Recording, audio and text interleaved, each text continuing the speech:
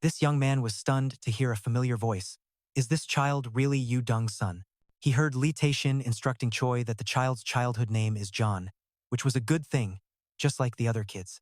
Then signaled everyone to be quiet, and the entire surrounding stands fell silent. He said, according to clan rules, at this moment, Lee Yoon looks tiny standing at the doorway, not yet stepping in. He slowly approaches the altar, his hand, still clenched tight and bleeding drop by drop. Lee Yeon extends his hand, letting the blood drip into a waiting bowl. His voice serious as he reports, descendant of Sumu Lan, I accept the challenge of the ancestors' test. Lee Yeon watches his blood turn into green smoke swirling around his body. Joined with his plea, please grant me permission. The building echoes back. The combat trial's only task is clear. The green smoke forms an illusion of Lee Yeon himself, and the challenge is announced. Defeat yourself. He stands across from the illusion. Quickly, drawing his sword and recalling the rule's unlimited attempts until victory, no quitting or leaving. Lee Yeon pulls his sword from its sheath, gets ready, and mutters, let's go. He pushes off hard with his foot, stamping the ground loudly. But before he can strike, an illusionary blade slices across his head, causing Lee Yeon to freeze and exclaim, ah. All weapons that choose Lee Yoon must belong to him. However, handling this simply, his head feels like it's coming off his neck. Lee Yeon shouts in terror, voice shaking, what the hell just happened? At the same time, his illusion pauses in its attack stance. That sharp voice still echoes. What's going on? Lee Yeon quickly grabs his neck, shaking it, face full of panic. Clearly suspicious, he touches his neck and reassures himself, surely my neck was cut, right? The illusion in this trial can't kill me. Lee Yeon forces himself upright, cursing under his breath. This feel is ridiculously real. At this level, any normal person would lose their mind. His eyes are cold, mixed with doubt. He looks at the illusion and wonders, muttering, can I really get this strong? He regrips his sword and quietly analyzes the illusion's fighting style, allowing himself to use power perfectly. Lee Yeon recalls the blade, slicing past him, but not killing him, only leaving a brief sensation that even he noticed won't be easy. So I want to hear everyone's opinion, meaning he hasn't fully tapped into his potential. If he could, he would have blocked that strike. Not wasting time, Lee Yeon resets his stance and shouts, all right, try again. Before he could rush in, the illusion strikes first, forcing Lee Yeon to learn from each encounter. But on the third try, he gets stabbed through the stomach and dies. The next illusion changes tactics to a chokehold. On the fifth, he blocks a sword, but then his neck gets snapped, dying again. Lee Yeon repeatedly experiences decapitation without count. 10th death, 1st death, 18th death, 20th death. This time, he quickly counters the illusion's next move. Their swords clash simultaneously, both bodies thrown backward. Lee Yeon slides out on the ground. He completely controlled his landing with his own feet. His breathing grew more and more rapid. He silently counted. Is this the 75th or the 80th time? Suddenly enlightened, Lee Yeon's eyes widened. His face darkened as he muttered, now I understand a bit, I can learn it all. Taehyung was the first to speak. He felt that no matter the clan's rules, giving all weapons here to Lee Yeon. Lee Yeon gradually grasped the true rule behind the challenge. His greatest power was freedom, an overwhelming transformation. He turned his original sword into a spear. Lee Yeon's hand gripped the spear firmly, full of determination. He slashed forward with the spear, casting a confident glance at his own thoughts.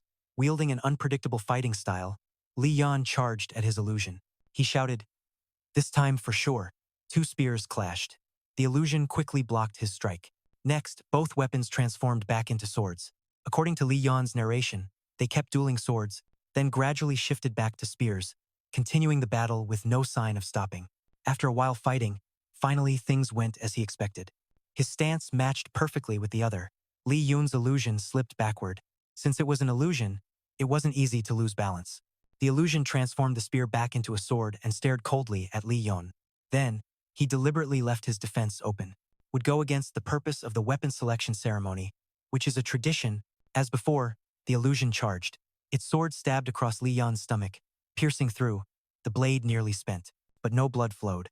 Lee Yeon's triumphant, slightly contemptuous voice rang out, confusing the illusion, you idiot.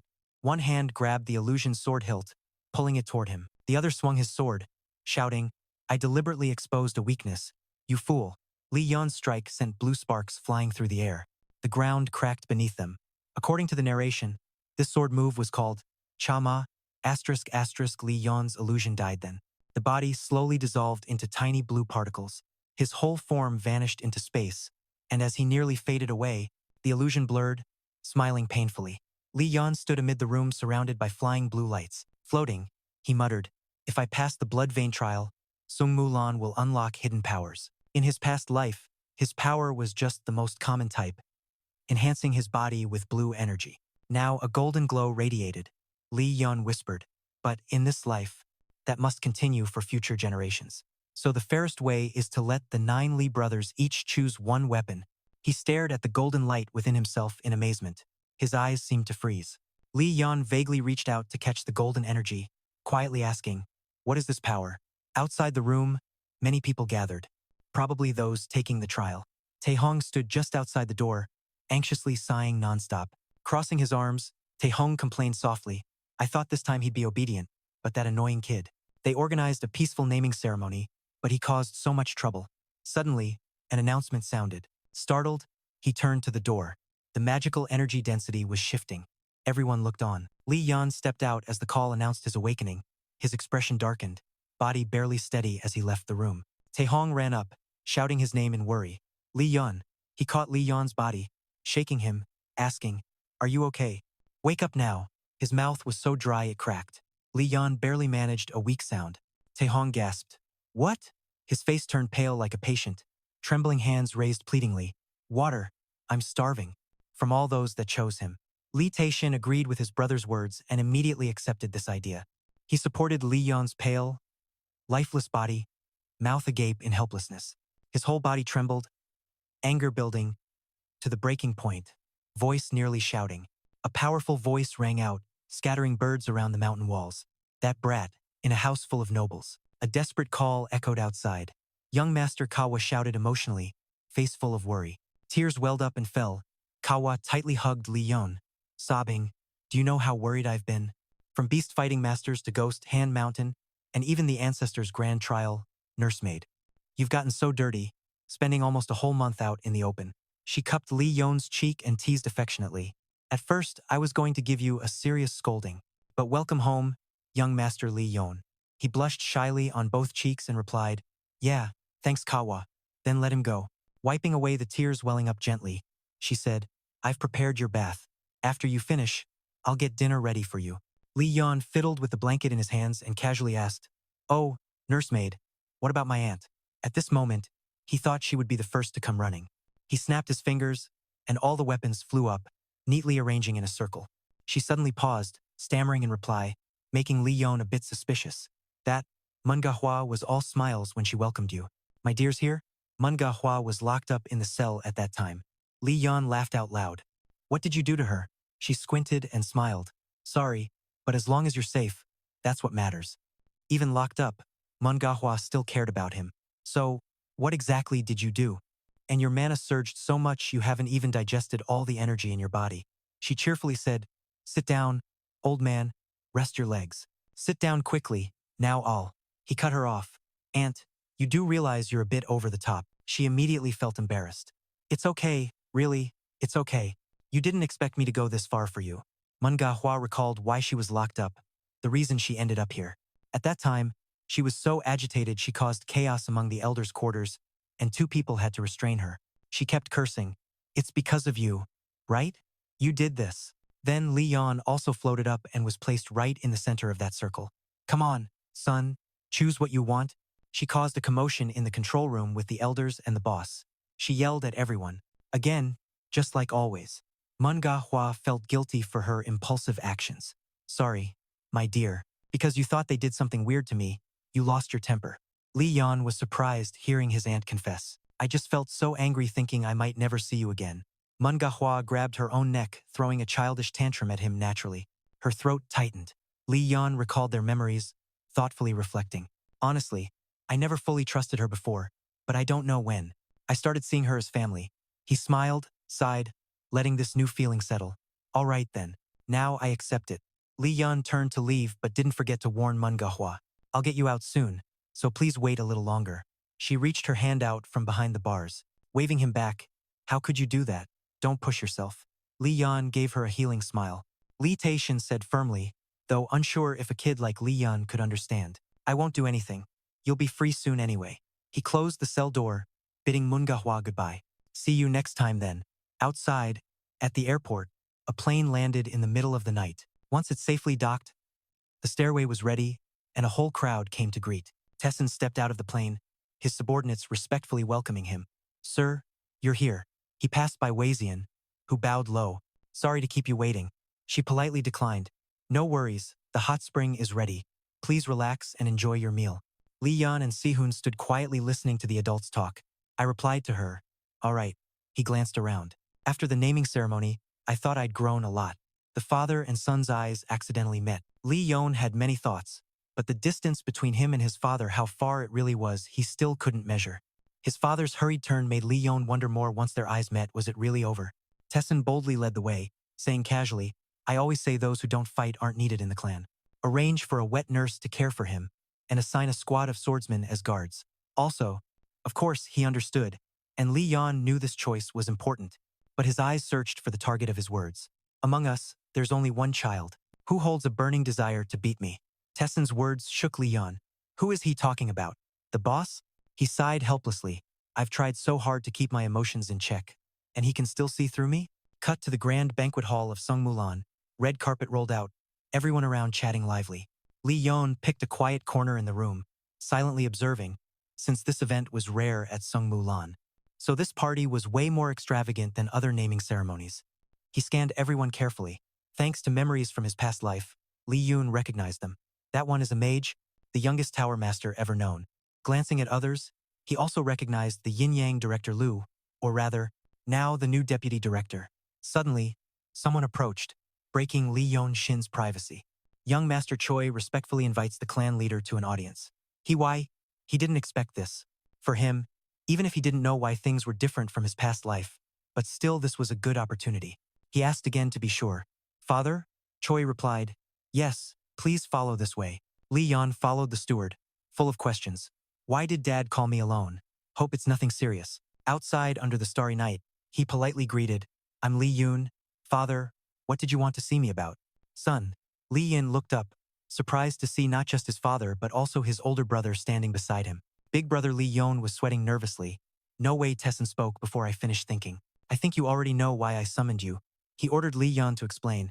I want to hear about what happened at the ceremony. This naming ceremony, according to your words, Lee Yeon, you discovered the outsider and ordered his arrest. Lee Yeon instinctively bowed lower when Tessin asked, this was your plan, right? He gulped, closed his eyes tightly, just as he thought, Dad already knew. Lee Yeon gathered courage to admit it. Yes, that's right. I was the one who proposed the deal to Big Brother, with the condition I get access to the scripture vault. So he had to make the most of it. Lee Yeon clenched his fists and began crawling. He passed by many valuable items for 3 days and helped Big Brother avoid this public backlash. So Tessin was out of options with Therkan's spians. This youngest son, forced to go easy on him out of respect for his contribution. I'll overlook your false report this time. He warned Lee Yeon one last time, but there won't be a next time. Lee Yeon bowed deeply, accepting his father's reprimand. Yes, I understand. Now it's Myeongjong's turn to be punished. Conversely, Myeongjong will face proper punishment later. Organizing this party was your duty. Go back to your work. He placed a hand on his chest and said, understood, I will. Before leaving, Myeongjong smiled warmly to reassure Lee Yeon, who worriedly glanced back at his brother. Not sure if Big Brother is okay. After the eldest left, Tessie continued talking to the youngest son. Aside from the false report, the credit for this goes to you. You will get the reward my Lee Yeon promised. Lee Yeon was surprised by his father's words. Finally, because you discovered the combat challenge, like the bloodline sword of the true dragon Braha, used to slay powerful demons, 2 sacred White Realm spears forged with parts of a saint's body, or the Wenhen staff, I will grant you a reward. Lee Yeon expressed his wish. If that's the case, cut to Tessie standing on the stage opening the banquet. Thank you to all the guests for making the effort to come. May our 2 sons, the stars of today's party, be blessed on the path ahead. He declared as Lee Yeon and Hoa stood on the red carpet. The naming ceremony would continue. His warm voice echoed. Hoa stepped forward, smiling as she accepted Tessie's words. I was chosen by the holy sword, and always shine like the sun around me. I will always walk this radiant path. He bestowed her the name Sehun, meaning eternal radiance. Just then, Sehun's name plaque was lowered. She happily responded to Tessie, thank you. Now it was Lee Yeon's turn. His father's gaze sharpened. Next, The whole hall fell silent as he invited the next person. Lee Yeon stepped forward, stood up, and walked ahead, paying attention to the expressions of those around him. Their reactions were no different from the previous ritual. But no matter, Lee Yeon stood tall, unfazed by anything around him, made from a branch of the tree world, where spirits rest, a spiritual sword forged under the alignment of moon. Hearing Tessie describe me, you're tough and sharp, but also flexible, never breaking like a blacksmith forging 10 pieces of iron from all directions into one solid block. You've also forged yourself. He spoke seriously about me. I can't find a better word to describe you. Instantly, he snapped his fingers, the sound echoing through the room. Lee Yeon's name tag is dropped, so I'll give you the name Cheon. I stood silently before my nameplate. Before, my name meant to live strong like steel. Lee Yeon smiled with a hint of pride. But now that meaning has changed. I placed my hand on my chest. Until I reach the peak of Dongmulan, I won't stop. Lee Yeon proudly embraced my new name. My name is Lee Yeon.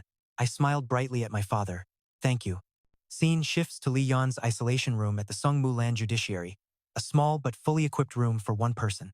But someone is going crazy, moaning constantly inside. Caption: Mr. Hoa has been locked in for days, can't take it anymore. She grabs her head screaming, clutching the bars wildly, yelling at the world, sun, and stars. These great weapons waited for Lee Yeon's choice, but he didn't hesitate. I want out. It's suffocating. So frustrating. Not even allowed to see the naming of the kid. Gyong Wallen's noisy outburst escapes the room. He said he'd be released, so why the wait? The guards also want out. Emergency SOS. Help me. Suddenly the phone rings, grabbing their attention. After the call, he enters. Seeing Moon Gahwa about to turn beastly, biting the blanket and screaming to get out. The guard unlocks the bars, telling the crazy one, "You can go now." She freezes, holding the scene still. Huh? Moon Gahwa? Excited hearing this. Discipline matters will be notified later. For now, you're allowed out of Lee Yeon's isolation. She rushes out of this prison-like place, yelling loud. The guards nervously shout, "Don't kick stuff around." Suddenly, a voice calls her back. Wait, hold on. Moon Gahwa gets even happier seeing him waiting at the door. "Oh, kiddo," she gasps, asking her dear little nephew. "Did you really get me out?" He replies, "Yes, that's right." Moon Gahwa is puzzled. "Ha," and crawled straight to the Lee family founder's sword, Sungmu, found in the untamed wilderness. Before she can finish, he holds up a paper in front of her. Moon Gahwa opens it and reads, What's this?" Lee Yeon reminds, "You owe me one." Moon Gahwa keeps staring at Lee Yeon's appointment paper. Moon Gahwa is an elder official. The more she reads, the more shocked she becomes. And it appoints her as the master of the 9th young master, Lee Yeon. He beams, holding out his hand. "From now on, please guide me, master." Scene shifts. Lee Yeon adjusts the edge of his traditional outfit. Kawa curiously asks, "Starting today, huh?" Seeing him confidently wear the traditional clothes on his own, she is moved, tears streaming down. Lee Yeon smiles and replies, "Yeah, this is just the beginning." Kawa sniffles. The young master is already 13? He walks out the door, bidding farewell to the nursemaid. "I'm off then." Now, Lee Yeon at 13, under clear blue sky, bright and cloudless. Lee Yeon's voice echoes. Good. He stands admiring the school gate. His new life as a freshman begins. When lining up on the schoolyard, some whisper about him. Hey, isn't that the illegitimate kid? Untouched for generations, no one had unlocked its hidden power, leaving it silent in the shadows. Yeah, the 9th son. Lee Yeon hears them talking about the iron selection test and ceremony. Even the naming caused a stir, their words dripping with disdain. Probably just lucky. After all, he's just an illegitimate son. Luck got him those results at the ceremony. Naming's kinda tricky, huh? Makes me curious. A man stands solemnly in line. Can't help but notice their crappy comments. How many times do I have to say illegitimate son, illegitimate son? Sounds so annoying. I'm dying. Suddenly, a whisper near his ear. Oh, that's Miss 8th daughter. Turns out they're talking about Lee Seo-hyun. Her elegant aura sparks envy, definitely a direct heir of the family. Quite a different presence. Now 13, Lee Seo-hyun acts a bit oddly in Lee Yeon's eyes, but he notices everyone treats her way differently than him. A totally different reaction compared to me. Huh? Yeah. Lee Seo-hyun approaches and greets. Ah, hey, kid Lee Yeon. He politely replies, yeah, long time no see, covered in the dust of time. This sword was called Black Knight, and Lee Yeon touched it. She shyly scratched her neck. You're not holding a grudge about the naming ceremony, right? He asked confusedly. Naming ceremony? Lee Seo-hyun quickly corrected herself. No, I meant the thing I told you about, the 7 desires. Only then did he remember that part. Lee Yeon guessed he'd grow up cold-hearted, but still said something nice to her. All right, I'm not bothered by it. Lee Seo-hyun beamed, wanting him to confirm. Really? For real? She laughed loudly without worry. Thank goodness. You're kind of petty, huh? Lee Yeon's face darkened, annoyed by her words. Want to explain exactly what's petty? Lee Seo-hyun, curious as always, asked him. I heard you're studying with the little miss? And even in the secret library too. He was about to explain when a loud announcement rang out. Attention everyone. All instructors line up neatly. The one in the middle will announce. Class assignments are starting now. All freshmen called by name, gather in front of your trainer in formation. Lee Yeon started feeling nervous. What do I do? Getting nervous already. If I get placed in a terrible class, I'm screwed. TC watched him closely. Based on known facts, this sword didn't qualify. He sighed helplessly. That reaction was expected since the training period is 3 years, so class placement is crucial. Each grade has 5 classes. The more elite students get placed higher. The proctor's voice rang out as he approached. Lee Seo-hyun, Miss Lee Seo-hyun, Class 1. Congratulations. She happily grabbed her acceptance slip. Thanks. Lee Yeon drifted into his own thoughts. Lee Seo-hyun got Class 1 as predicted. The proctor's words cut off Lee Yeon's next thought as he stepped forward to receive his acceptance. Here I am. Thanks. Lee Yeon held the paper, read the info, and glanced at others' expressions. Some looked obviously pissed. He'd guessed where he'd be sent, knew it'd be bad, but didn't expect them to be this blatant. Lee Yeon seemed pretty satisfied with his assigned class. Class 5, aka the trash heap, where repeaters and dropouts gather. All arranged by Baekhwa John, whose influence was growing more dangerous. Class placements for family members were based on the naming ceremony evaluation, but the review council was controlled by the elders and Baekhwa John. Let this child attend the weapon selection ceremony with the 8 young ladies. Choi looked very surprised because Lee Yeon was just a kid, as a heavenly tier weapon, but because it was linked to the clan's founder, it was preserved.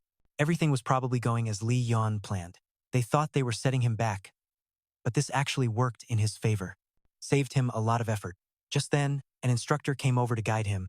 Young Master Lee Yeon. Lee Yeon, Class 5. This way. Lee Yeon quickly turned to follow. Got it.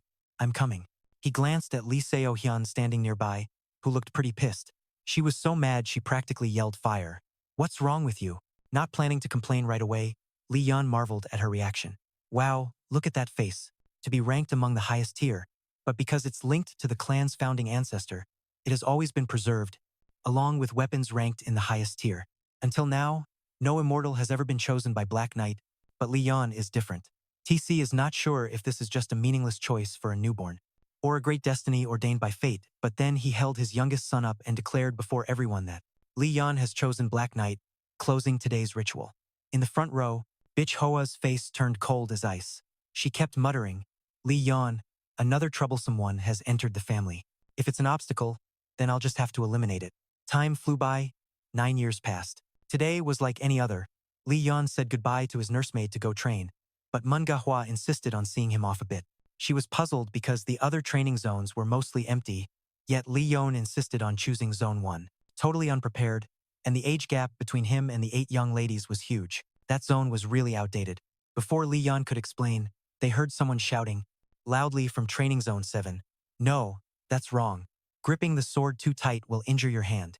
Come on, slice down one more time. It turned out to be Lee Yeon Hoa training with her master. Though she was a step above Lee Yeon Jeon, he never called Lee Yeon Hoa sister. Instead, he always called her Miss, even if it sounded a bit odd. Because to him, calling a girl just 5 years older than him sister felt awkward.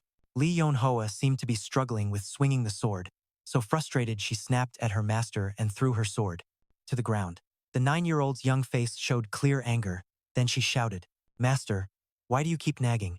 It doesn't matter how I hold the sword. As long as I grip it tight, that's enough. Miss, all of this is for your own good. First, calm down and try again. This time, you'll do better. The other softened and picked up the sword from the ground, handing it back to Lee Yeon Hoa. This person was Big Yi Hyun. However, Lee Tae-shin had made up his mind. After confirming this, he and Choi left together. Captain of the Black Dance Society. Lee Yeon was surprised when he learned his identity. A 9-year-old kid with such a prominent master was really something else. Lost in thought, he unconsciously voiced his thoughts aloud. Manhwa heard this and felt deeply hurt. She had thought her young master felt lonely without a master to comfort him. Master, soon a good master will appear and recognize your true talent. Then Manhwa grew sad again, blaming herself, thinking she was inadequate, unable to serve her young master properly, while Lee Yeon, the same age, had been fed medicinal herbs since infancy, and Lee Yeon had grown up lacking so much. Seeing her like this, Lee Yeon really couldn't take it. He put his hands on his hips and said back, "Enough of that. Nursemaid, I owe you a lot, got it? And I don't need people like those. They're only here for the Lee Yeon Sungmu family's status. Besides, I already have good masters." Lee Yeon lay in the wooden crib, breathing a sigh of relief. This was definitely his long-lost father, still as imposing and intimidating as ever. Seeing Lee Yeon's confident and mature demeanor beyond his years, Manhwa finally felt somewhat relieved. After seeing him off at the gate of Training Zone 1, reserved for the Lee Sung-mu direct lineage, she left. Lee Yeon pushed open the door alone, symbolizing the long history of this prestigious family, but now it was more of a symbolic place than a true martial arena. However, Lee Yeon came here for only one reason: the storage of ancient weapons, more than any arsenal in the training grounds. He found an old reset sword in a corner. Its blade was cracked, but to him, it was a treasure. Because 9 years ago, when he returned to his second life, some extraordinary changes happened to him. The most amazing was his ability to read the memories hidden in weapons. The moment he held that old sword, Lee Yeon felt like he traveled back hundreds of years, standing in a classroom. And because of that, he received teachings, but more importantly, what the hell was really going on? If this was truly a dying flashback from countless masters of past generations, those were the memories engraved in this weapon. The older and more exquisite the weapon, or the longer it was cherished by its owner, the clearer its memories appeared. Like an unshakable pillar, thanks to past memories, being vividly replayed. Lee Yeon trained hard, and today he finished mastering the 7 refined swords. Since you came here at 7 years old, you've read almost all the memories of the weapons in the clan's warehouse. For someone like Lee Yeon, with such a rough past life, this is quite an achievement. Truly impressive. It's been a long time since I've seen a perfect 7-star sword like that, right behind Lee Yeon. Suddenly, a familiar voice echoed. Thought it was AI, but it turned out to be Lee Tae-hyung. As expected, his interface is just like. This villainous character is the clan steward of the Lee Sung-mu family, and he's a level 4 martial artist. Though born a secondary son, his strength earned him recognition and his current position, and from the last life to this one. Then the feeling was way too real.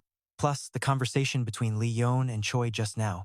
Lee Tae-hyung is also the only one in the clan who truly cares for Lee Yeon.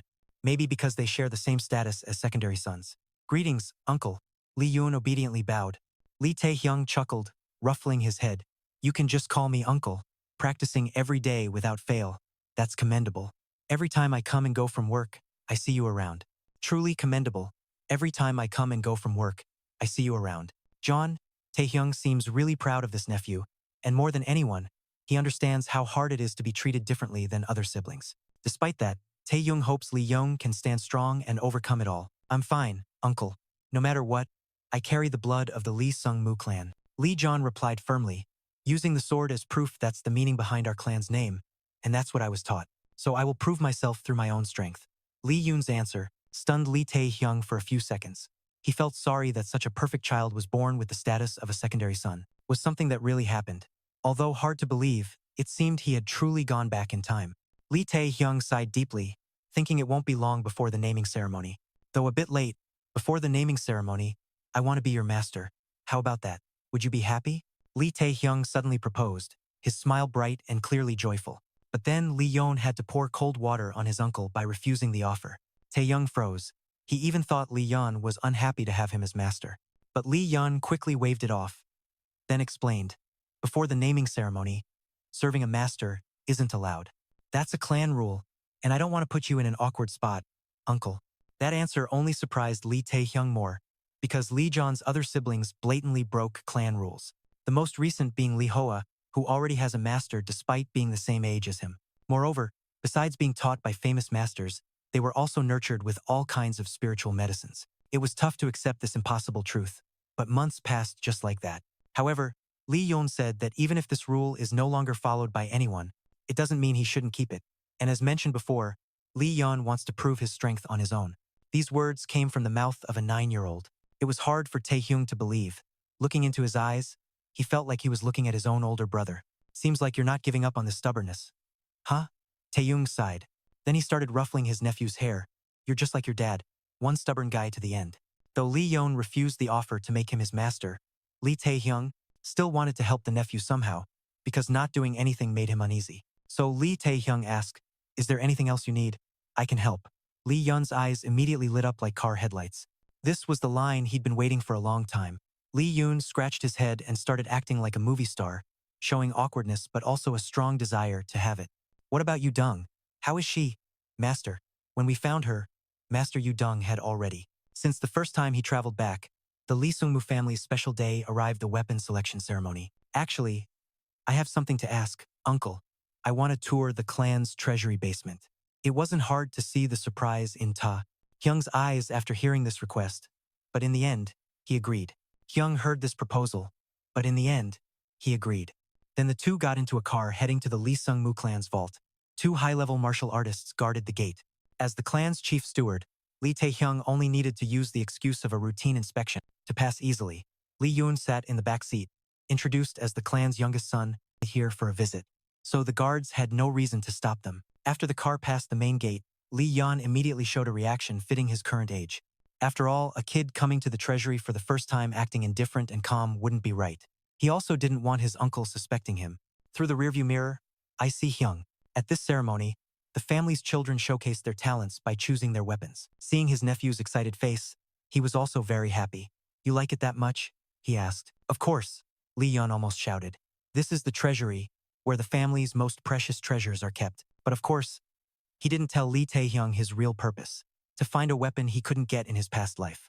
The family treasury contained legendary weapons, ancient artifacts that no one was even sure truly existed.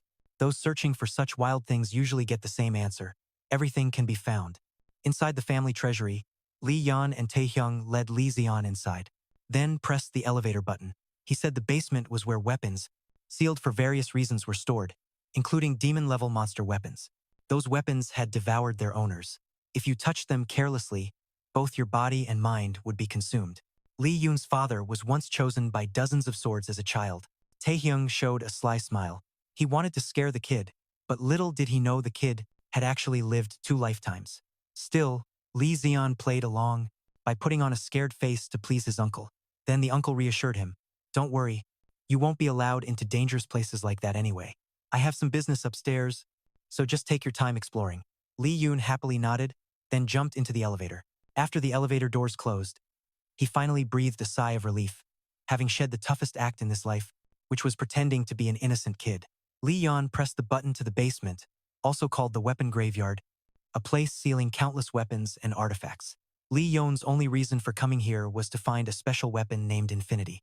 Originally, Infinity took the form of a short sword, but after imbuing it with demonic energy, it could freely change length, shape, weight, and even properties.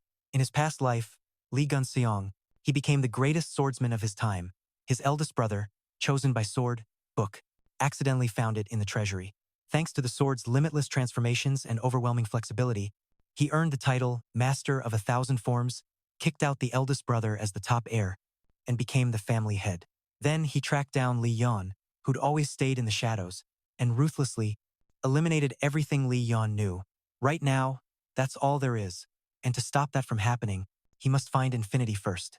Although it would take time, Lee Yeon had no choice but to check everything one by one.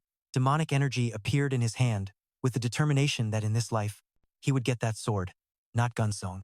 Lee Yeon patiently infused demonic energy into each weapon, but after an hour, he had checked all the short swords that seemed suitable, with no results. Still, Lee Yeon didn't lose heart. He was sure that weapon was here, and decided to check the display case on the other side. However, while moving, Leon accidentally dropped a rusty weapon. Magic and Staff gained fame for his exceptional skills in both swordsmanship and magic. More delicate than any other weapon in the treasury. Leon reached out to pick it up, but before he could, demonic energy surged from his palm, even though Leon didn't do it deliberately. Demonic energy poured into that rusty short sword. This strange phenomenon suddenly clouded Lee Yeon's vision.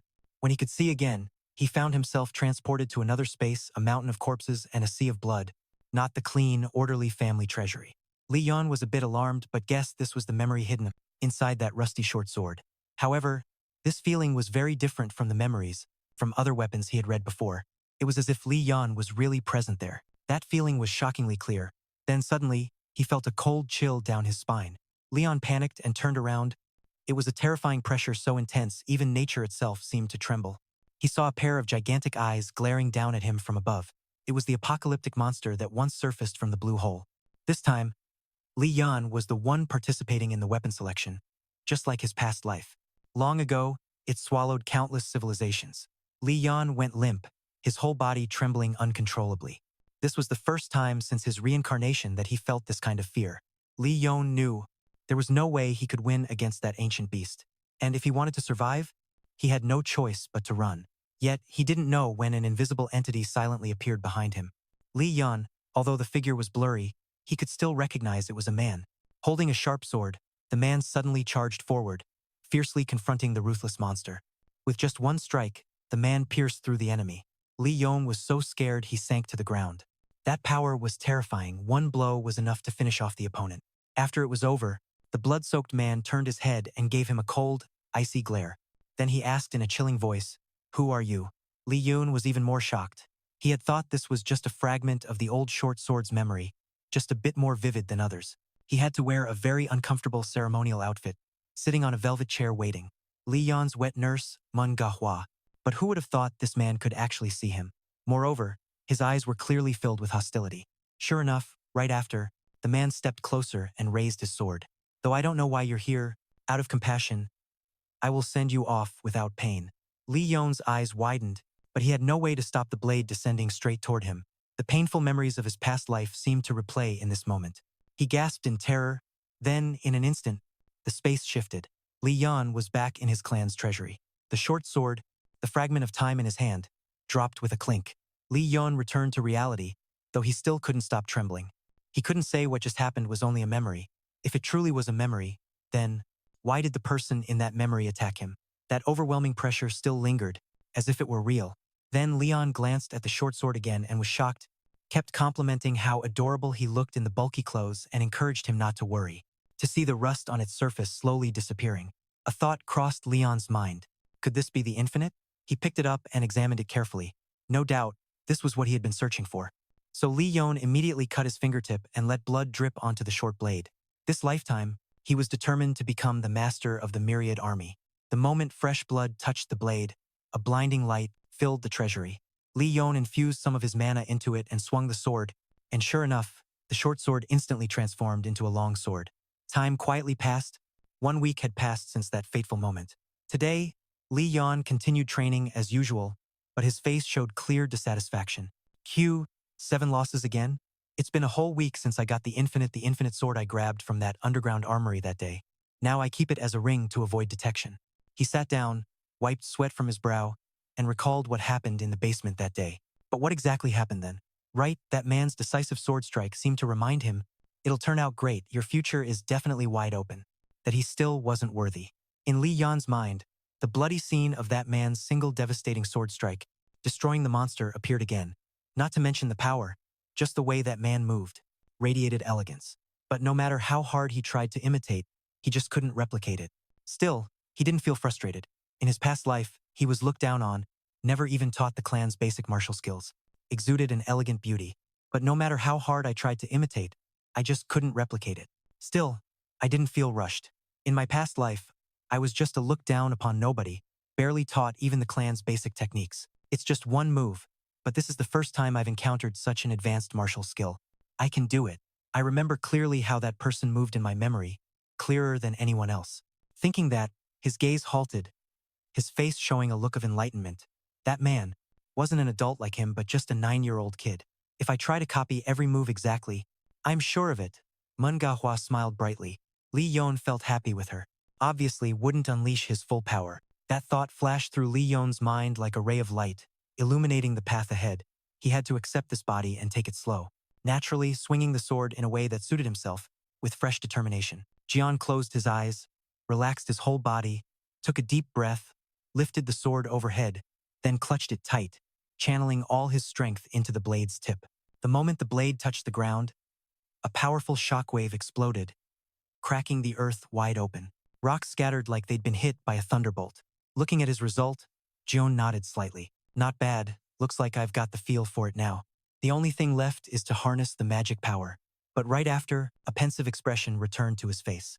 No matter how many times he tried to use it from memory, it still felt like something important was missing, impossible to recreate. In the end, he just had to keep experimenting. All right, start over. He sighed, gripped the sword tighter, and got ready. But just then, Lee Yeon vaguely recognized the voice as the head of the Lee family, Sung Mu, and the Lee family steward, but his father should have. This wet nurse was like a real mother to him, since he had no mom by his side since childhood. But because of the other siblings' oppression, a soft but firm hand suddenly grabbed his sword. A strange voice whispered in his ear, "Hey kid, where'd you learn that technique?" Jian froze. The newcomer was a young girl, her hair black and silky, her eyes deep brown. No doubt, she carried the bloodline of the Sung Mulan clan. He frowned and cautiously asked, "Who are you?" Seeing his wariness, the girl laughed freely, a hint of surprise in her voice. "Oh, you don't know me? Well, yeah, maybe not, since I don't show up often." Without waiting, she cheerfully asked, "So, what's your name?" Surprised by her unusually friendly tone, John hesitated, then said, "I'm John." The moment he said that name, the girl lit up. She grabbed his hand and shook it repeatedly like holding a doll. "Jion, that's a really unique name." "Right. I'm Lee Mun-ga Hwa. Nice to meet you." As she said her name, John immediately recognized her identity. Little sister Lee Mun-ga Hwa. He recalled what Uncle Tayong said in his past life. About her being so different even Grandpa couldn't accept her. Mun-ga Hwa was eventually expelled from the family. To Lee Yeon, she was the only one on his side, the only one who cried worrying about him. But what really surprised Jian wasn't her identity, but the question screaming in his mind. Why doesn't she consider how ridiculously strong she is playing around with her own nephew like that? John narrowed his eyes, glanced suspiciously at Mr. Hoa but said nothing. That's right, John narrowed his eyes and stared at Mr. Hoa with suspicion but stayed silent. Little sister seemed unfazed by the look, just glanced over once then made a casual remark. "Your body's a bit weak, huh?" she said bluntly, stepping straight up to Jian. Stopping right in front of him, she asked straightforwardly, "So, kid, where'd you learn that technique?" John wasn't easy to fool. Of course, he wouldn't spill the truth. Tilting his head, he asked back cautiously, "Why do you ask?" Mr. Hoa just chuckled, replying with a proud smile like showing off a trophy. "That's an ancient martial art. Little sister here absolutely loves old-school martial arts. That was back when monsters roamed wild. Right?"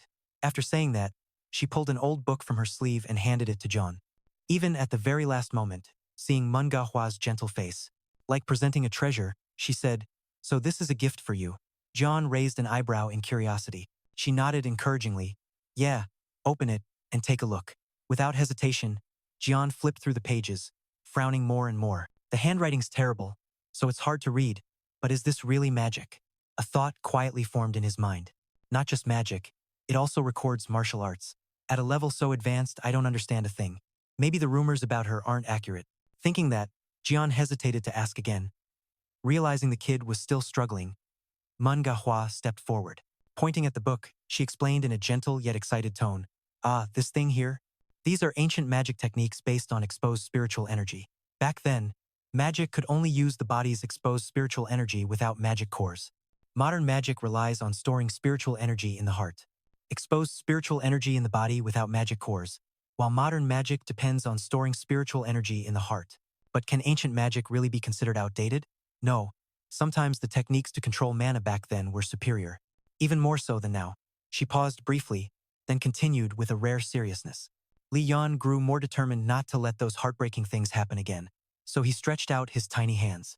"So, this little sister is also studying ancient deficiency techniques and transmutation arts, but the remaining records are too scarce." Those words pulled Jian's mind into a whole new world. A spark of interest flashed deep in his eyes. This was a perspective on endless magic he had never considered. Before Mun-ga Hwa could grasp what was happening, Jian suddenly dashed off, somehow pulling out a sword. Gripping the hilt tightly with both hands, he closed his eyes and began channeling mana, energy from the mana core in his heart spreading throughout his body. But then he hesitated. Wait, that unnamed martial artist used it with exposed mana. The way that man used mana in the memory was beyond his understanding. But now he could do it. A gleam lit Jian's eyes as he gathered power and swung his sword hard into the ground. Instantly, a massive crack split the earth. Rocks exploded like a blast. Seeing the result, Jian couldn't hold back his excitement. Grabbed Mun-ga Hwa's hands and pressed their faces together. Mun-ga Hwa silently thought, "This time, I'll protect you, Lee Yeon. It worked, but before he could take a full breath, Moon Ga-hwa rushed at him like a bullet. Her face full of panic, she grabbed Jeon's shoulder, shook him hard, and yelled, "What's that? That's the deficiency technique, right?" Jeon felt a bit uneasy, glanced away, and reluctantly replied, Yeah, it is the deficiency technique." "What?" Moon Ga-hwa froze for a second then shouted, "How did you do that?" Jeon kept his usual mysterious attitude, shrugging as he said simply, "I just did." Of course, Moon Ga-hwa wasn't satisfied with that answer. She gritted her teeth. "What do you mean? How did you do it?" But Jeon wasn't one to be pressured. He replied sternly, "Why should I tell you?" Moon Ga-hwa lost her calm, her voice almost pleading, her eyes sincerely like a lost child. "It's only because of the notebook you gave me that I knew this, sis. You've lived your whole life for this. You've searched for it over 15 years, even after being kicked out of your home. I'm begging you." She held Jeon's hand tightly, trembling. Just then, a servant came to announce everything was ready. Meanwhile, Choi reported to Lee Taishin. A silent moment passed between them. Jeon looked at his desperate little sister and sighed softly. "All right, but you have to promise me 3 things. First, you can't tell anyone about me. If I don't allow it, obviously neither your big brother nor our father can know either." "Why?" Moon Ga-hwa blinked and asked. Jeon answered immediately without hesitation. "Because I don't like people talking about me behind my back." Hearing that, Moon Ga-hwa's eyes softened. It was unclear what she was thinking, but her face unexpectedly grew somber. "I see. You're the same." Jean was briefly surprised as his little sister suddenly fell silent. Why does she look so unhappy? But instead of asking, he moved on to the next condition. "Second, you can't lie to me, because we have to trust each other. I'll also be honest with you as much as I can." Moon Ga-hwa hesitated for a moment, then nodded more seriously. "All right, so what's the last one?" About the last one. Suddenly, a year later, early morning with mist, that all preparations for the weapon selection ceremony were complete. He nodded, still lingering on the training ground stones. In the quiet air, only the sharp sound of sword swings echoed. John kept training as usual. Young master, young master." A hurried shout cut through the silence. Jeon turned around and saw Kawa running straight towards him, clutching a letter, face panicked. "Nursemaid, what's so urgent you had to run all the way here?" Though out of breath, Kawa still pushed the letter forward. Like this thing was more important than life itself. "Here, look at this." Jeon took it and glanced down at the familiar writing. With just one look, he knew what was going on. A slight smirk formed as he thought silently. "It's finally here." The letter was brief, decisive, without a single extra word. Summon order for subject Jeon, 9th young master, scheduled for the 10th of September at 10 a.m. Details. Those attending the naming ceremony must gather at the central training arena before 10 a.m. on 9/10. Note, anyone bringing items outside the approved list will be strictly punished. Then led the group outside.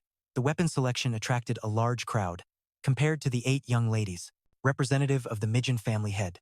Upon reading the name Myung-jong, John's gaze froze, and he muttered, "The representative is the head of the Myung family. Is your father not home? I haven't heard any news about him showing up." Before I could think more, the naming ceremony? Moon Ga-hwa suddenly shouted as if someone had just poured a bucket of fire on her. Jeon startled and turned to see the youngest staring wide-eyed, her face red as if about to smoke. "Why are you suddenly so fired up?" Moon Ga-hwa tugged her hair, stammering like she was trying to hold back a storm inside. "Everything is just getting started. Now is the most important time. If you join the naming ceremony, you'll be stuck there and can't leave, so don't participate." Seeing her expression, like a kid losing her favorite toy, Jeon could only sigh.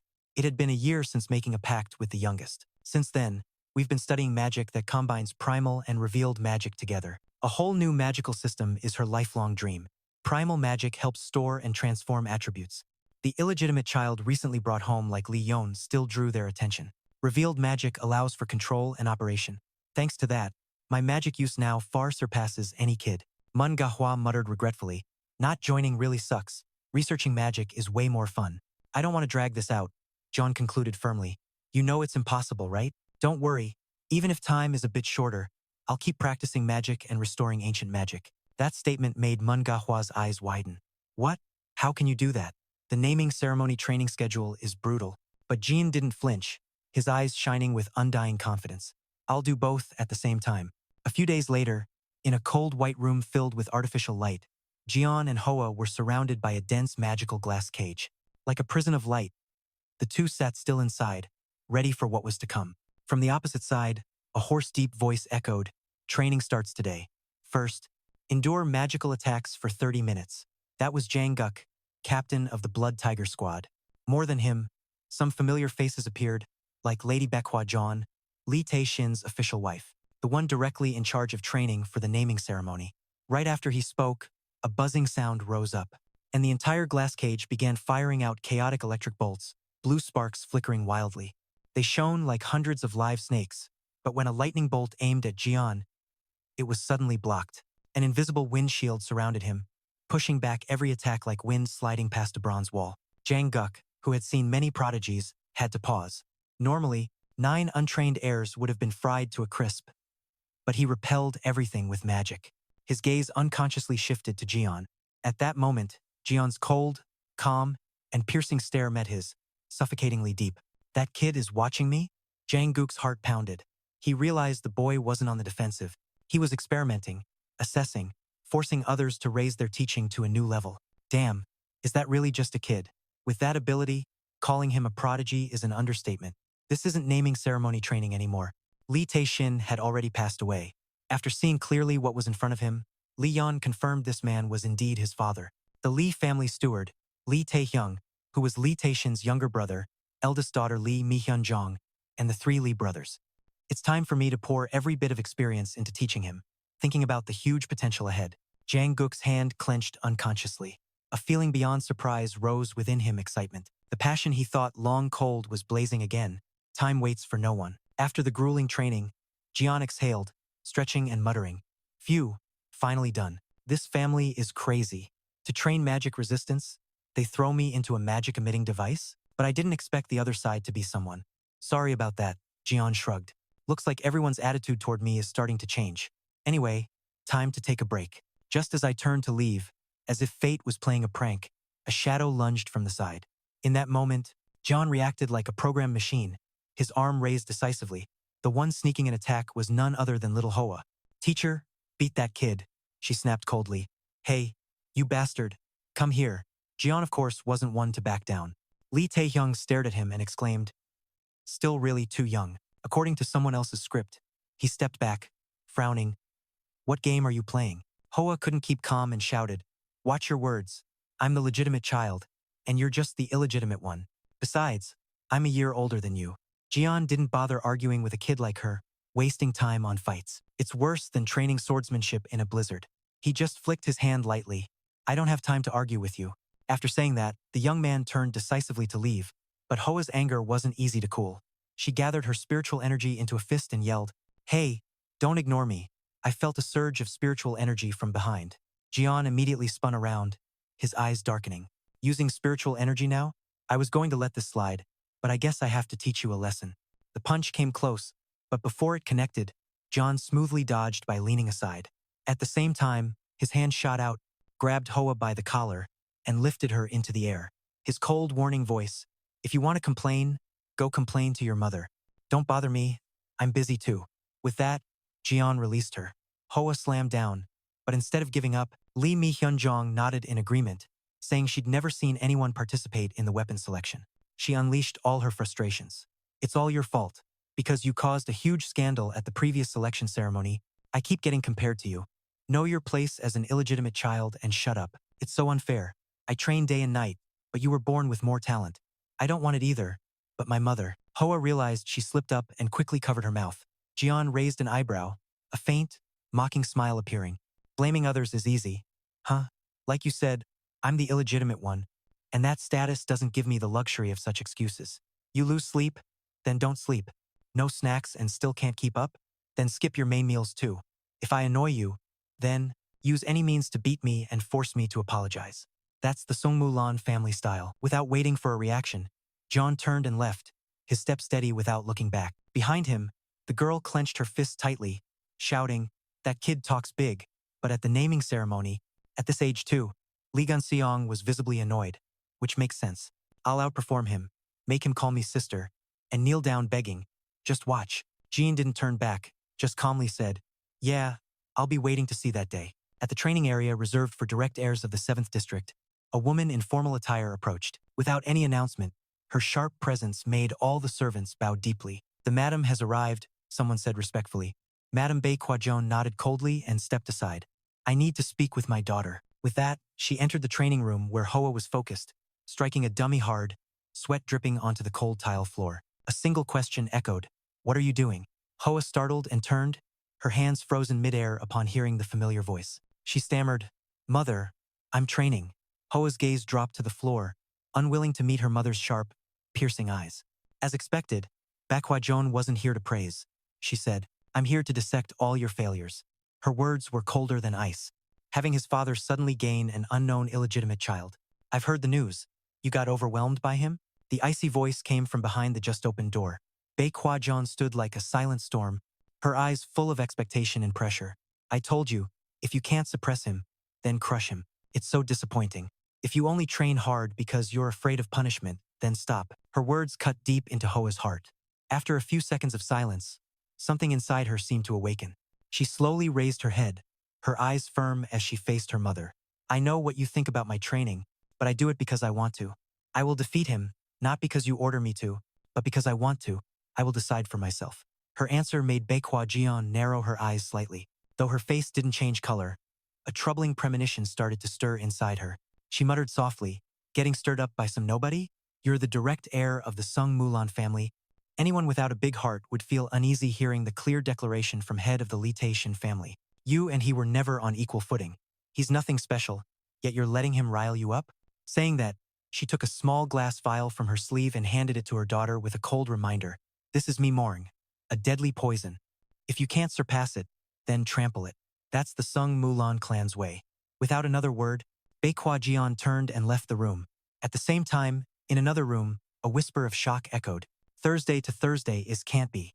Maid Kawa stared wide-eyed at the computer screen, which showed the latest results from the Sung Mulan clan's internal ranking system. Lee Yeon, male, magic technique level 1, weapon technique level 1, theory level 1, overall ranking level 1. Right beside her, Jian grinned like spring breeze, arms crossed boasting, What's the matter, Nanny? Feeling less worried now? Kawa could barely hold back tears, hugging her little master tight, voice trembling but proud. I didn't do much to help you, yet you did this well. The official selection ceremony began. Young lady Lee Hoa went first. Taishin lifted her and placed her on the stone chair at the center of the ceremony. Jian chuckled softly in reply. You've helped me a lot, don't say that. Then, suddenly, heavy footsteps thundered outside, shattering the warm moment between them. The door burst open. Hey kid, time to train. Moon Gahwa stormed in like a whirlwind, face blazing as if fueled by fire. Jian blinked, still dazed, and blurted out, But I just finished training. Moon Gahwa declared boldly, flexing her bicep like a superhero. Exactly why you gotta keep going. Training magic will help you not get so tired. Jean looked at her with the calm eyes of a middle-aged uncle watching a kid babble nonsense. I've never heard that works. Moon Gahwa paused, eyes darting sideways, stammering. It really does, probably. Seeing that, Jian shook his head lightly but said nothing more. Then he got serious, remembering something. Well, never mind. I do have something I want to show you. That made Moon Gahwa's expression instantly change. From curious to stunned. No way you've reached level 1 star already? Jian didn't answer. Then, he decisively cut Lee Hoa's fingertip with a dagger. He just smiled lightly, enough to confirm everything. Normal magic control techniques have 3 clear stages: body strengthening, body enhancement, and chi transformation changing magic nature, then meridians unleashing superpower. But Gi Ong Hoa's magic system is divided into special star levels, combining both modern and ancient elements. Now, Gi Ong Hoa channeled magic into Jian, focusing to feel it, then held it up as if hitting the jackpot. It's definitely level 1 star. Do you feel anything strange when using magic? I thought it'd take at least another year. Jian lightly touched himself, recalling those dark days of trial and error, full of hardship and death's shadow. I realized this just by studying theory. Looking back, it was a kind of crazy training. If I failed to control magic, the balance between heart and magic veins could collapse completely, but in reality, just letting things flow naturally was enough. Magic is like water. It flows according to its nature. In the end, she immediately burst into tears, blood dripping onto the stone, instantly creating an invisible bond. Our bodies are just containers holding magic. Jian's calm, casual words dropped like a pebble in a pond, shaking Moon Gahwa's mind slightly. She paused for a moment then mumbled, The body is a container. Huh, kid. I think I can do it too. It might take time, but I can do it. Different from usual, this time her voice wasn't excited or cheeky, but gently happy, soaked with the feeling of suddenly realizing something important. Seeing this, Jian smiled softly, a small but comforting smile, like seeing a light at the end of a tunnel. Did she just have an epiphany? Asterisk. Jian thought, but that peaceful moment didn't last long, because a second later Manhwa lunged and hugged him like a bear, holding tight and shouting loudly, "Thank you, my little darling, you're my lucky charm." Before Jian could react, her arm squeezed like a steel clamp, making his bones crack threateningly. "Hey, let go, you're gonna break my ribs." Only after hearing the real yell, the weapon connected to the other end of that bond was the supreme sacred sword, the ivory tusk sword. Manhwa finally released him with a face showing no guilt. Instead, she excitedly switched to a new topic. "Awesome. Now let's move on to phase 2 of the spirit. From the start, you knew your spirit was different from the normal first phase, right? So what do you think you're best at using?" Jian stroked his chin thoughtfully, as if reviewing his entire journey, then replied, "What I'm best at using, I think it's the sword." But before he could finish, Manhwa immediately shook her head to cut him off. "I don't think so." Jian was startled, frowning as he asked, "But you've never seen me practice swordsmanship, right?" Manhwa shrugged with a half-joking, half-serious expression. "I have, a few times when I was free. What I mean is, you have a talent even greater than swordsmanship. It's hard to explain in words, but your greatest gift is magic. Your magical aptitude is so far beyond that everything else pales in comparison. I've tried teaching the magic I created to many people, but no one could master it." But he looked so young. Not just him, Choi was there too. Instinctively, Lee Yeon reached out toward them. Ivory Tusk hadn't responded to any Lee Yeon Sungmu offspring for a long time, but now it chose Lee Yeon Hoa. Hearing this, Jian's eyes dimmed slightly. He looked down at his hands as if searching for something he'd lost. "Before I went back in time, I was mocked for not being able to use magic." A vague memory surfaced. Days of being looked down on, indifferent stares, pitying words. Seeing Jian start to drift into thought, Manhwa lightly flicked his forehead to bring him back. "But now with you, reaching the second star level isn't hard, and if you succeed at that, naming ceremonies will be child's play. After that, I'll teach you the real techniques, so focus." Jian nodded slightly, his voice calm but determined. "Yes, understood." "Hey, what's that thing next to you?" He glanced toward a wooden box on the table. "Ah, that's this," Manhwa said softly. Then she swept a sharp gust of wind across John's face, leaving a thin cut on his cheek before the strange object slammed into the wall. Behind it, the stone tiles cracked and shattered. That was the iron ball. "You have to learn to release magic while moving. Standing still and using magic is useless." Lee Taishin reached out to grab the ivory tusk sword, which immediately flew toward him. He raised the sword high before everyone. "Magic while moving, if you just stand still and use it, that magic is as good as trash." "All right, let's get started." Manhwa smiled brightly, no hint of guilt at all. Jian, for some reason, had a very, very bad feeling about this deadly training. Time flew by in a blink, cutting to a large arena where Jian and Hoa stood facing Lee Jungwon. The Blood Tiger team captain spoke with authority and pressure, introducing himself. "I'm the captain of the Blood Tiger team, Lee Jungwon. From now on, I'll guide you through Jungmiga techniques. Choose the weapons you'll use. Bring them here in 1 minute, don't dawdle or be late." Jian and Hoa rushed to the rack to pick their weapons, but while choosing, Hoa kept sneaking glances at John until she couldn't hold it anymore.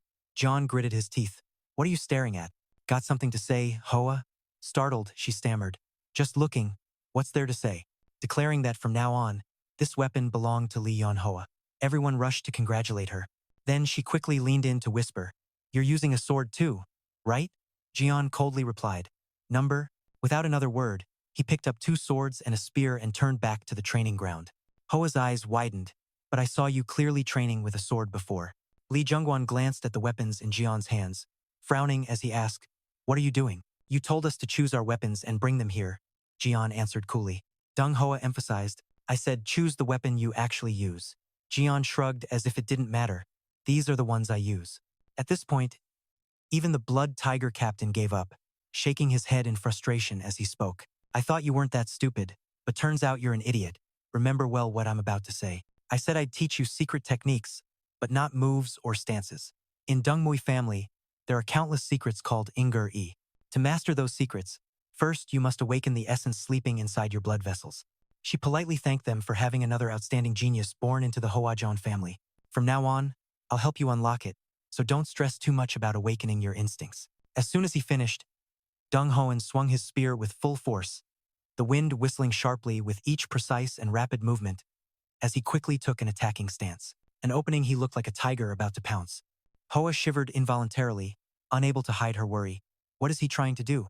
As for Jian, he already had a rough idea of what was coming. He turned and warned in a cold, steady voice, "Get ready if you don't want to pass out right from the start." Before the words even finished, Young Hoen's figure struck down like a thunderbolt.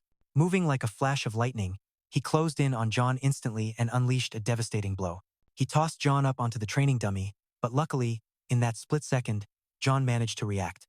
Using his sword to block the strike, he reduced most of the impact. That move made Jung Hoen laugh out loud in surprise. "So you can block that, huh?" On the other side, John landed lightly, gritting his teeth with a storm of thoughts running through his head. But her eyes stayed locked on Lee Yeon. His ritual began right after Lee Yeon Hoa's. Meanwhile, up there, damn it, I never expected to go through this crazy ordeal again. Last life, I couldn't even finish this training, but this time, it's different. Time passed relentlessly through endless training sessions under Captain Youngwon's special supervision. Both Jian and Hoa were constantly getting wrecked. It's no exaggeration to say they were literally being beaten to a pulp. So it's been exactly 1 month since John began this hellish training, he thought to himself. A 10-year-old kid going through training brutal enough to break bones and cause internal injuries. Definitely not for kids. But I'm not gonna complain. I'm starting to actually feel something. Jian muttered while smiling faintly at the corner of his mouth. Elsewhere, little Hoa jolted awake, still looking shocked. "Did I faint again?" she asked, confused. John just shrugged and replied nonchalantly. "Yeah, that's your 22nd time. I've only passed out 16 times," he teased. Many people were whispering about his status, doubting that an illegitimate son with an unknown background deserved to participate in the selection ceremony. "That's like poking a pissed-off cat," Hoa snapped, wiping her regretful bag. "Wish I'd been better prepared the first day." At that moment, the perspective shifted to Captain Dong Quan standing nearby, watching the two kids bickering loudly. He silently calculated, "These 8 little ladies have extraordinary physiques. Maybe I pushed them too hard." Yet none of them got seriously hurt once, while that savage kid from the other side, from day one, gave off the vibe of someone valuable. At first, I thought he was just some dumb kid, carrying all that gear. But damn, his skill with each weapon is top tier, even better than expected. Only a month into actual combat training, and he's showing results like this. Interesting indeed.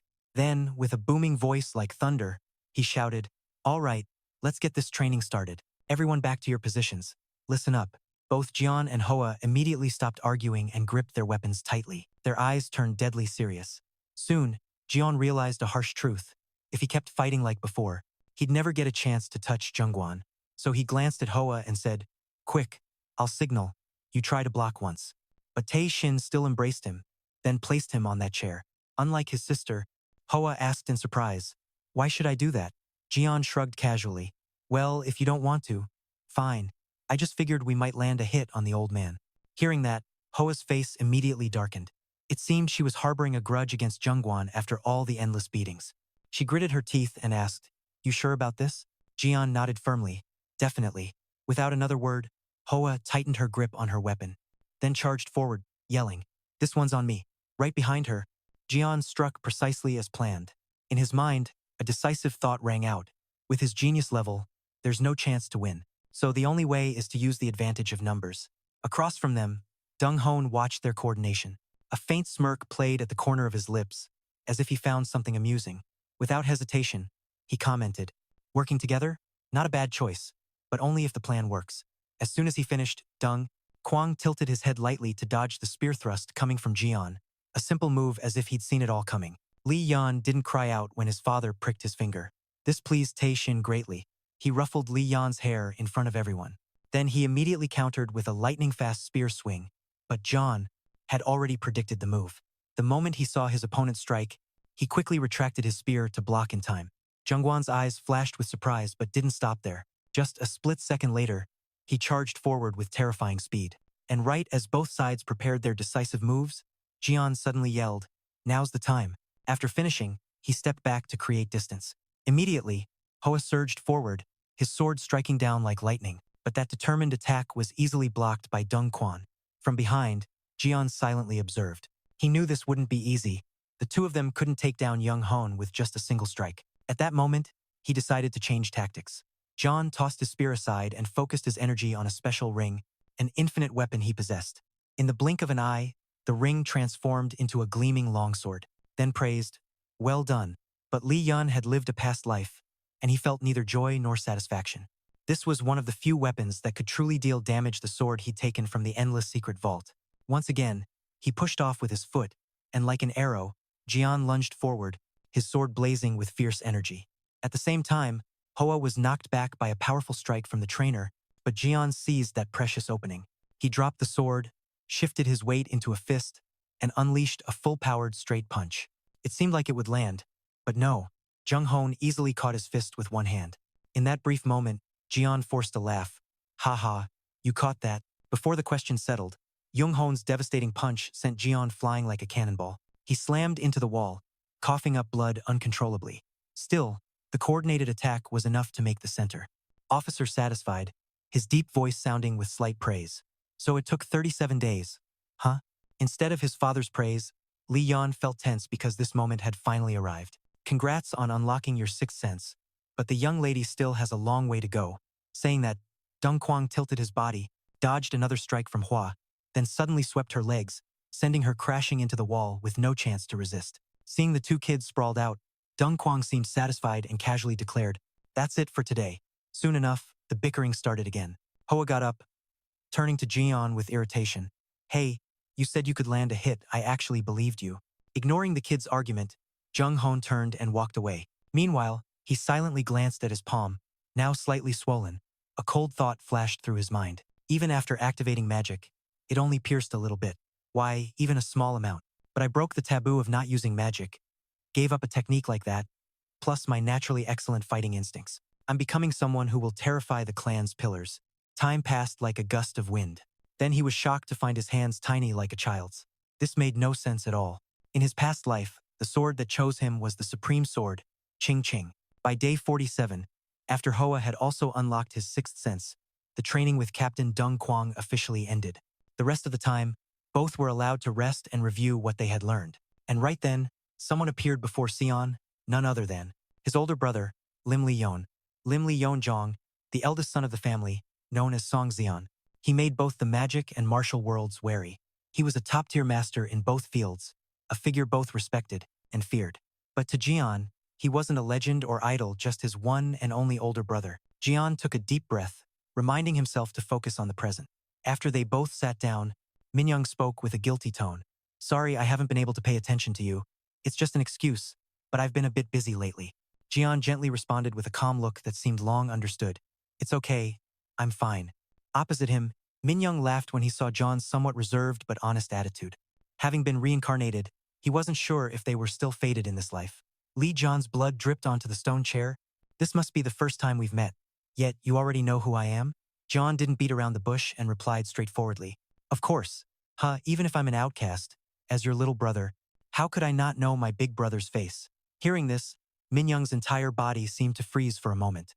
His eyes briefly darkened with sadness, and in a low voice, he reminded, "Outcast? Don't ever say that again. Even if we have different mothers, you and I are still brothers."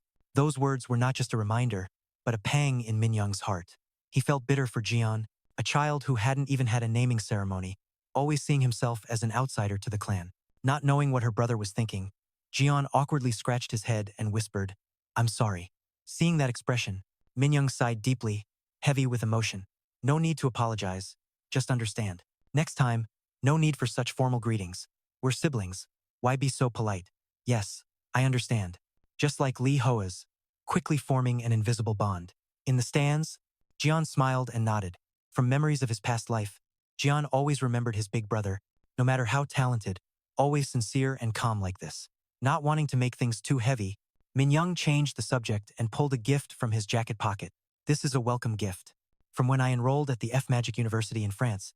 I got this, but I think you'll find it more useful. It's a kind of divine medicine called nectar."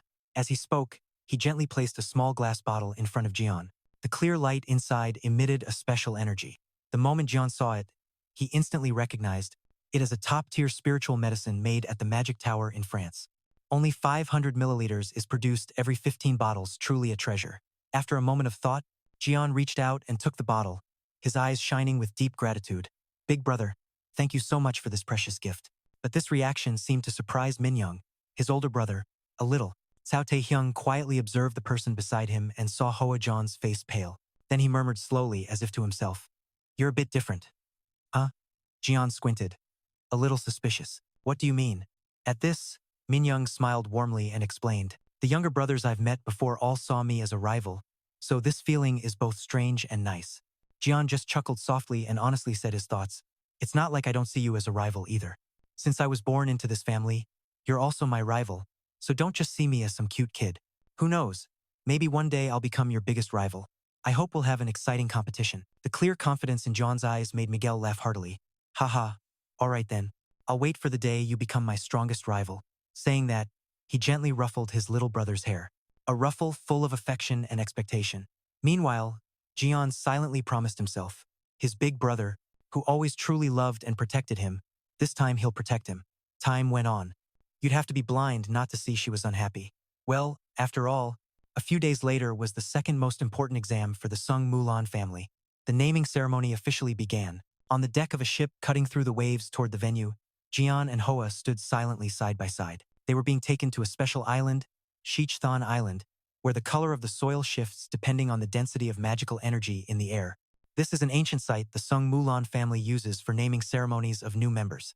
The energy in the air here is the ancient site used by the Sung Mulan family for naming ceremonies of new members. As the ship neared the island, a crew member stepped forward, announcing seriously, "Now I'll explain the naming exam.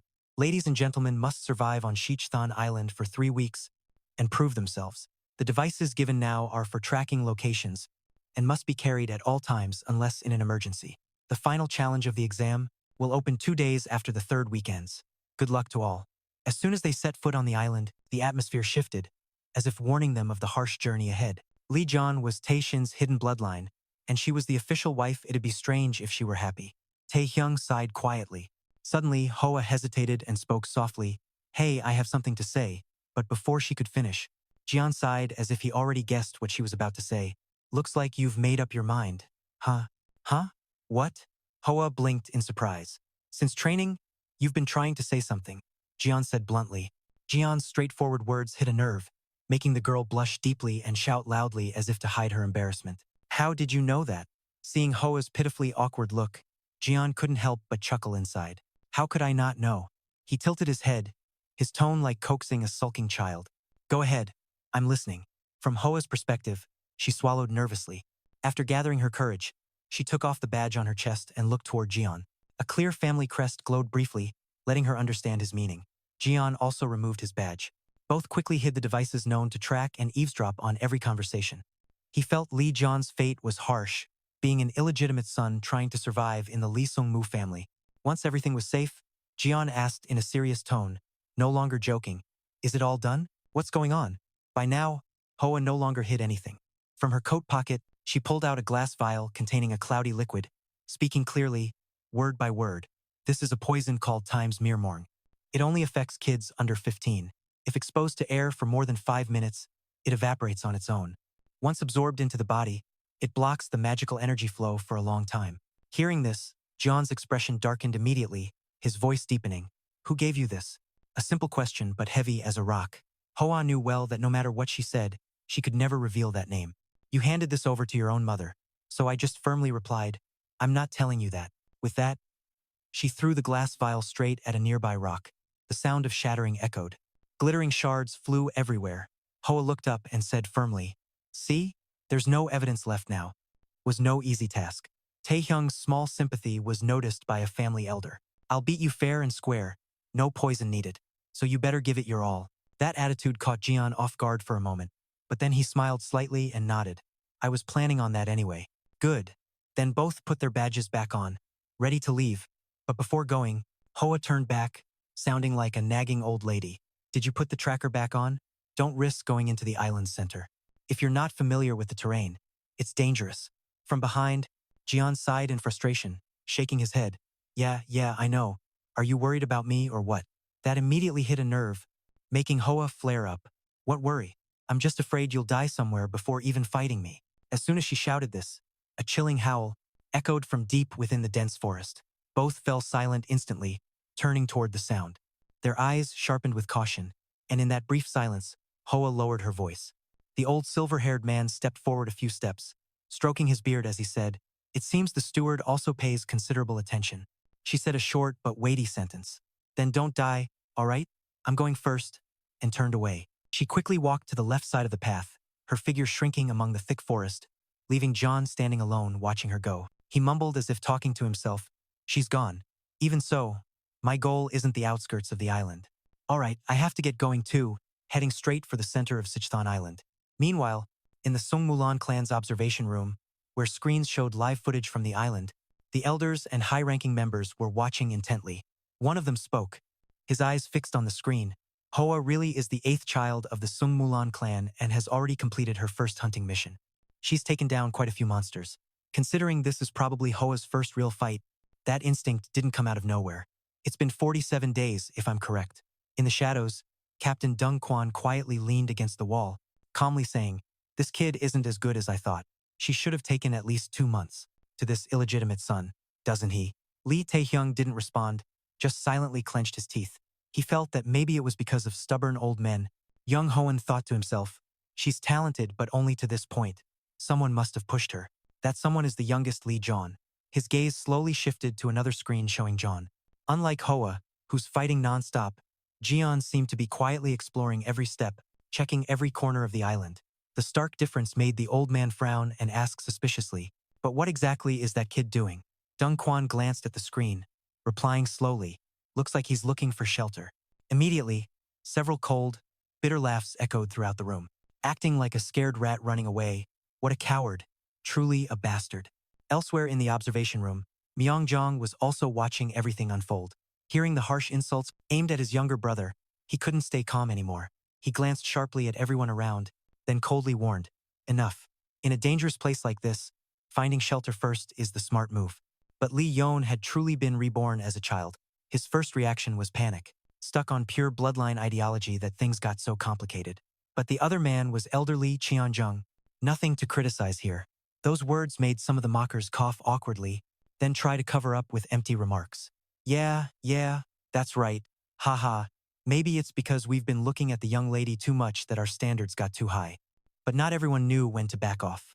The sly old man, with no respect for the clan's eldest brother, kept taunting, "Let's see. In the Sung Mulan clan, acting ordinary is a crime.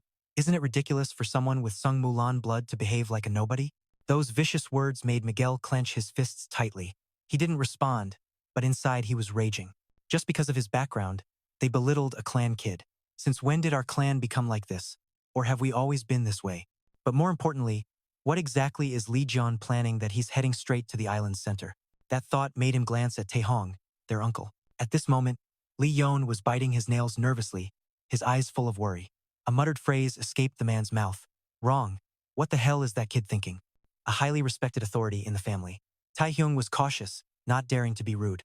That comment made Myeongjong realize he wasn't the only one feeling this way. "I feel confused." I sighed softly. "So what exactly are you planning to do?" Scene change. Now Jian has found a deep cave in the forest, a spot secluded enough to be a hideout. He doesn't act rashly. Before entering, Jian lights a bunch of herbs, then throws a fire swallow stick inside. The spreading light and smoke help check for any hidden creatures. Then he covers the entrance with leaves. Every move is precise, not a step wasted. A few whispers of approval come from the watchers. Not bad sneaking skills. Suddenly, the old man's eyes widen as he shouts, "Wait, hold on. What is that kid doing?" All eyes immediately turn to the screen. The footage shows John removing his watch and badge, the 2 tracking devices, setting them aside. Then, he covers both devices completely with leaves. Instantly, the monitoring screen goes black. Behind, Captain Jungwon bursts out laughing. He replied with a clear voice, "Greetings, head elder." Lee Tae-hyung's gaze was ice cold. He knew Cheon Young never showed his true thoughts, so he could never let his guard down. Unable to hide his amusement, he says, "Haha, no way to predict that." Meanwhile, both Tae-hong and Mig-yong can only hold their heads in frustration. In truth, for Jian, this move was necessary. He couldn't let prying eyes track all his secrets. After hiding the devices, he mutters quietly, "No need to let others see this. Now I can use it endlessly. Once inside Red Azure Island, I have to harvest as much as possible. All right, let's go." Saying that, he transforms the ring on his hand into a sharp sword cluster, ready for the next hunt. Time flies, night falls. By the flickering firelight, Jian sits before a clay pot, frowning as he stares at the liquid inside. a thick, dark blue liquid that looks like poison. So much so, he feels like he can see a screaming face inside the water. He mutters with suspicion. It's probably done, but it looks awful. Is this really no magic power? Like most, Cheon Young showed disdain seeing an illegitimate son. A memory surfaces. In his previous life, lacking money to buy cheap magic medicine, he had to follow some herb gatherers to find this magic herb. Now, here on Red Azure Island, where magic energy thickly fills the air, not using it to boost power would be such a waste. Misut once said that a sip of magic tea, no matter how disgusting, is better than nothing. Jian takes a deep breath, grits his teeth and says, "All right, here goes." He lifts the pot to his lips. Shortly after, the clay pot is tossed aside, and Jian collapses, his whole body pale as if drained of life. He groans, tastes like it came straight from hell. And so, the solitary battle lasting 3 weeks officially begins. On day 18 of Migyeongjong's office naming ceremony under a clear blue sky, a modest, antique-style house appears. Migyeongjong is focused on work in his office when a voice calls out, "Sir, may I come in?" He looks up, attentive, and says, "Ah, come in." At that moment, a subordinate enters from afar, of unknown origin participating in the selection ceremony. "Sorry to bother you while you're working." Migyeongjong pays no mind and replies with a caring smile. "It's all right. Judging by your face, you've got bad news." "Huh?" The person enters seriously and reports. "A large roaming group seems to have entered North Korea. I'm Ian Hoen, deputy captain of the Sword City Squad under Migyeong-dong." He stands straight, serious, disciplined, not missing a second as he reports the situation in detail to Migyeong-dong. "At first, I thought they'd cause trouble in the frontier area, but they're heading south, about 2 days away from a magic stone mine owned by the Migyeong-dong family." He grows somber, rubbing his chin as he thinks about the wanderers, criminals roaming the region. Then he continues analyzing, seeking Ian Hoen's opinion. Those hyenas won't invade the family territory without a reason. Ian Hoen shares some doubts, pointing out suspicious spots. They may look like wanderers, but could just be a disguise. Surely, some power is behind this. Migyeong-dong repeatedly taps the table, but what he said next was truly outrageous. The selection ceremony means nothing to illegitimate sons. That had been proven, worried about the matter. There's also news that the 9 dragon camps have moved troops to the northern border. From the info he's gathered, it's clear a huge force from Central Plains. The 9 dragon camps kept provoking the Shungmu clan by invading Migyeong's unclaimed territory. He lowered his eyes, as if figuring out their intentions. It seemed the news about his father leaving the clan had been leaked. This was definitely a perfect opportunity for hostile forces. Migyeong-jong wanted to confirm the situation and asked, "Has our clan's intelligence unit gotten this information yet?" Ian Hoen responded firmly, "Thanks to your prior surveillance order, we caught this intelligence faster than the clan's usual channels. You also have a rough emergency plan." Migyeong-jong stood decisively. "Then first, cooperate with intelligence to dig deeper." He pulled up a chair, turned around, gazing outside. There was definitely something more. Migyeong-dong clasped his hands behind his back, keeping a calm face but feeling uneasy inside. Hopefully, it was just a false alarm, according to the steward's experience. Right? Lee Tae-hyung clenched his fists tightly. The scene shifted to nightfall, deep in a dark forest where a red magic circle appeared. It suddenly changed, symbols in the center flashing brightly soon after. Layers of space cracked open, revealing a black void at the center. Some kind of device clinked continuously, gradually emerging beyond the circle. Then a person appeared with a crooked smile, half of their hair covering their face. This mysterious figure suddenly showed up in the forest shadows, only their back faintly visible. A cold voice echoed, "2 nights is enough to kill a bastard child," beneath the clear sky. Near the gloomy forest, a distant beach rippled with waves, eerie howls echoed nonstop alongside the heavy steps of fierce beasts. The source of the commotion was a level 7 dragon-like monster combined with a crocodile, pacing and panting heavily. Draco Lee Yeon suddenly appeared before it, gripping his sword tightly, breathing hard. He really wanted to fight the old man but obviously couldn't, so Lee Cheon-young remained arrogantly defiant. Draco raised his head, took a deep breath, his belly swelling and flushed, just seconds before. He spread his wings wide and unleashed a long stream of fire. Nothing could survive that power. Eyes wide, face tense and sweating, Lee Yeon seized the moment skillfully. As the flames approached, he leaned back to dodge right beside the blaze. He courageously channeled magic into his sword, swinging it straight forward. Lee Yeon then leapt up fiercely. With his previously built-up inner strength, he faced Draco head-on. With a shout, bolts of lightning struck repeatedly. Fueled by his determination, Lee Yeon jumped onto its head. Without hesitation, he stabbed fiercely, electricity crackling through the air. Draco couldn't dodge. Unable to defend, it immediately blackened and collapsed. Lee Yeon exhaled lightly, hands clenched, wiping sweat off his clothes. Lee Yeon was also scorched in places. He glanced over, amazed. "Oh, I apologize if I sounded rude, but the steward is of outside origin. Dragons are no joke. If I were still at the edge of Shichthon Island, I'd be down from the first hit." Lee Yeon sheathed his sword, sighed, thinking silently, "It's only the 19th day I've reached the center of Thon Island. A dragon's territory, but staying here is just a waste of time." Lee Yeon didn't linger. He quickly turned and thought, "I have another reason for going this deep." Suddenly, his feet froze. He stopped mid-step. His sixth sense was sharp, and Lee Yeon was extremely alert. Immediately switching to defense mode, he dropped to the ground, back pressed against a tree, relying on experience. His eyes fixed ahead, Lee Yeon's face darkened, sharpness radiating from his gaze and thoughts. Sure enough, another wave of monsters appeared before him, this time moving in a pack. They looked part human, part lizard. Records identify them as level 8 monsters. The lizardmen. Lee Yeon didn't run. He stood in a hidden corner, watching their every move. Something's been off since yesterday, and has never been chosen by any weapon in previous selection ceremonies, just overly famous. The lizardmen should be living on the outskirts, yet here they are in the center. But when I attacked, they just ran instead of fighting back. He pondered seriously, rubbing his chin, thinking the low-level lizardmen aren't very smart. They must be influenced by something. Having figured out a plan, Lee Yeon didn't hesitate and drew his sword, charging forward. If that's true, the lizardmen quickly sensed it. One of them glanced over. With its roar, the others immediately fled. Lee Yeon's bet paid off no fear. He charged faster and faster forward. As predicted, Lee Yeon unleashed a flurry of sharp sword strikes. One by one, none could dodge and all fell. He stood small among the pile of lizardmen corpses, thinking quietly. One time could be luck, but twice? Number, I have to chase the setting Sunday. The sunset bathed the sky, eerie sounds echoing through the trees in the arena. From inside the forest came voices, then ominous purple auras. Time to start the battle. He didn't understand what was happening, especially since he clearly had died already, and has never been chosen by any weapon in the past selection ceremony, just too famous. No surprise, the cause is still that mysterious man. He sat cross-legged, eyes on the sunset. His vigorous bloodline is indeed strange. He kept working non-stop, not noticing a lizardman behind him. Despite approaching a child like that and single-handedly killing so many monsters, it probably doesn't matter. As it came closer, he still muttered to himself, since it's just a kid. This man is Nishizama Sogo, the monster tamer. He simply smiled calmly. Glancing back, an inexperienced rookie easily falls into traps. Sogo was shielding some creature in his heart. His eyes lowered gently as he said, "Maybe I don't have to use what I've prepared." Lee Yeon didn't know when he had climbed up to hunt from the trees. He surveyed the situation and suspected something too clear. But it turned out to be a trap. Could a monster tamer really control monsters? Lee Yeon frowned.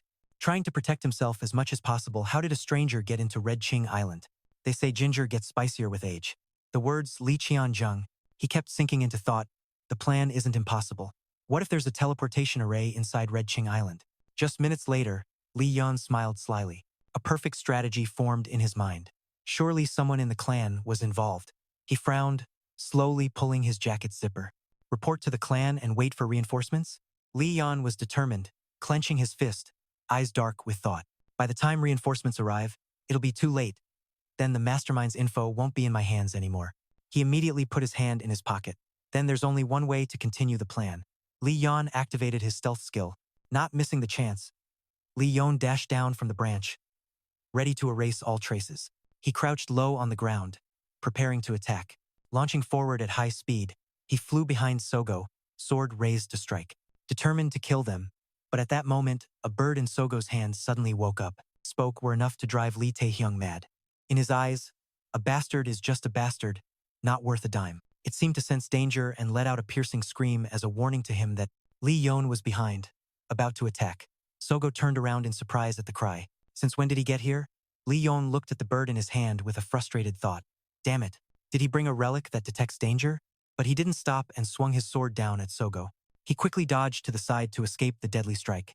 Sogo struggled, collapsing to the ground. Struggling, he said, Song Mulan's lost son, stronger than I thought. Lee Yeon stood tall, pointing his sword at him with disdain. Maybe you're just too weak. Sogo quickly waved his hand and shouted, "Shut up," to stop him.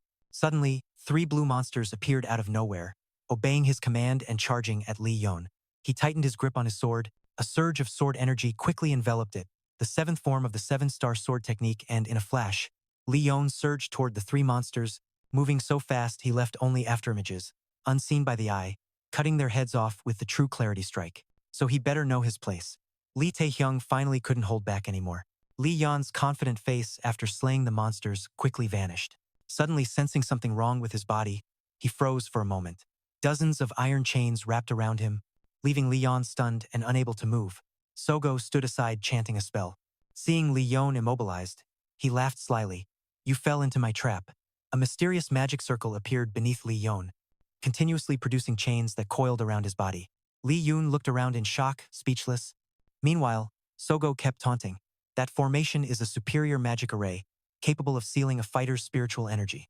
Without spiritual energy, you're just a useless kid. Trapped like this, prepare for a tragic end." Lee Yeon stood silently, watching Sogo walk away out of sight, leaving only the blue monsters behind. He couldn't help but mutter, "Sealing spiritual energy?" His face hardened, determination growing. If that's the case, Lee Yeon's body emitted a powerful ancient aura, as if ready to devour everything. He growled loudly, "Just need to use my spiritual veins." He shouted, "Enough! I won't tolerate such insulting words any longer." In front of the monsters, Lee Yeon broke the chains with a small explosion from his overwhelming force. He headed towards Sogo, who was still clueless and casually fleeing. Lee Yeon leapt, jumping over his head in surprise and confusion. When Lee Yeon landed right in front of Sogo, he was stunned to see him. Lee Yeon, with a confident expression, pointed his sword at Sogo and shouted, "Planning to run?" Sogo trembled and stepped back, looking at the demon and asked, "How can you break the formation?" He calmly replied, "No reason to tell you." An image of the person was sent back to their base via communication device. "Surrender." Sogo lowered his head, smirking slightly. "No problem." Then, to Lee Yeon's shock, Sogo confidently declared, "I'll kill you and take back my freedom." Lee Yeon was stunned, unable to believe his ears. "What?" While Lee Yeon was still dazed, before his words finished, a huge shadow attacked him. A massive tail struck Lee Yeon's small body before he could dodge, landing the full hit. Lee Cheon-young's eyes widened in surprise. Not because of Tae-hyung's defiance, Lee Yeon flew like a cannonball shot from a barrel toward a large tree in the forest. At the end of the attack, his body slammed hard into the tree, breaking it, while Sogo was covered in wounds. Spitting fresh blood, his body trembled, lying motionless on the ground, his mind racing. "Don't tell me he." Weakly raising his head in fear, a giant beast resembling a colossal turtle appeared towering before him, the ruler of this land, the Demon Hand Mountain. Lee Yeon clutched his wound, struggling to stand, his mind starting to strategize. A BA rank nightmare beast. And some mediocre tamer like him can control Demon Hand Mountain? Sogo watched him stand up, unable to stop himself from muttering in awe. That's some sharp insight. Though the taming isn't complete, the kill order will definitely be carried out. His expression was calm as he looked at Lee Yeon. Sogo raised his staff, speaking as he pulled something out. "Don't struggle anymore." He threw, but because of the dazzling light radiating from beneath the stands, Taehyung immediately stood up, golden talismans into the air, tossing them as he said to Lee Yeon, "Accept your fate and die quietly." Lee Yeon sank to the ground, quickly thinking how to deal with this tough situation. He grew serious, he put his hand into his jacket pocket and thought, "Stay calm. If I can't fully control the Demon Hand Mountain yet, all I need is to capture the tamer." Lee Yeon pulled out a simple-looking pill, thinking to himself, "This is the only way to create an opening against this monster. Never thought I'd have to use something like this." Without hesitation, Lee Yeon immediately swallowed the pill, a forbidden medicine, banned because the side effects far outweigh the magic power gained. As soon as he swallowed it, his body was instantly empowered by a sudden surge of miraculous strength. The pill on Lee Yeon's back emitted flickering energy with the thought, "And one more thing." He glanced down at the glowing, sparkling ring on his hand. Lee Yeon gripped his sword tightly, channeling powerful sword energy into it, thinking rapidly. The blue light growing blindingly bright as Lee Cheon-jung and Taehyung showed two completely different reactions. The secret technique his teacher instructed him to use only in life-threatening danger. Lee Yeon's eyes flashed bright, his mind racing. Now's the time. Powerful energy radiated from him, shaking the ground around. Using his rebellious technique, Lee Yeon leapt off the ground, creating a huge hole beneath his feet. Then he flew over and slashed the monster, a clean strike against its massive body. He landed in a tough spot, thinking, though his skin wasn't scratched, it still worked. Once again, Lee Yeon poured fierce power into his sword. "With this, I'll bring it down." The monster roared a terrifying scream that shook the entire forest. Lee Yeon was stunned hearing it. That was the roar of the Demon Hand Mountain. Pierre looked at the huge monster before him, frozen, overwhelmed by the dreadful magic field of Demon Hand Mountain. Suddenly, a mysterious dark energy burst from him. Lee Yeon glanced at the dark energy and exclaimed, "Dark energy pushing Pierre back seized the chance. No way this can be happening." Lee Yeon clung tightly to the railing, almost losing his balance. He sprinted toward the monster.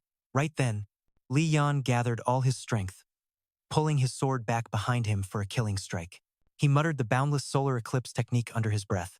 Then Lee Yeon swung a demon-slaying slash at the monster, severely wounding it. The beast opened its mouth, howled a mournful cry filled with powerful energy, then collapsed to the ground. The sky instantly cleared, clouds parted, light shone again. Lee Yeon covered his mouth, holding back a mouthful of blood, collapsing with exhaustion and injuries, thinking there's no time to hesitate. The side effects of the explosive pill and rebellious technique will immobilize me soon. Lee Yeon clutched his wounded body, running forward quickly, worried, only 10 seconds left. Now Demon Hand Mountain has attacked the wrong target. I must find the tamer somewhere in the forest. Lee Yeon ran desperately searching for Sogo as the countdown ticked down. 8 seconds, 4 seconds, then suddenly he paused, sensing something. Haha, even witnessing it with my own eyes, it still feels like a dream. Lee Tae-hyung looked excited.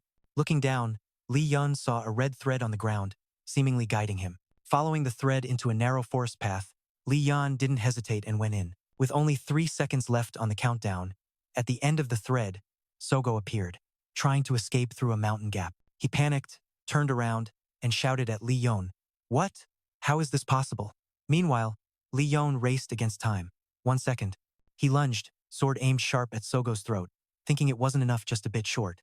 "If only my body were a bit bigger." Then Lee Yeon shouted at his sword, "Then stretch it out." The sword actually extended, piercing Sogo's throat. Blood sprayed everywhere. Sogo let out a gasp before going limp. The blood-soaked sword finally dropped to the ground with a clink. Lee Yeon trembled uncontrollably. Sitting before Sogo's cold body, he thought, "I must keep my strength. If I collapse now, it's truly over."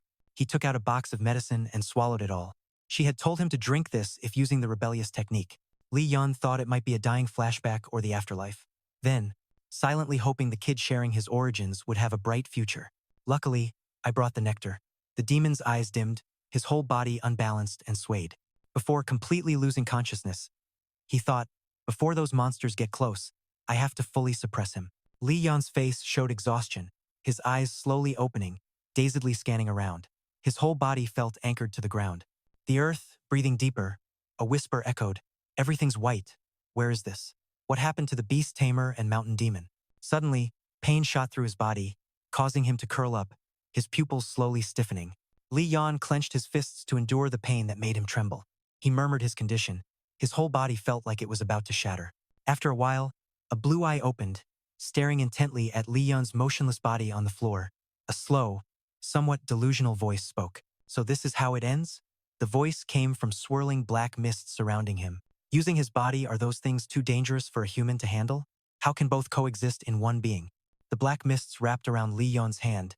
The voice returned with a hint of pity. The beam of light linking from Lee Yeon was so intense no one could clearly see him or the family head standing at the center of the stands. "I hoped you wouldn't wake up, if only now." Then it threw a dark purple lump in front of him, then coldly said, "Feed it." Lee Yeon woke up at the sound and exclaimed, "What is this?" When he saw a large honeycomb in front of him, he softly exclaimed, "A purple honeycomb? Could it be the purple turtle stone?" The clear voice reminded him again, "Not you, but it needs to eat this."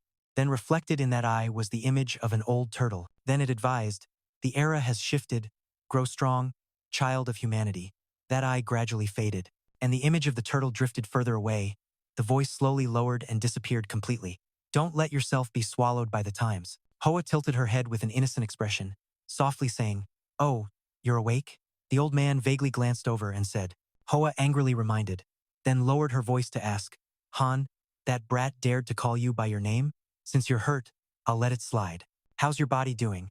Lee Yeon closed his eyes, sensing the energy flow inside.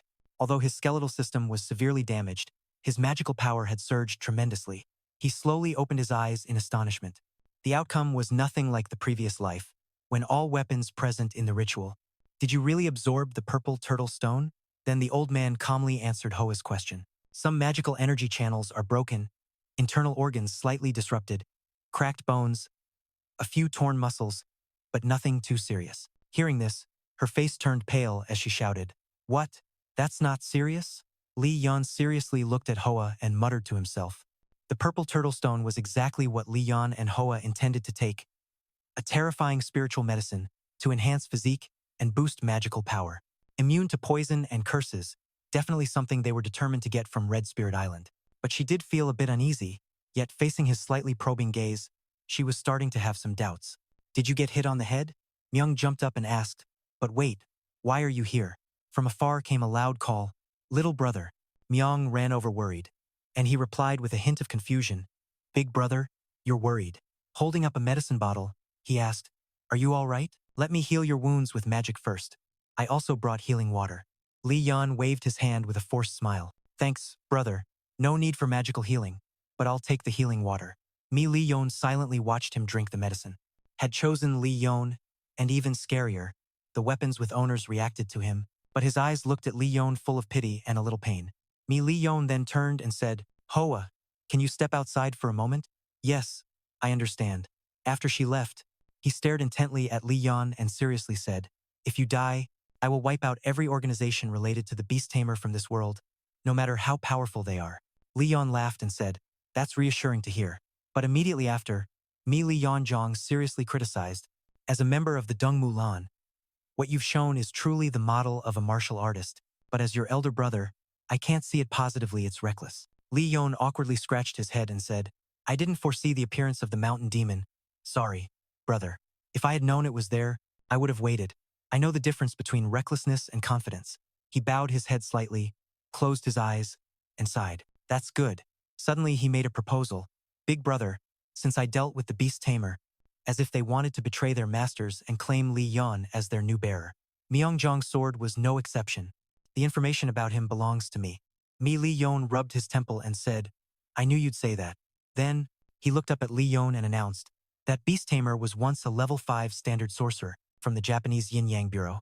Seems he was expelled for trying to master forbidden arts.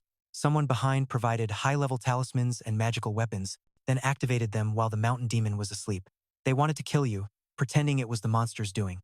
Lee Yeon fell into thought, his eyes vacant as he asked, "Brother, have you found the mastermind yet?" Lee Yeon sighed and continued with important info that shocked Lee Yeon, making him wide-eyed. "He's nearly dying, so it's hard to get information immediately." Then Lee Yeon gave his own conclusion. "So, I wasn't the main target. They aimed for you." He stayed silent for a moment, then asked, "Why do you think that?" Lee Yeon offered his reasoning. "They want to damage your reputation by making everyone believe you didn't notice the intruder and reacted too slowly." Lee Yeon inside, rubbing his neck slightly and said, "That's exactly it." His sword shone brightly, but instead of anger, Myeongjong looked thrilled.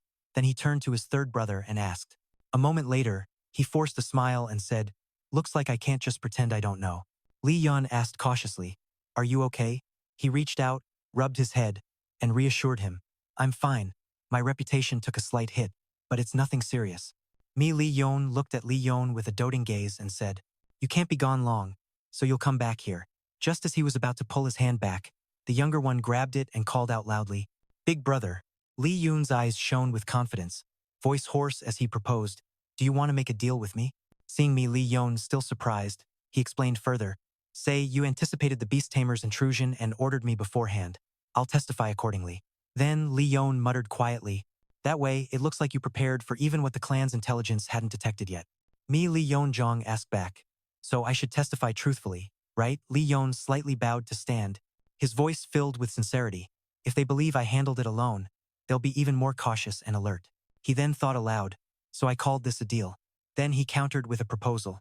"Brother Guneo, can you believe what we're seeing? Looks like our ninth brother has talents far beyond what I thought. A deal means both sides exchange something they need. What do you want?" Lee Yeon straightened up, excitedly said, "Make your demand. Just give me access to the library for 3 days. That's enough." Lee Yeon smirked lightly, flicking him off but replied fondly, "Arrogant little brat. Fine. Thanks." He quickly corrected, "No need to thank me. It's just a deal." He patted Lee Yeon on the shoulder and asked, "Even if I didn't care, you'd have found a way to handle this, right?" Lee Yeon stammered, unable to say. "Well," the phone in his pocket rang. As Lee Yeon pulled out the ringing phone, he said, Looks like the sword team is calling you now. I really have to go now. Before leaving, he turned back, called out, and tossed something to Lee Yeon. Ah, right. Lee Yeon quickly caught the small sword, his face full of surprise at the gift. He left, leaving a promise still echoing in Lee Yeon's ears as he stared at the shining little sword. I'll keep this secret for you. He smiled helplessly, saying, you really are not easy to deal with. Exactly. Lee Gun Seong replied with a sharp glare, wishing he could take Lee Yeon down right now. Everyone witnessing this. While Lee Yeon was putting his shirt back on, Hoa approached and asked if the conversation went smoothly. He replied coldly, yeah. She stood with hands on hips, eyes slightly challenging mixed with frustration, and asked, so you'll challenge? Which trial gate? It's been 3 weeks. It should be open by now. He kept his steady tone and asked back, and you? Where will you challenge? The question made Kiowa angrily shout, I asked first. He was speechless. If you want to know, answer first. She placed her hand on her chest, proudly replying, where will I challenge? Nowhere but the hardest one, the observation gate? After saying that, Hoa asked again, and you? He lightly zipped his shirt and said, the combat gate. Her face froze completely, stiff as she asked, huh? That place actually exists? Don't tell me. It's one of the trials on the outskirts. Hoa frowned, tightened her face, determinedly replied, yeah, it's in the outer area. Hoa suddenly lowered her voice, regretfully said, that's disappointing. Looks like I misjudged you. You chose a gate on the outskirts? Then there's nothing more to say. She stood silently beside him, muttering, was buzzing with talk. Most thought this result was absurd and couldn't possibly belong to an illegitimate child. I thought you were a worthy rival. Honestly, I thought you were better than me. Lee Yeon glanced at her, then turned away, silently guessing. Because everyone assumes the trial gate's difficulty is decided by its rank. So they probably think I picked the outskirts gate because it's easier. Then the two went separate ways. He turned his back and headed the opposite direction. Hoa sighed softly, saying, whatever, let them think what they want.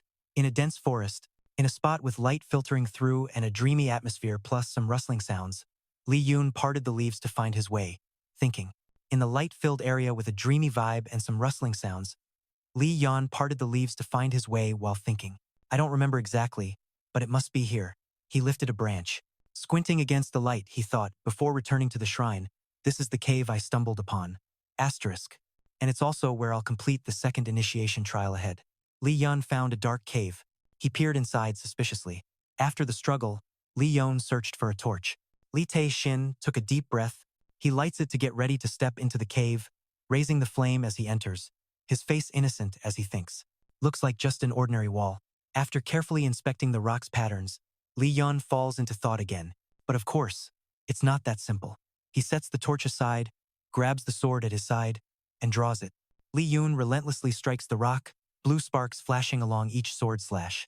After a while, a large door appears. The rocks on the side keep cracking and falling. With confident eyes, he stares fixedly at the door. Proudly, he whispers, found it. Lee Yoon pulls out the small knife he carries and slowly cuts his palm to draw blood. He clenches his hand tight, watching the blood drip, eyes focused on the blue light glowing from his wounded palm. Lee Yeon flicks his hand towards the big door, blood splattering with sparks sticking to it. The door dotted with blood begins to move. A light flashes from inside, and the ground starts to shake. The door slowly opens, revealing an altar right in the center. He stands and surveys the room. Look, just by his face, you can tell if I don't step in, that girl will take matters into her own hands. You don't really care, but this issue still waves at Lee Seo-hyun. Even though I'm totally fine with it, Lee Yeon goes back to his plan. What's important now is a critical problem that needs solving. Damn it, 5th grade will I even graduate? The other kids are freaking out too. What do I say to my dad? I just can't get into 5th grade. The family would laugh me to death. You're powerless against the 5 teachers here, so disappointing. Why do Sungwoo's disciples act like this? Suddenly, a student steps up and starts talking. Hey, you're the youngest son of the main family, right? That's right, Leon replies. The boy smiles. Of course, I really wanted to greet you. I smile and introduce myself. I'm Kim Han, the son of a small forge contracted by Sungwoo. It's an honor to study alongside the young master. Lee Yeon is surprised. More ties from a past life. Kim Han from before had no memory of him. Lee Yeon wonders. Why me? Kim Han innocently makes friends.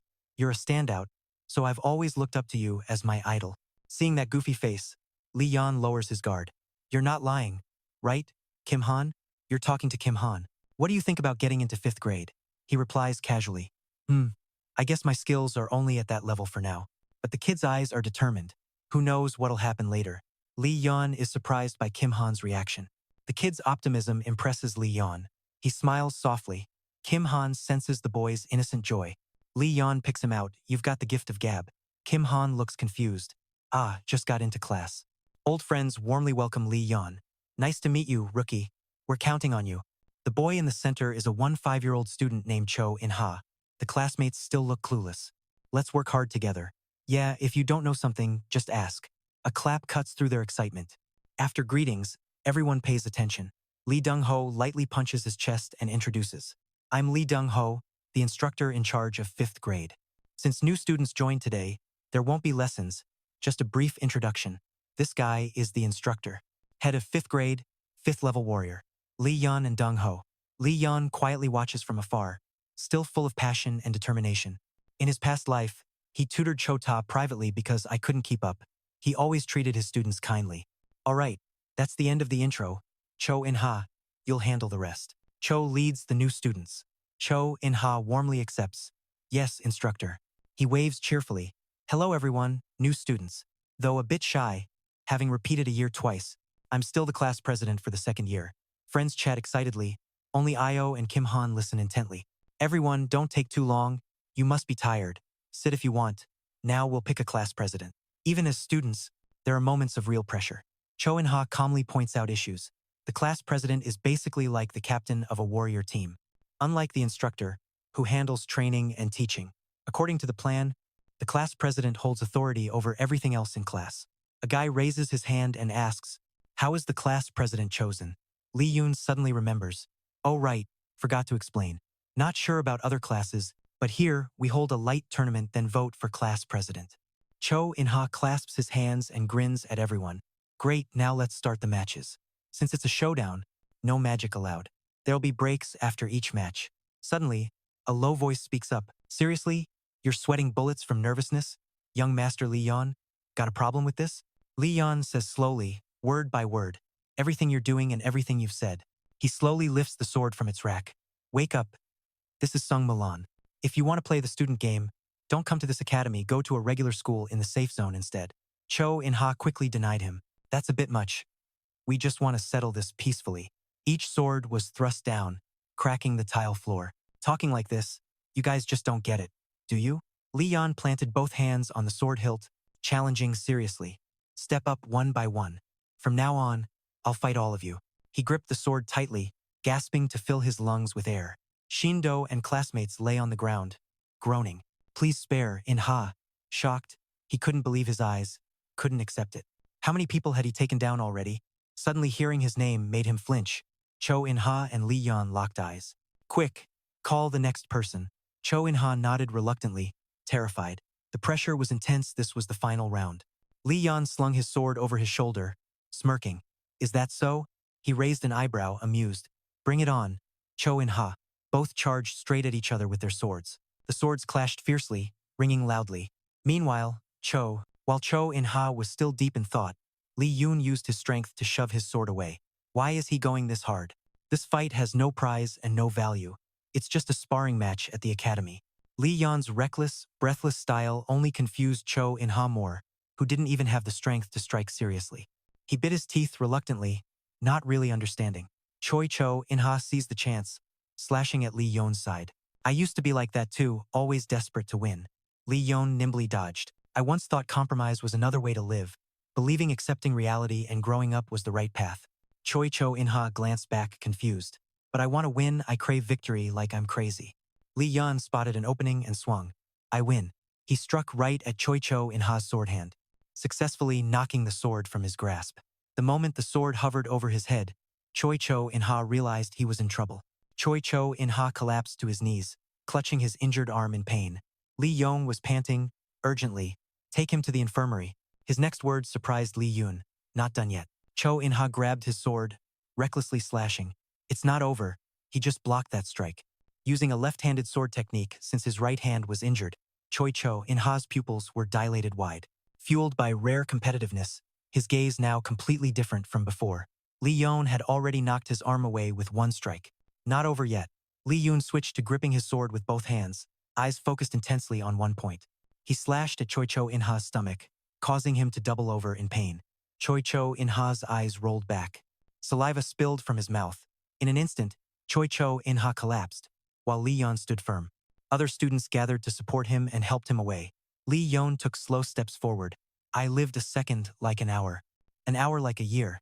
He stepped onto the stone platform, shouting down, who wouldn't want to live easy and relaxed? But if you don't fight every second with all you've got, you end up losing everything. That's why, even when breathing, I fight myself and everything around me. The injured students below stood up, huddled together. Have you ever lived like that? Lee Yeon's fist clenched tightly as he shouted, that's what I call struggling. Lee Dong-ho approached from afar, looking reproachful. You went too far. 4 people broke bones, 3 have internal injuries. He bowed his head, eyes shut tight. If you want to survive Sung Mulan, you at least have to laugh off wounds like that. He explained, those kids all had their reasons. Lee Yeon's cold, determined tone frightened Lee Dong-ho. Even the strict instructor, Lee Dong-ho, was beginning to understand. Do I really have to explain this to the instructor too? Lee Yoon brushed past him. Guys like you are rare in Sung Mulan. You're a good person. Lee Dong-ho stood frozen, watching Lee Yeon's figure recede. But they're students of Sung Mulan. If they stray, even if you have to play the villain, you should pull them back. He looked a bit upset, quietly clenching his fists. Just do your duty. From the viewpoint beneath the dome, the sky today was an unusually clear blue. Scene change. Lee Yeon arrives at class before dawn, his whole body aching. He was still complaining when he suddenly froze. I pushed myself too hard yesterday. The students lined up properly in the courtyard, though some harbored resentment, or felt annoyed, yet none of them dodged or turned away. They all looked at him with determined eyes. If they were still scared like yesterday, there'd be no hope, but apparently NDT wasn't that way anymore. Ong passed by each person, his mind tangled with countless worries. Then that trashy guy, someone behind cheerfully called him young master. Someone had arrived, and upon seeing them, Kim Han greeted warmly. You're early. He scratched his head, smiling sheepishly. Yeah, I'm afraid I showed up pretty weak in front of you yesterday. We're still just trainees, so being weak is natural. The bruise on Kim Han's face was still dark, yet he smiled like nothing was wrong. Suddenly, he switched to a polite tone. Young master, if you don't mind, may I ask you something? Lee Yeon. Kim Han clenched his fist firmly. How can I be as strong as you? He excitedly pointed to his temple. I'm not qualified to teach anyone yet, but you have a sharp eye, maybe even a keen instinct. The more he explained, the more Kim Han's eyes widened in amazement. Yesterday, you dodged my attacks 3 times in a row. Use that. I think you're better suited for technique than brute strength. If you bet your life on honing what you have, one day you'll stand out. Kim Han stammered before finishing his sentence. Thanks. A strange voice called out, making Ong turn around to greet. Young Master Cho In-ha appeared, his arm in a cast, fixing his gaze. You're pathetic, can't even train like that. Huh? He sighed reluctantly. If I decide to quit, will you leave me alone, and then say some crap about fighting and call me a coward? Cho In-ha brushed past. He just didn't want to hear that nonsense anymore, so he came out here. He smiled contentedly, thinking, things have changed. The sky was still dark, but the training ground was buzzing.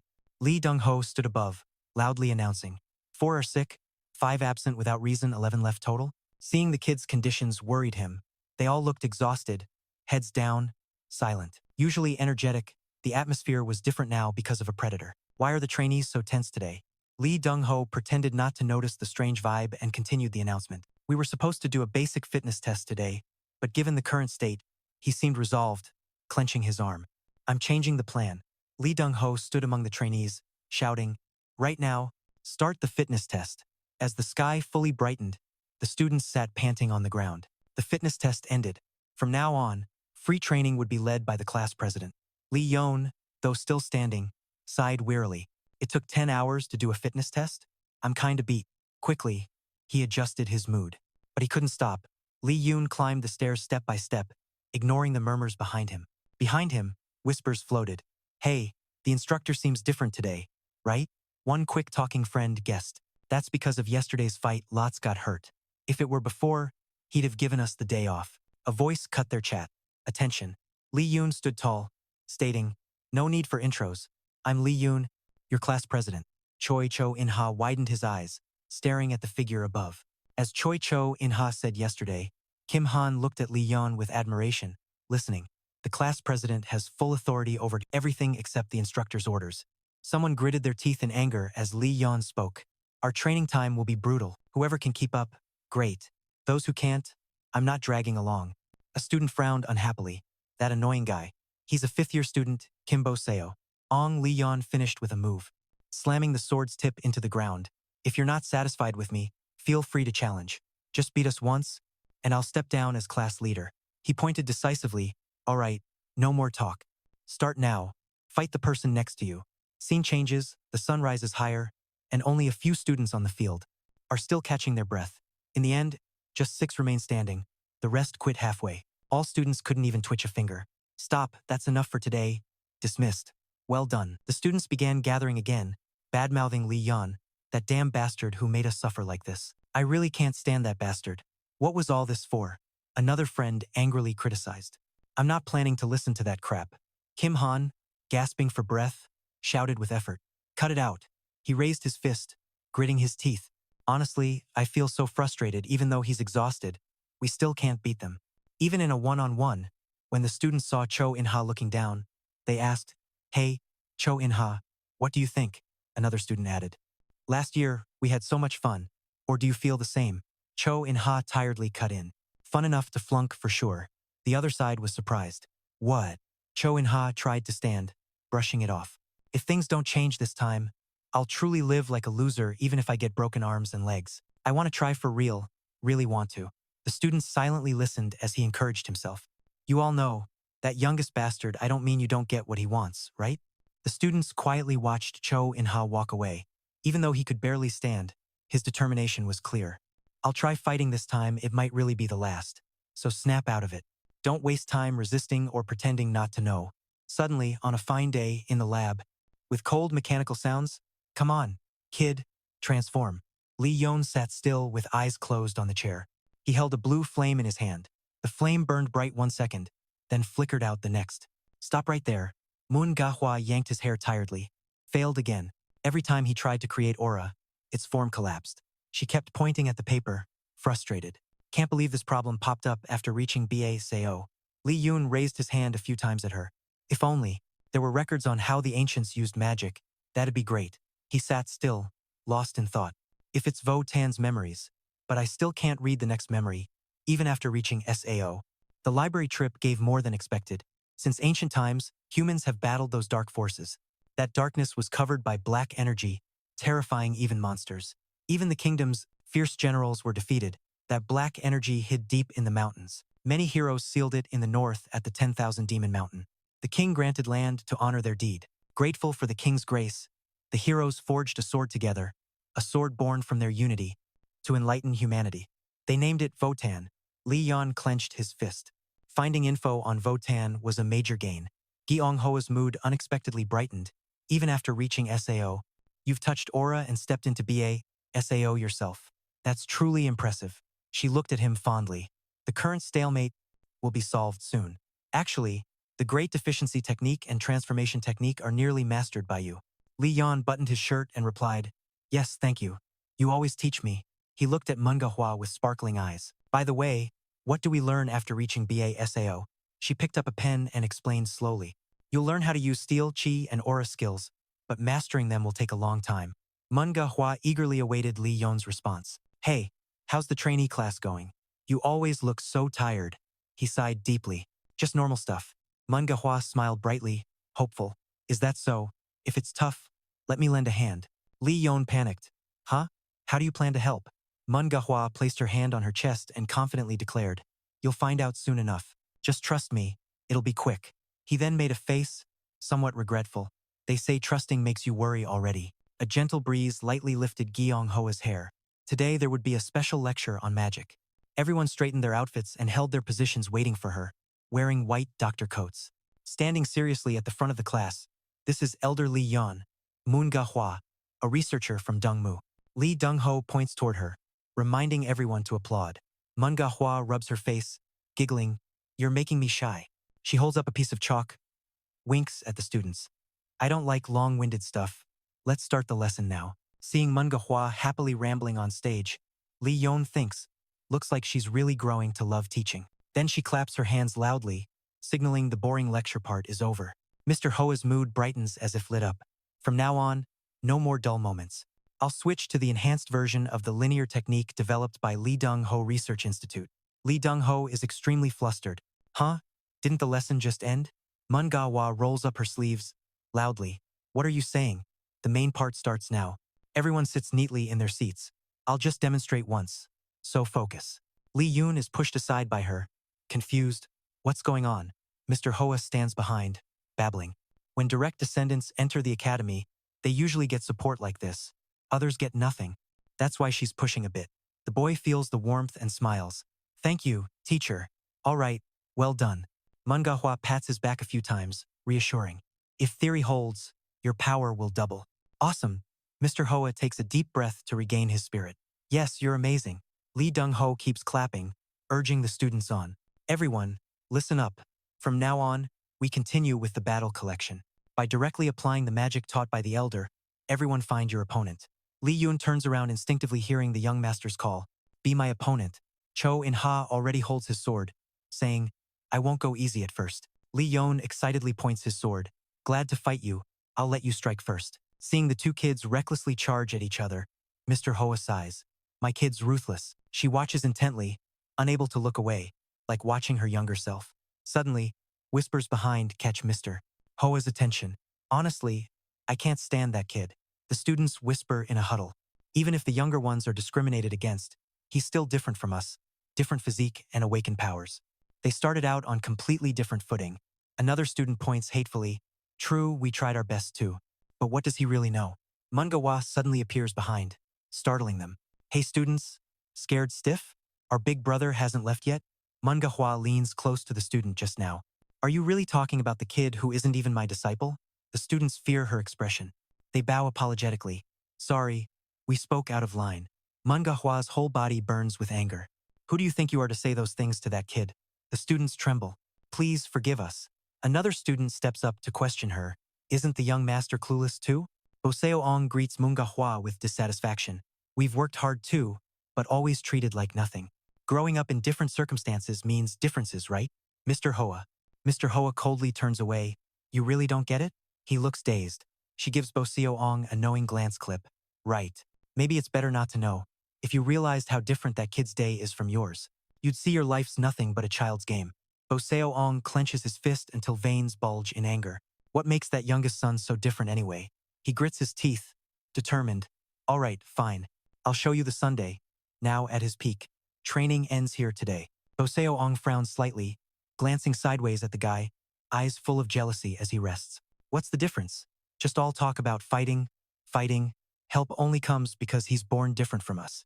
A group of students whispered as they approached Boseo Ong. Today, you guys want to keep an eye on that youngest kid, right? The student looked at him worriedly.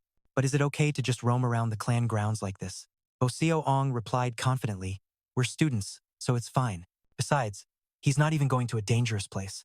That youngest kid doesn't live in the main clan area. There was a fierce determination in his eyes.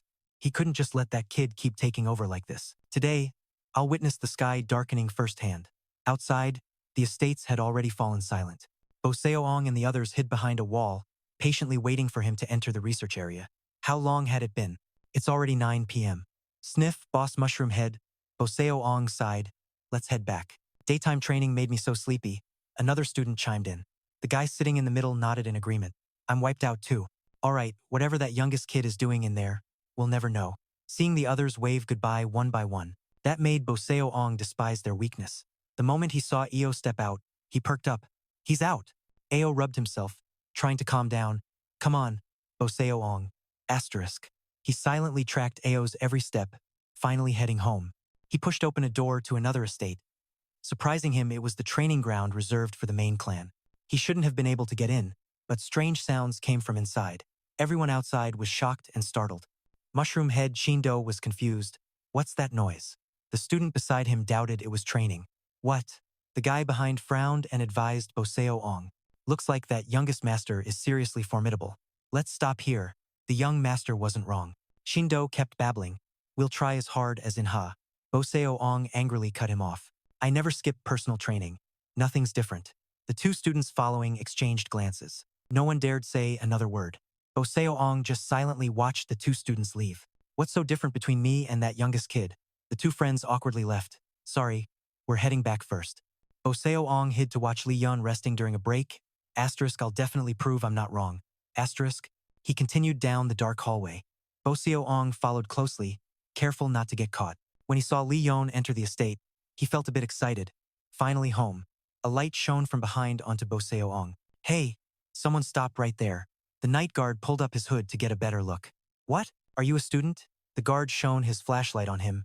Young Master Lee Yeon. Although he came by every night at this hour, I didn't expect him to bring a student along. Boseo Ong was amazed inside. Every night. Asterisk. He raised his hands, trying to explain. Well, I've got some business. The guard impatiently urged. This isn't allowed by the rules. Go back now. Boseo Ong slowly lowered his hands, still sneaking glances behind him. Yes, seeing the lights still on in Lee Yeon's estate's second floor, he wondered, the light's still on. It's already 2 a.m. Boseo Ong turned to leave, murmuring, well then, good luck. He didn't hesitate this time. Turning and walking away, let's go. Dawn is breaking ahead, but the sun hasn't risen yet. Only a faint morning light glimmered. The next morning, 5 a.m., the training ground reserved for fifth-year students. Boseo Ong closed his eyes, rubbed his tired head. Just as I expected, I came home too late last night. He slowly lowered his hands, face full of shock, seeing the scene in front of him. When did you get here? He rubbed his shoulder wearily. He really looked exhausted. Despite having a gifted physique and abundant main clan magic, could a 13-year-old really handle living on just 3 to 4 hours of sleep a day? Then he recalled yesterday. Boseo Ong still had time to lounge on the chair, feeling ashamed. What about me? When I get home, I usually relax by watching television or gaming. Yet he didn't approach Lee Yeon with jealousy the first time. He came near Lee Yeon with no trace of jealousy. I also train alone often but still get enough sleep. Rest and entertainment are balanced. Lee Yeon looked up at him, suspicious. What's going on? Lee Yeon frowned slightly hearing Boseo Ong's question. Don't you feel tired? Later, he answered with words that froze Boseo Ong. It turned out, among those watching me yesterday, you were there too? Suddenly, he confessed his feelings, leaving Lee Yeon stunned, speechless. That's right. The young master is from the main branch, so he gets support, starting from a different point. And more importantly, you're very sincere. I've lived like this since I was young. Before joining the freshman team, my sleep was a bit longer. Not sleeping enough obviously makes you tired. Boseo Ong immediately lowered his head in shame. So why do you push yourself that far? Lee Yeon stepped forward, placed a hand on his shoulder, and whispered, you already know the answer. He reluctantly bowed his head, lips pressed tight but still trembling. After Lee Yeon's back disappeared, Boseo muttered silently, damn it. Tae-shin held his sword, focused and standing still in the grand hall. Someone entering from outside caught the uncle's attention. In the Choi clan hall, the person handed over a stack of papers to the clan leader. The official documents for the mission you assigned have been completed. Tae-shin extended his hand, showing them. The uncle carefully examined each sheet. This still isn't enough. These are level 7 and 8 dungeons. With the current freshman team's skill, it will be very dangerous. Tae-shin turned to the steward, expressing his concern. Supplies and weapons can be stocked, but humans can't. Now I need to create people who can survive. The steward bowed slightly as if understanding. Understood. I will follow your orders. Then he hesitated before continuing. There's one more thing to report. A quiet silence fell over the hall. Moments later, Tae-shin spoke. The youngest did that? I thought of the child, but he's not like that kid. He sighed. That kid has had a different gaze since childhood. The eyes of someone who's been stripped away, knocked down to the very bottom. Tae-shin looked at his clenched fist. Confused but leading and changing people is a completely different matter. He handed the documents back to Choi, reminding, adjust the test content a bit. Coincidentally, the 8th kid is in the same class. Raise the difficulty for the whole freshman team. He quickly accepted. Yes, understood. Tae-shin smiled meaningfully. Does that kid really have what it takes to lead people? This time, I'll take a close look. Early morning at the training ground reserved for the 5th-year class, Lee Dong-ho entered, curious, eyes wide at the scene before him. Lost? Surrender? Damn, it's not over yet. Heads of trainees lined up neatly, jogging around the field. Are these guys out here this early on a weekend? Some other trainees paired up to spar. It put Dong-ho at ease. Then no need to push training anymore. One trainee accidentally turned and saw Lee Dong-ho. Coach, you're here. Yes. He praised. Yeah, still working hard on the weekend. Lee Dong-ho approached the trainees, quietly instructing. If anyone's missing, go get them. There's an announcement. The boy quickly obeyed. Yes. Once everyone gathered, he seriously announced. Though a bit rushed, the first quarter evaluation schedule has been moved up. Lee Dong-ho happily shared the good news with the trainees, deciding to grant a week's leave first. Consider this your last day off to rest. Sounds good. He still had more to say but paused, finally seeing the trainees, despite injuries, pushing themselves but full of enthusiasm, which pleased Trung-ho greatly. No need to remind you to keep up minimal training even during the break, right? He shouted loudly before the class. I trust you all know how to handle it yourselves. Good job, everyone. They all shouted loudly in unison. Lee Yeon bowed his head, lost in thought. Suddenly getting time off like this. Is it really okay to have the evaluation pushed up early? Feeling someone behind him, he looked up. Why hasn't everyone left yet? Kim Han smiled warmly, looking at the young master. Here he glanced at Cho and Ha, probing, what does the young master plan to do during this break? He casually said something that left the other trainees confused. Time off is personal time for everyone. Why are you asking me the next question? This only made them more puzzled, eyes wide, jaws dropped. Take time off whenever you need. I'm not planning to force anyone during the break. They started whispering among themselves again. Never thought we'd hear that from the young master. Honestly, we thought he'd make us train like hell. Like, is there really someone planning to rest? Then force the whole group into a brutal training session. Seeing them openly badmouth him, Lee Yeon raised an irritated eyebrow. Why not say it louder? What do you guys take me for? Then he made a suggestion that sent chills down everyone's spine. So, should we try again like the first day during this break? Lee Yeon sighed reluctantly. Take time off whenever you need. Rest is important too. I know even if I say rest, you won't just sit around doing nothing. Handle things yourselves, rest well, and we'll meet again after the break. He hadn't taken more than a few steps when the whole class behind him erupted in excited cheers. A beautiful day in Lee Jeong-ho's research room. Mun Ga-hwa was displeased, sternly questioning. I heard we got time off, but I have a ton of research to do too. She was forced by Lee Yeon to sit and read, yet was criticized. Clearly you were still messing with your phone earlier. Mun Ga-hwa shouted in frustration. Messing with my phone? I'm reading the Cho in Ha recognized by the master. Even leukemia is cured with it. Lee Yeon curiously asked. Wait, what exactly are you reading? Then he switched tones seriously. So the early evaluation really came from my father's orders? Ji Ong-hoa nodded in confirmation. Direct orders sent down. Lee Yeon bowed his head, sinking into panic. Then this test is going to be harsher than I imagined. Right now I'm stuck at the magical barrier. To break through, I probably have to find the next memory of Webtoon. Remembering last time, Lee Yeon failed 7 times in a row and felt deeply discouraged.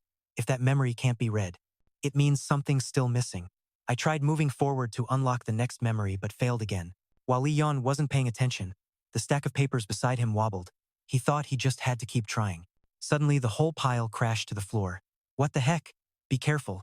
All the documents scattered on the ground. I told you to clean this place up already. As he picked them up, he suddenly noticed something. What's this? Research material about harmony. The decisive difference between ancient martial arts and modern lies in their objectives. It can be inferred that back then, human techniques focused on fighting monsters. Lee Yeon read the research intently, analyzing the purpose. Probably the same with Trukma. Trukma was originally an excessive technique. Suddenly he jumped up, making So-hyun stop mid-move. Eating again? What's up, kid? Lee Yeon hurriedly ran off somewhere. No, don't forget to say bye. I get it. I'll explain later. I have to head to the training ground now. So-hyun was still confused. Before she understood, the documents on the table flew everywhere. She watched Lee Yeon vanish like a gust of wind and shouted loudly. That crazy kid. A blue light enveloped the sword, a hand gently reaching out to grip the hilt. Lee Yeon gripped the sword tightly, taking stance. Now imagine your opponent. He slowly closed his eyes, focusing his mind. In his mind appeared a huge, dark silhouette, something bigger than himself. A monster alien to humans, a giant beast. A technique that ignores combo efficiency. The more he focuses on preserving power, dodging, or defending, the more the sword's blue energy absorbs it. Flashy moves without destructive power or just to deceive the enemy. All useless. Lee Yeon's gravity suddenly shifts, cracking the ground beneath him. Trucks clear target. A massive explosion erupts, sending rocks flying everywhere. Lee Yeon leaps up. Raising the glowing sword high, he slashes at the monster. The blade points at a huge creature. Black with many tentacles underneath, he delivers a precise long slash, cutting the monster in half. The sword emits a powerful light. Lee Yeon's whole body is wrapped in that light. Smoke rises continuously, a gentle breeze blowing through his hair. He stands frozen in the smoke, the whole space silent. Suddenly, black smoke coils around the sword. All right. Darkness slowly swallows Lee Yeon, but he opens his eyes expectantly. So, what's about to show up? As night fades, Lee Yeon jolts, looking around. Where is this? A hazy training ground appears before him. Looks exactly like when I first got Infinity, but only when reading Infinity's memories does the perspective shift. Lee Yeon hides behind a pillar, startled to see something, a fighter battling inside. That person is from Infinity's previous memory. Insane speed. Lee Yeon's pupils widen in shock. Huh? What's that? At first, he held a sword. Seconds later, it turns into a spear. Seeing the aura around him, normally, Lee Yeon concludes, when the weapon changes, the aura shifts just as fast. The weapon becomes an axe. It's not his aura changing. It's Infinity manipulating the aura. Lee Yeon can't keep up with the fighter's moves changing weapons again. The fighter pauses, exchanging words with AI. Don't sneak a peek at others' training.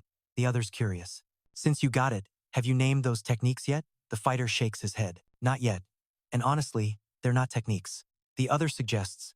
Then let me name them. How about myriad changes? Lee Yeon quickly hides as they make noise. The fighter's tone turns cold. Hey, did you bring AI here? The more the other denies, the more Lee Yeon worries. Me? No way. The space seems to tear apart. Something swooshes by causing a disturbance. They start sparring again, ready for a match. Any reason to bring AI here? Lee Yeon peeks out, catching a glimpse of fluttering hair. AI's hair. Lee Yeon studies the cold face of the newcomer, those eyes and that hair color. Seeing the person clearly, he recognizes the main branch traits of Sungmu. The dark night sky blankets the vast forest as a vehicle speeds through. Lee Yeon rests his chin on his hand, staring out the window into the distance, a thought crossing his mind. This scene feels like the future or the past. A dull gray wall, a bit worn, peeks out in the forest, strange and mysterious. The wall once separated the safe zone from the danger zone. A huge crack appears near the Pacific Ocean, revealing a mysterious space. Humanity has never officially explored it, and from there, unseen monsters spilled out. Humans fought monsters for a long time to reclaim land, but some territories remain untouched. These are called unexplored or danger zones. He habitually props his hand, pondering everything. Countless tough questions challenge his mind. Suddenly, a curious voice sounds. Lately, they say those walls mark the boundary between safe and danger zones, right? Kim Han breaks the silence with a bright smile, eyes shut tight. The closer to danger, the more desolate the scenery. Lee Yeon quickly replies, but anyway, we're still inside the wall, so the destruction is only this bad. The villages near the danger zone have very backward civilization. He recalls his tough past life. With a helpless, stifled face, he once hid there for a while in his past life. The vehicle speeds past the fortress wall. Everyone should stay alert. The wheels suddenly slammed on the brakes, and a mysterious voice echoed, because from now on, the place we step into. As the wheels stopped, everyone began to get out one by one. Lee Yeon glanced around. Ahead lay a dungeon not yet fully explored. Right after, the commanding officer called the members together. Commander Lee Dong-ho's face was serious yet authoritative. Assemble. We will establish our base here. Supplies were checked. Then the test began. Lee Yoon and the students quickly gathered, all wearing serious expressions. Everyone listened closely to the instructions and orders from the lead commander. The guard's only mission is to protect this base. From now on, you all have to handle everything yourselves. Lee Dong-ho patted his chest reassuringly, finally showing a hint of emotion, lightly punching his chest, his eyes steady and clear as he said, but I'm not worried. He looked up at his students. With determined eyes, I will support you as much as I can as the trainer at this base. Everyone, show me everything you've prepared up until now. The students responded with a booming, spirited shout, heroic enough to shake the heavens and earth. Yes. After the lead commander's orders, Lee Yoon stepped forward to stand before everyone, his face just as resolute, speaking about taking command. From now on, I will be your commander. At that moment, his expression shifted, his eyes clouded, the contemplative look making one want to say, I don't dare meet his gaze. But before that, he maintained a cold, unreadable face. As he continued, this test will definitely get tougher, because this is the last chance. Anyone wanting to leave should do so now. In the spider-faced forest, white threads of silk clung densely to the canopy. The space was dark and eerie. Yes, anyone could tell this test isn't for ordinary students. A dungeon full of spiderwebs, any intruder will be spotted by monsters immediately. Instantly recalling his father's resolute attitude, he thought silently, our mission is to film one adult spider in this forest. Clearly, this test was set by his father. His train of thought was suddenly cut off. A firm voice rang out. Now, no matter what you try, it's useless. Cho In-ha sighed, speaking with strong resolve. As if nothing could shake her determination, the entire fifth class vowed not to run or give up. Kim Han smiled back with equal confidence. Exactly, boss. The cello's powerful aura was overwhelming, and he spoke solemnly. We trust in you, Lee Yeon. A momentary look of surprise flashed across his face, unable to hide his astonishment. But then he quickly relaxed and smiled gently, beginning to tease as he scanned their faces. After sizing up everyone's expressions, he started joking. You guys say those cheesy lines so naturally, huh? The cello couldn't help but blush, shyly replying. That's because boss set the mood like that. After that slightly awkward banter and playful teasing, everyone seemed way more pumped. Lee Yeon put his hands on his hips, confident to lead. All right, let's start. Got it? Anyone skipping the final comms check, double-check supplies, then enter the forest. Fired up, they shouted in unison. Yes. The forest of human-faced spiders operates like ants or bees, very hard to deal with. Stepping into the forest, he lowered his voice to ask, everyone clear on that? The group began moving forward into the forest. Lee Yeon briefly reviewed the mission and the forest for everyone. Our mission is to record the behavior of spiders that have lived in this forest for at least 15 days using recording devices. Suddenly he turned, looking at Choi Cho In-ha. From now on, the commander is Choi Cho In-ha. She was surprised, eyes wide as she asked, huh? What do you mean? She turned and pointed at herself to clarify. You want me to go solo? I'll be the bait for the spiders. The others stay back. Her confused face painted many questions. Then she screamed in horror as she realized the situation. Everyone's faces uncontrollably shifted. What? Giant purple spiders. Tangled webs wrapped around the trees.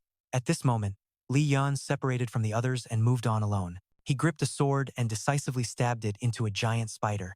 Greenish fluid gushed everywhere. It splattered over his clothes. Lee Yeon's face was drenched in sweat as he struggled to catch his breath. Finally, they're all gathered. Now he stood amidst a huge swarm of spiders with sharp fangs. Their eyes were deep red like blood. Looks like killing a few to lure them in with dangerous pheromones was worth it. The human-faced spiders bring high-nutrition prey back to the nest to feed their larvae. Lee Yoon's gaze fixed on a spider approaching, silently thinking, the simplest way to make them see me as prey. He began to show his power, lightly touching the sword with one hand. Jade-green beams appeared, dazzling the whole area. A nutritious prey proves it has terrifying power. Lee Yeon started moving his sword as the countless hostile spiders from all directions lunged forward. His eyes froze. Greenish stains spread everywhere. The spiders with blazing red eyes dove at Lee Yeon. Each gaze carried heavy killing intent, but it didn't faze him. Lee Yeon tightened his grip on the weapon, eyes locking every move. He appeared calm, expression unreadable and steady. Facing those sharp fangs rushing in, Lee Yeon just curled his lips in disdain. He was in an unfamiliar place, scanning around then wondered. This island. Suddenly, Lee Yeon's eyes flashed, realizing it was inside a human-faced spider cocoon. Then it's just as planned. He started casting magic, green light enveloping his body. His stomach felt uneasy from the poison, but his NDT-0 constitution was strong. First, he had to use invisibility to erase his aura. Lee Yeon swung his sword to cut the thick webs ahead to avoid useless obstruction. The strands began to shatter. Threads gently fell, and he sat up to start searching for their larvae. If this was their nest, the larvae should be concentrated here. Lee Yeon stabbed his sword into the nest, creating a gap to see better. He suddenly stopped, eyes wide with unexpected shock as he looked through the opening. Lee Yeon was stunned by the scattered cocoons all around. Why are there so many food cocoons? It can't just be what they caught today. They should have eaten it all long ago. So why think like this? Lee Yeon suddenly felt a chill down his spine, eyes full of shock, a spider cocoon. Pitch black, eerily strange, unlike any other cocoon. What is that? The cocoon started to move. Black and purple gases spread everywhere. He felt something off from the cocoon, face showing clear hesitation. Lee Yeon touched his chest lightly, sensing black energy resting inside him, merging with the dark aura. The cocoon gradually broke, purple aura spreading around, then a spider leg appeared. A rough humanoid stepped out from the sticky mess, sharp nails like thorns resembling human hands. Clutching the chaos, out crawled a half-human, half-spider queen standing before him. With 6 deep black eyes, a terrifying smile, and a grotesque figure, she was the human-faced spider queen, a level 5 monster. A chilling voice came from her mouth. My children, hungry, aren't you? Lee Yeon gripped the cocoon imprisoning him tightly, straining to see through the broken gap to get a clearer look at the spider queen, a level 6 queen in the dungeon. And she could speak human language? Before she opened her mouth, her jet-black claw lunged forward. It targeted the nearest cocoons, accompanied by Lee Yeon's thought. So then, Could the dark energy be reading the Spider Queen's mind? She ruthlessly pierced the cocoons, releasing a purple force, then slammed into the cocoon wrapping Lee Yeon, shattering it instantly. Lee Yeon quickly crawled out, dodging claws and debris, telling himself there's no time left to maintain the stealth technique. The Spider Queen stood before Lee Yeon, an eerie light shining from her eyes. You, in your small form, sat before the Queen, the massive Spider Queen. Amid the lingering dust and smoke after the devastation, seeing the blue liquid clinging to Lee Yeon's body, she questioned, "What are you? What awakened inside you is why humans have that." The Spider Queen shouted angrily, her face twisted, 3 pairs of eyes blazing, the jagged mouth opened unnaturally wide. "Mielera, give him to me." Lee Yeon showed no hesitation, raising his sword high toward her, eyes fierce and ready. The terrifying pressure only a high-level predator could generate. Lee Yeon stared down the Spider Queen, silently plotting in his mind, but unfortunately, the pressure had no effect on her. The Spider Queen clearly hadn't expected that. Shocked, her jagged face grew angrier but lost much of its intimidation. "You dare resist my magic?" She snapped, glaring at him, opening her sharp mouth wide and yelling, "You insolent brat." Finally, she used all 6 eyes, sparking as she stared at the forest that had been blown apart, flames raging everywhere. Stones scattered wildly. Chaos reigned as the fire blazed fiercely. A moment of helplessness crossed her mind. My forest. Behind her, Lee Yeon smirked at the accusation. "So what exactly did you do?" He flashed a bright smile that lit up the dark forest. His eyes shone with a mix of disdain and triumph. "That was the weapon called the violent magic bullet. Luckily, this cursed forest had plenty of flammable things. He simply triggered them remotely." At that moment, Team 1 arrived one after another, full of fierce energy. Team 1 had started. They'd reached the nest within 30 minutes max. At the command center, he was no less busy, eyes glued to the screen. Following closely and wearing headphones to explain every position and mission, he stayed fully focused, not allowing a single moment to waste. This was the base camp. The young master had detected a level 5 magical energy source inside the nest. It seemed the other side had caught the signal of Lee Yeon-ho's hesitation. Quickly replying, "I'm fine," he ordered to prioritize supporting the trainees before the Spider Queen got furious. The Spider Queen clenched her teeth and fought back against Lee Yeon, the human with a half-spider body. She stood calmly among her spider minions, red eyes raised high, face lifted in angry roar. The other spiders grew frenzied, like they wanted to tear apart anything invading or blocking them. "Hurry up, protect my forest." Lee Yeon looked tiny. Standing before the Queen's thorny legs, he seemed like a little ant lost in a new world. I will personally crush you." The Spider Queen asserted her dominance, ready to advance. "Arrogant brat, you think you can defeat me alone? Or do you trust your teammates rushing to the nest? Are you sure they can even get here? You can't do a damn thing to me." Her blazing eyes locked on Lee Yeon. But what shocked her was that he showed no sign of wavering. Asterisk, "You're the one underestimating me." Asterisk. The Spider Queen paused, shocked. "What? Lee Yeon?" Closing her eyes, her face revealed a calm she couldn't hide. Then he smiled, looking at the Spider Queen, gripping his sword tightly, with one hand casting a technique, like the game was only just beginning. Meanwhile, Team 1 was advancing, the young captain trying to coordinate everyone. All groups kept firing violent magic bullets to lure the spider-faced enemies. Team 1 headed straight into the nest to support the young master and open a retreat path.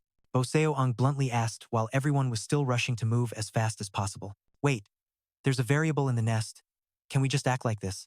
Cho In-ha maintained composure, charging forward, explaining, "This is the young master's order.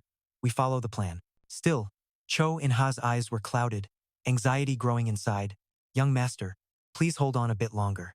The forest was engulfed in flames, burning a vast area, the ground shaking violently. Debris fell chaotically midair. Amid the chaos, the Spider Queen's voice rose with fury. "Why?" The Spider Queen lost control, screaming wildly in rage. "Why are you still alive? Why are you still standing there?" Lee Yeon's face half hidden in the shadows, amidst the debris of chaos. He let out a breath and looked up at the Spider Queen. "What is it that you really see in those eyes?"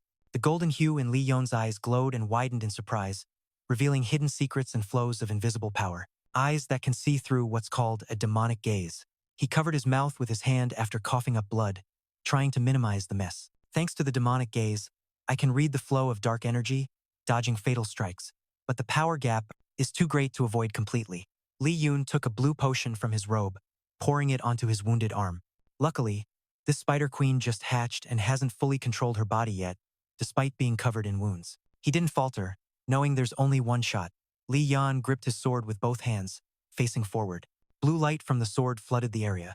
Lee Yeon used a basic 10,000 transformations technique, his eyes shining brightly in the night. He swung forward with effort. In an instant, the blue light enveloped a large area. It covered the massive Spider Queen, rocks flying everywhere, sticky green goo splattering around. Lee Yeon strained to see it. Gasping for breath, barely enough air left. The Spider Queen began to thrash. After losing parts of its body, it let out a desperate, painful scream. Then Lee Yeon's thoughts came through. Just as expected, cutting through that thick skin in one strike was way too hard. The Spider Queen struggled to stand.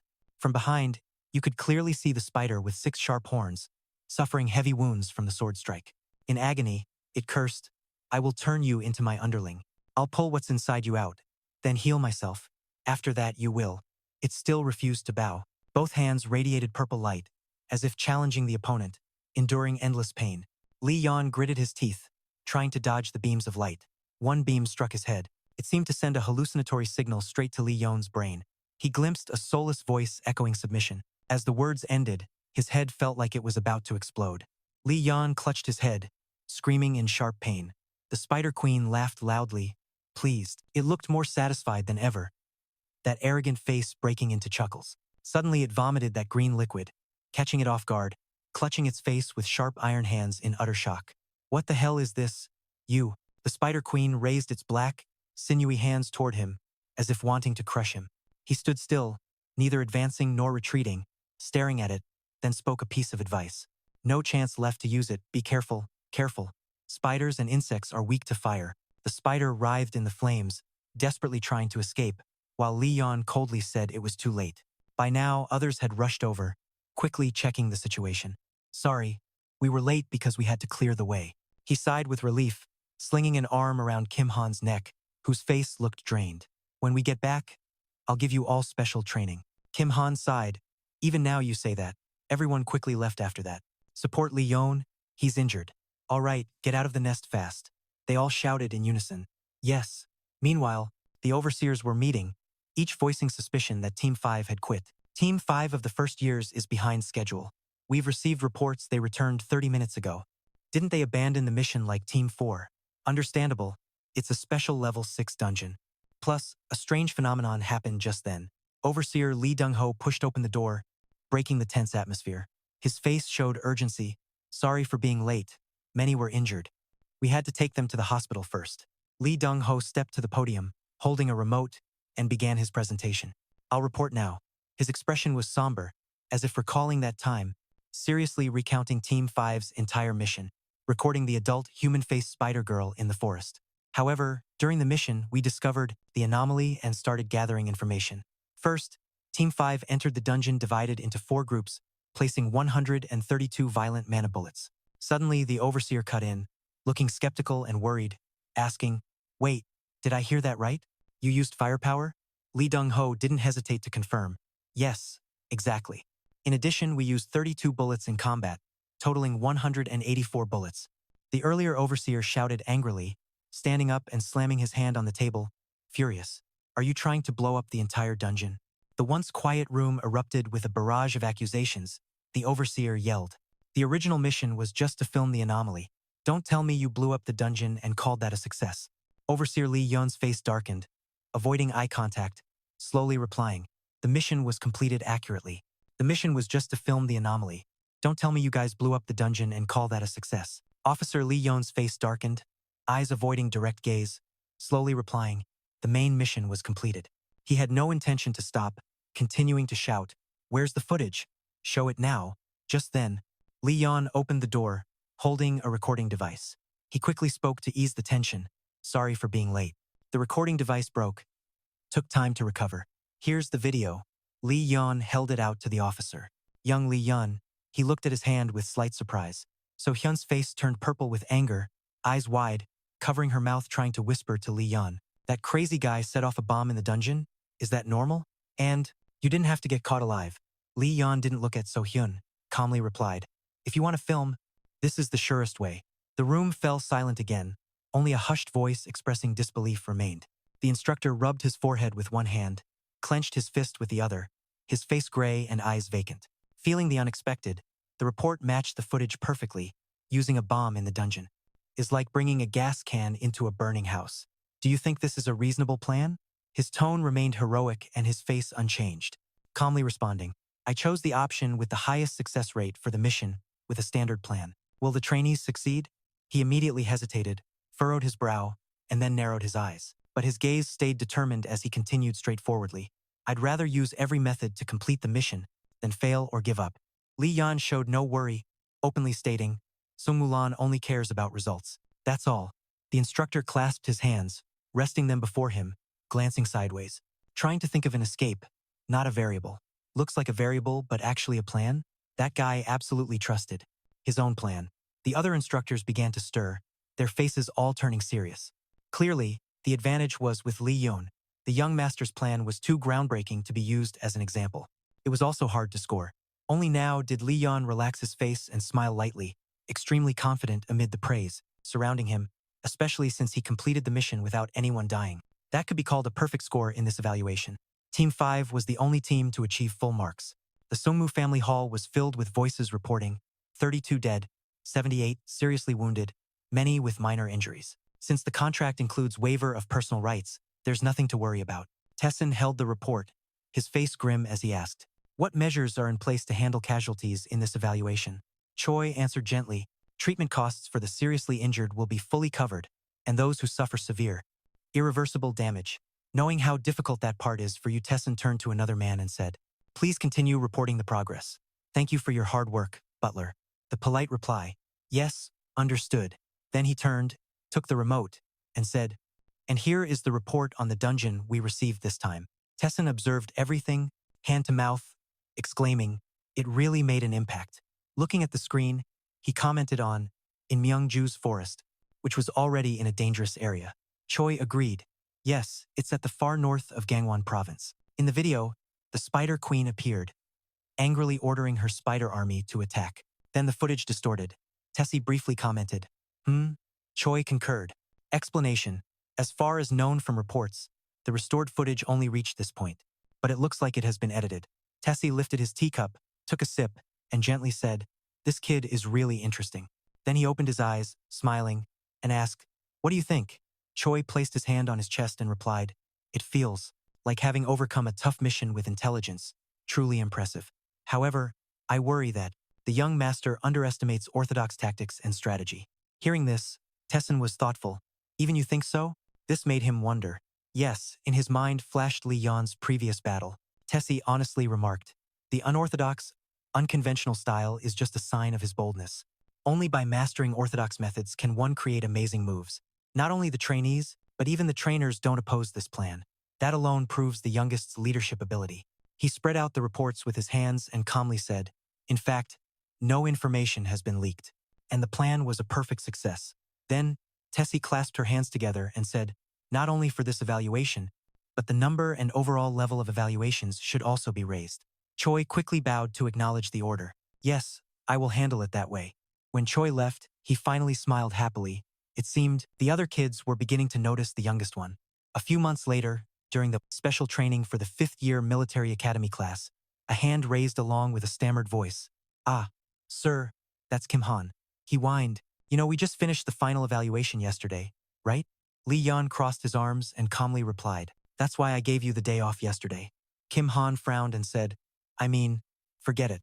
Seeing his gloom, Lee Yeon continued to announce to all students, although this year's final evaluation ended, don't forget the promotion exam is still coming. I don't want anyone in my class to fail, understood? Hearing Lee Yoon's order, everyone replied in unison, yes, understood. Then he sighed helplessly and said, Kim Han, I heard you exhausted all your mana during this evaluation. You will spend today memorizing the 10 basic rules. Kim Han was startled. Ah. Then Lee Yeon made all the students run laps, standing with hands on hips. Now, let's start with some physical training. All the students obeyed clearly. Seeing their enthusiasm, Lee Yeon smiled quietly inside. They have become stronger, not just physically but mentally too. They no longer collapse at setbacks, but know how to make up for them. Suddenly, he became nostalgic, recalling old memories. It's been almost a year since entering the military academy. Except for those eliminated early, no one in our class has dropped out or died. Suddenly, someone ran up from afar. Lee Dong-ho politely asked the sir, you're here? Lee Yeon looked puzzled, wondering what was going on. He raised his hand to explain. I have some information about the promotion exam. Without hesitation, Lee Yeon stepped forward and replied, All right, I'm going now. As soon as he entered the room, someone called him. There, a distant figure of a girl appeared, waving continuously and calling, Over here. It was Sehun. She patted the seat next to her and said, Sit down, I have something to tell you. As Lee Yeon sat down, Sehun praised, You did really well on this evaluation. Lee Yeon politely responded, Yeah, I heard Class 1 did great too. Praised, she lifted her chin proudly and said, Yeah, that's right. Lee Seo-hyun shook her head, waving to clarify the real reason for the talk. Wait, that's not the important part. She regained seriousness, whispering cautiously to him, Hey, from this promotion exam, you're going to have trouble. Sixth sister and seventh brother were called to the room by mother not long ago. After that, rumors say they're meeting with some trainees. Lee Yeon heard this but was not worried, just sighed. Asked, Planning to exclude me from the promotion exam? Seeing the reaction wasn't as expected. Though whispering, Lee Seo-hyun got angry. They know it's impossible, but no one can predict what they'll do, and that's the scary part. You're the odd one out, don't you feel anything? Sixth sister and seventh brother, both are really dangerous. Lee Yeon focused on the word weird. He calmly crossed his arms, closed his eyes, and announced, If you're warning me, it's already too late. Since the quarterly evaluation, those annoying troubles have kept happening. This surprised Sehun. Ah, Lee Yeon? He didn't answer her, just put his hand on his chin, thinking. Every evaluation, we get low-quality gear, or some training content is deliberately skipped to create discrimination. Recently, I heard someone even approached Boseo Ong. Sehun wasn't upset being ignored. Determinedly said, I've warned our class somewhat already. This time, I'll compete fairly with you and win. I'll definitely get first place and make you call me sister. Seeing her fired up, Lee Yeon, puzzled, asked gloomily, Why are you so obsessed with that form of address? Suddenly, a voice from above caught both their attention. Is everyone gathered? The instructor entered solemnly, placing his hand on the table and said, Today marks the last quarterly evaluation of the year. I will deliver the content and the schedule related to this batch's promotion exam. He didn't wait long and began to explain. As you all know, the final score for the academic year combined with the promotion exam results will determine your rank up, and this exam will take place at Gate Y7, about 3 kilometers north of GCO. This startled Lee Yeon, thinking, Gate? He raised his hand to his chin, starting to think. He expected changes in the exam, but never imagined it would be a gate. At this moment, above his stomach, the official raised a common card. Inside the gate, there would be Sumu-inscribed test papers. Each student would also have a name card. If it's stolen, you're out of the competition. There are no other rules. Grab as many name cards as you can. The room was silent, but he kept explaining steadily. This promotion exam isn't just a combat test. It's more like a war for dominance. A smile appeared on Lee Yeon's lips. So that's how at Island, a vision of the game unfolded in his mind as he silently analyzed it. Seize name cards, steal name cards, and survive. Losing your name card means you're done. The number of cards you hold decides your exam score. A simple rule. A scene of someone else snatching the number 1 name card appeared. Lee Yeon understood internally, but the so-called handling death was a trap. Even if your card was stolen, outsiders wouldn't know. So just steal or search for hidden cards as long as you have one. It doesn't matter whose card you take or where you find it. He kept tapping his arm as his thoughts became clearer. Besides, this is a solo match involving all second years. Someone must have already meddled in this. Lee Yeon smirked disdainfully, suddenly realizing, a promotion exam happening inside the gate. That place is cut off from the outside world, leaving no evidence no matter what happens to an illegitimate child. This is definitely an opportunity they can't miss. Lee Seo-hyun looked at Lee Yeon with judgment, muttering, Why are you still lost in your own thoughts? But that also means I can use it my way. Scene shifts to another room, a pair of legs swinging on the table in time with a song. Another voice interrupts, stopping the singing. What are you doing? The person cheerfully replies. Like humming another tune, just watching her adorable little brother work up a sweat. Sung Muli's 7th son, Lee Jae-ak, expressionless, bluntly calls her crazy. She crosses her arms, smiling. This brat dares to talk to me like an equal?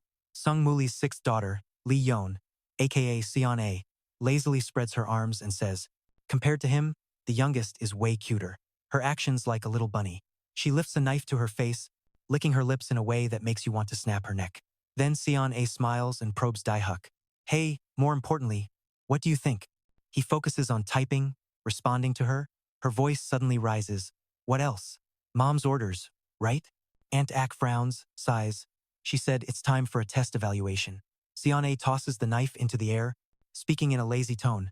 I don't like some illegitimate brat wearing the main family's name card. The knife drops on the table, and her hand catches someone reckless enough to be that cocky before stabbing it straight into the table, accompanied by a sound of displeasure. So I'll personally teach him a lesson. Sion A leans on the table, smiling but fidgeting with the knife, saying, relying on the weak eldest brother and still acting arrogant? He needs to know his place. Promotion exams are to advance students to the next year, but this time it's a battle for the badge. Inside a stabilized secret realm, Kim Han glanced at the guards and curiously asked Lee Yeon, "This is a stabilized secret realm but still has tight security like this?" He casually replied, "Probably to reassure the commoners. Maybe a precaution since it's a research and testing site." After speaking, he couldn't help but glance around, but there were fewer than he thought. Lee Yeon silently scoped out 3 people in the distance, thinking, they think I'm not paying attention, so they're acting this boldly. Or are these students just that weak? Those thoughts swirled in Lee Yeon's mind, but he quickly brushed them aside. No matter, it's not important. He turned to the students and asked, "So, is everyone ready?" Cho In-ha clasped his hands behind his back, excitedly answered, "Of course." Lee Yeon spoke quietly, then turned and led them all out. All the students shouted in unison, "Yes." Scene shifts to the office. Sion A grabbed another cookie and praised, "This office has so many good snacks." Jae-ak handled work while advising his sister, "Those are for guests. Take it easy." She grabbed the whole box and ate, replying, "No way. Haven't heard any updates yet? I'm busy and even came here personally to ask." The clicking of keyboard keys continued steadily. He replied to the officer, "Just got word that the second-year students have entered." Sion A raised her cookie, smiling excitedly. "Just thinking about those bastards crawling around gets me hyped. Mom said if we do well on this, we'll get a reward, right?" She hummed happily but made Dui-huk's typing hand freeze. "You gotta think about what you really want first." He stopped typing, staring at the screen, thinking, "But will everything go smoothly? Though I trust it'll follow the plan." In Jae-ak's mind appeared Mijio Jong's image, gently warning, "The youngest brother isn't your match. Be careful." That stuck with him. It was what the eldest brother had come to say not long ago. Back then, I just smirked inside and ignored it. So why does it still linger? Suddenly, his phone buzzed on the desk, pulling him out of his thoughts. Sion A jumped up, curious. "What is it? Is it over?" Zach didn't respond, his brows furrowed. She lost patience and grabbed the phone. "What now?" As she read the info, Sienna trembled, saying, 21 eliminated, 15 withdrew. Her face darkened, so angry she crushed the phone.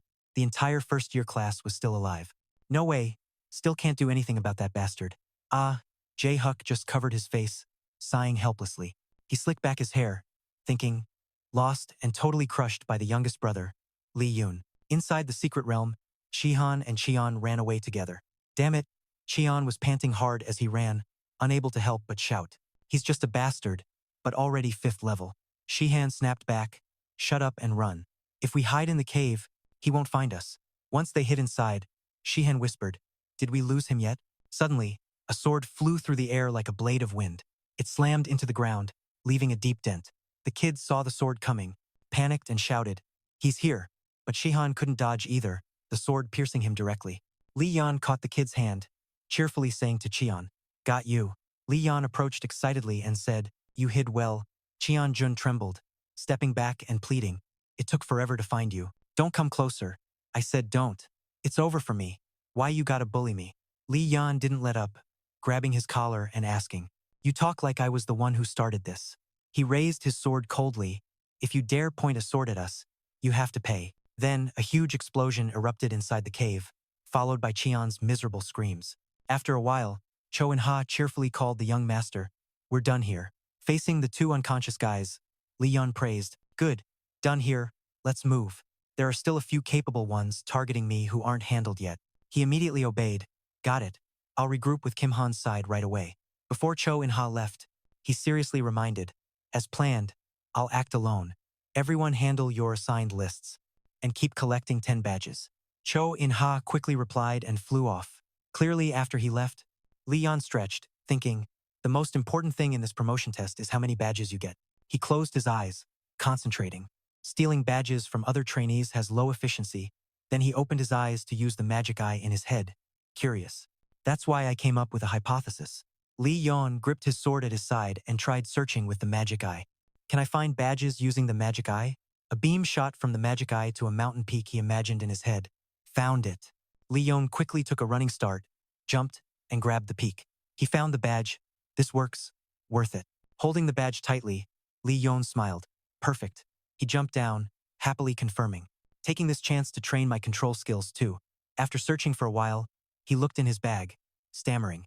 This bag is full of shining badges. Lee Yeon remarked. Didn't expect to collect this many. No wonder the bag feels heavy. He ignored the bag, looking down. Lee Yeon. Below, a fight kept breaking out. Lee Yeon sadly said, can't train the magic eye anymore now. He just sighed, thinking, the test's almost over, fighting nonstop since morning. A figure suddenly flew over. Lee Yeon recognized Imani and thought if he kept avoiding, he'd just get bothered anyway. She landed safely, exhaling with frustration. Finally found you. Lee Seo-hyun got ready excitedly and called Lee Yeon. But seeing his attitude, she immediately lost interest. What's up? Not surprised. Lee Yoon just answered simply. I knew you were watching, so I didn't avoid. Lee Seo-hyun challenged. Then you should take a break, right? Lee Yeon put on an annoyed face, shrugged. Here, I'm stopping for you already. She quickly tightened her hair tie, fired up and said, good job. No more talk. Raise your sword and challenge me to a duel. Lee Seo-hyun flipped her thumb down, taunting, let's settle this clearly. If I win, you gotta call me sister. He wasn't backing down, asked back, what if I win? Then, Seo-hyun answered in a tone that gave Lee Yeon goosebumps. If, and that's a big if you win, I'll call you brother. Lee Yeon grabbed his shoulders and dodged away, yelling, if you're gonna attack my mind like that, it's pretty effective. Seo-hyun instantly freaked out and yelled, shut up, stop talking so much. Then she said no more and dashed forward. Lee Se-yoon gripped her sword tightly, happily facing him. So you're serious about this fight? The training ground lay quiet under the moonlight, casting a cold, calm glow over everything. As the snow slowly melted after the promotion exam ended smoothly, the evaluation system became a notch stricter. This time, 2 people from the main lineage participated, making it a truly hot topic. The household servants were restless, buzzing nonstop after the match. Of course, the youngest miss would come first, right? Even second-year students joined in. Can the first years even hold their ground? Besides, when he praised them, they crowded around whispering to each other. So what about those kids? Right. Under the clear blue sky with a few drifting white clouds, the ancient tiled roof of the temple loomed majestically. The youngest master and the first-year class, Lee Yeon, confidently stepped forward, eyes fixed straight ahead, receiving the certificate. Congratulations to Master Lee Yeon for topping the promotion exam. Lee Yeon is the top graduate of the whole class. Calmly, he closed his eyes slightly, extended both hands to accept the certificate, and expressed thanks politely. Honestly, I thought I wouldn't get first place.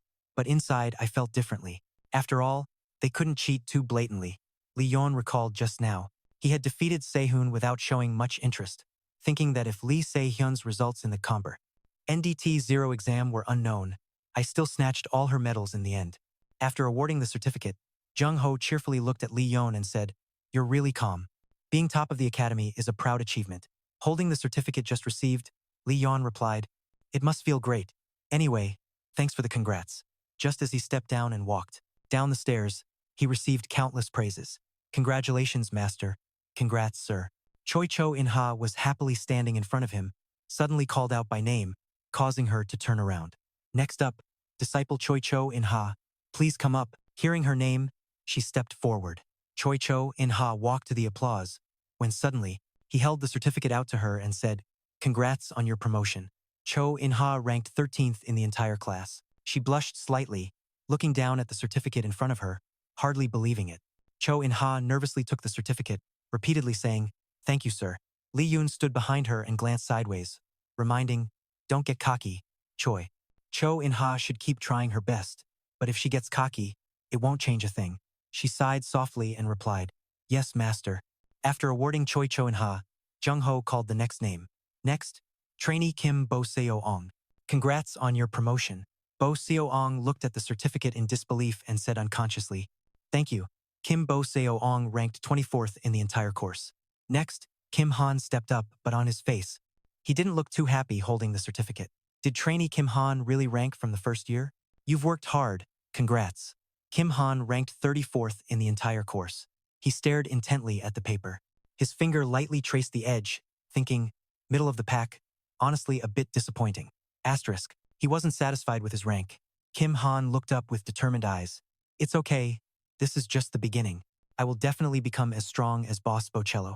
Standing straight and serious, he promised, eyes fixed ahead. Reminding himself to try even harder, Kim Han clasped his hands behind his back, head held high. He vowed to change himself so he wouldn't be a burden to that person and wouldn't live a half-hearted life anymore. Lee Yeon walked confidently ahead of everyone. Those behind him all looked at him with firm resolve. From now on, I won't lose anymore. Lee Yoon seemed indifferent, bowing slightly with a quiet smile to them. So it's finally over, huh? He felt lighter inside, thinking, but now, there's nothing left to worry about. Asterisk. Lee Yeon turned sharply, telling everyone, good job, everyone. The whole class had been promoted. Everyone frowned and gathered quietly to listen. If anyone fails, I'm sending you off for forced training. That'd be a shame. Lee Yeon quickly got serious again, facing everyone with words that earned their respect. Stay sharp. The second and third years will be even tougher. There will be plenty eager to tear you apart. Lee Yeon warned carefully but also believed in them. I trust you'll figure out how to handle it. They all straightened up and shouted in unison. Yes, sir. Hearing their response, Lee Yeon smiled softly, then lifted his head high. He slapped his chest with his hand, smiling even brighter. Fight on. You've got this. Sehun's face darkened. She muttered in complaint. Hey, I don't accept that. Lee Yoon stood beside her, looking worn out, sighing softly before speaking. What now? What don't you accept? Sehun lost it, clenching her fist and shouting. If it weren't for that promotion exam, I'd be top of the class. Dirty trick. Just knock me out already. Why take the badge too? Sehun stormed right up to him, reenacting her miserable moment. Lee Yeon looked at him and asked, do you know how hard I had to work to collect those badges because of you? She turned away, not even looking at him, pouting and mumbling, if only I'd had the ivory sword then. He glanced at her, thinking, not wrong. Asterisk.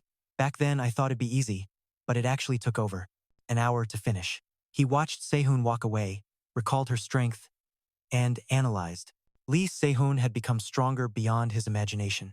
She still hadn't unlocked the sword path and probably hadn't fully mastered her supernatural power. The two walked together. Lee Yeon closed his eyes briefly, sweating coldly, thinking, but if Lee Sehun can do all of that now, asterisk. Honestly, I don't want to fight her, asterisk. Suddenly, Sehun raised her hand to her mouth and coughed softly. Still, once promised, it has to be kept. He nervously looked back at her. Lee Yeon spoke, confused. Why say that all of a sudden? Sehun raised a finger, showing how to emphasize. See, I made a bet. After thinking for a while, she let out a long sigh and said, you're planning to call right now? Before finishing, Lee Yeon lunged forward and covered her mouth with his hand. He darkened, gripping his weapon tightly, ordering, if you say another word, it's a death match. Sehun was stopped, only managing a few muffled sounds. Still annoyed at that, Lee Yeon straightened her up, then turned away, shouting loudly, enough nonsense.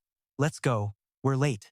Lee Se-hyun flinched slightly, then turned to answer, right, let's go. After a while, as they talked, the two quickly walked away together. They had arrived at their destination. They stood before a huge wooden door. Lee Yeon reached out and forcefully pushed it open. Lee Se-hyun followed behind him. They entered respectfully, clasped their hands, bowed, and said, we wish to pay respects to Father. Tessie squinted at them, then calmly said, all right, come in. After some greetings, the three sat together on the sofa to enjoy tea. Tessie sat in the main chair, holding a cup of hot tea, watching them. After drinking, he gently put the cup down on a small plate. Softly, he said, I heard you both completed your first year at the Sindo Academy. Tessie straightened up, glanced at his two children, and asked, what have each of you seen and felt? Lee Seo-hyun remained silent, holding his cup, silently looking over at him.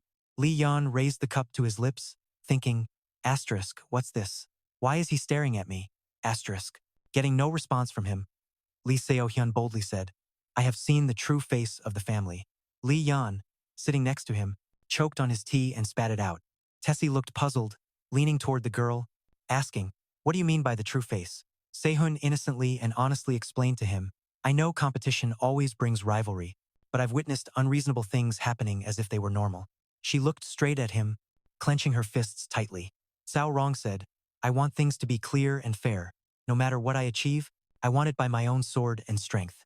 Tessie nodded slightly at her words, calmly replying, fairness and integrity. On the outside, Tessie looked normal, but inside he already respected the girl. There's a reason you were chosen by the Holy Sword. Before, You were full of complaints and weakness. But this change, thinking that, Tessie shifted his gaze to Lee Yeon. He saw him in pain from the tea burn and wondered, "It must be you, right?" Asterisk. Then Tessie asked, "What about you, the youngest? What have you felt?" Lee Yeon quickly regained his composure, eyes shining brightly as he answered, "What I felt was pathetic. Sin Do Academy is the root of Dung Mor Lan, but the academy has gone astray." Hearing this, Tessie folded his hands, bowed his head thoughtfully. "Gone astray?" Lee Yeon spoke seriously to them all, turning to look at his father, continuing, "They don't fight, they may be weak, they may lose, but those who give up fighting don't deserve to be part of Dung Mor Lan." Lee Yeon couldn't help but imagine the scenes from the competition in his mind. He voiced his suspicion. "I've seen too many students like that. It must be because of the coach's abilities or problems with the training methods." Tessie didn't react strongly. He gently closed his eyes, smirked, and said mockingly, "That's true." Both were shocked. They stared at Tessie, thinking, did he just laugh? Asterisk. He then praised them, saying that even if they were just students, it was commendable that they had their own thoughts. Despite everything, Tessie still worried for them and gently reminded them, "But always be wary of the swamp of short-sightedness. Once stuck in, it's hard to escape." Sehun's face brightened, eyes sparkling as she looked at him. Lee Yoon stared intently, unbelieving that his father would personally give such advice. Sehun bowed deeply. She loudly said with respect, "Thank you, sir." He placed his hands on his knees and said, "Me too. I'll remember this." Tessie said nothing, looking at the two kids and saying, "Throughout the past year, I've heard about your studies and missions. Although the yearly test doesn't match the official tasks of the official sect, in essence, it's not much different. You recognized it as the exam I set and completed the mission seriously. Because of your efforts, Tessie has decided to do something." Sehun was excited upon hearing this. Lee Yeon wasn't the same. He hesitated a bit because his father was always strict about rewards and punishments. Lee Yoon was different. He hesitated a bit because his father was always strict about rewards and punishments. Yet this time, he personally gave a reward could there be a special reason. The girl eagerly volunteered, raising her arm and asking, "In that case, I'd like a rare armor set, the Dragon Unicorn armor. I really want it." Tessin responded steadily, "I gladly accept. All right, I'll note that. Come pick it up tomorrow." The senior brother, with approval granted, cheerfully obeyed. "Yes, thank you, sir." After hearing Sehun's opinion, Taehyun asked him, "What about my son? What do you want?" Lee Yeon frowned, lips moving a few times before finally saying, "I request permission to enter Tianwei Mountain." Taehyun was startled, eyes wide open. Sehun was shocked, mouth agape, unbelieving. Sounds echoed repeatedly in the room. Lee Yeon carefully counted his items before taking them. Books, medicinal herbs, cast iron pot, and a complete set of pill crafting tools. "Good. Looks like everything is fully prepared." He checked each item, then carefully packed them into his backpack. Since Tianwei Mountain is a spiritual mountain, it has not only spiritual herbs but also spiritual medicines. In Qingdao, only second-grade pills can be made, but this time he could make them properly. Lee Yeon pressed his lips, bowing his head in thought. Unexpectedly, he was truly allowed to enter Tianwei Mountain, speeding up the day he could begin the warrior trial. Through the misty haze, mountain ranges stood tall, reaching the clouds. The warrior trial is the final test for the Sungmu family members to be recognized as warriors, and before heading out to complete it, they must stop by Tianwei Mountain. Lee Yeon analyzed carefully, then suddenly turned, full of hesitation. Moreover, he glanced back at the neatly propped sword. "Open your heart and determination. Tianwei Mountain is a place I must set foot on someday." Suddenly, while Lee Yeon was lost in thought, a knock came from outside, grabbing his attention. "Yes, come in, Kawa." Politely pushing the door open, she placed her hand on her chest and quietly said, "Young master, there's someone here to contact you." Lee Yeon asked confused, "Contact? What kind of contact?" She hesitated, speechless. Finally, gathering courage, she said, "It's the seventh young master sending an invitation." Hearing this, he was startled, full of surprise. Dayak smiled faintly, carefully holding the tea set, saying, "Long time no see. It's the first time since this mid-autumn festival, right?" He sat upright, hands on his thighs, and Lee Yeon smiled obediently. "Yes, brother remembers." Jeek placed the tea tray on the table, then sat opposite Lee Yeon, speaking, "I'm not stupid enough to forget something like that." Lee Yeon silently observed every gesture, behavior, and mannerism of his. As rumored, he's not easy to deal with. Their conversation flowed naturally like brothers, and he personally brewed the tea. Even his choice of seat showed no carelessness. Compared to unpredictable kindness, openly displayed malice is easier to handle.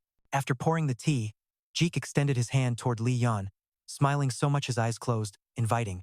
Try some. Tea is my only pleasure. Definitely not NDT0.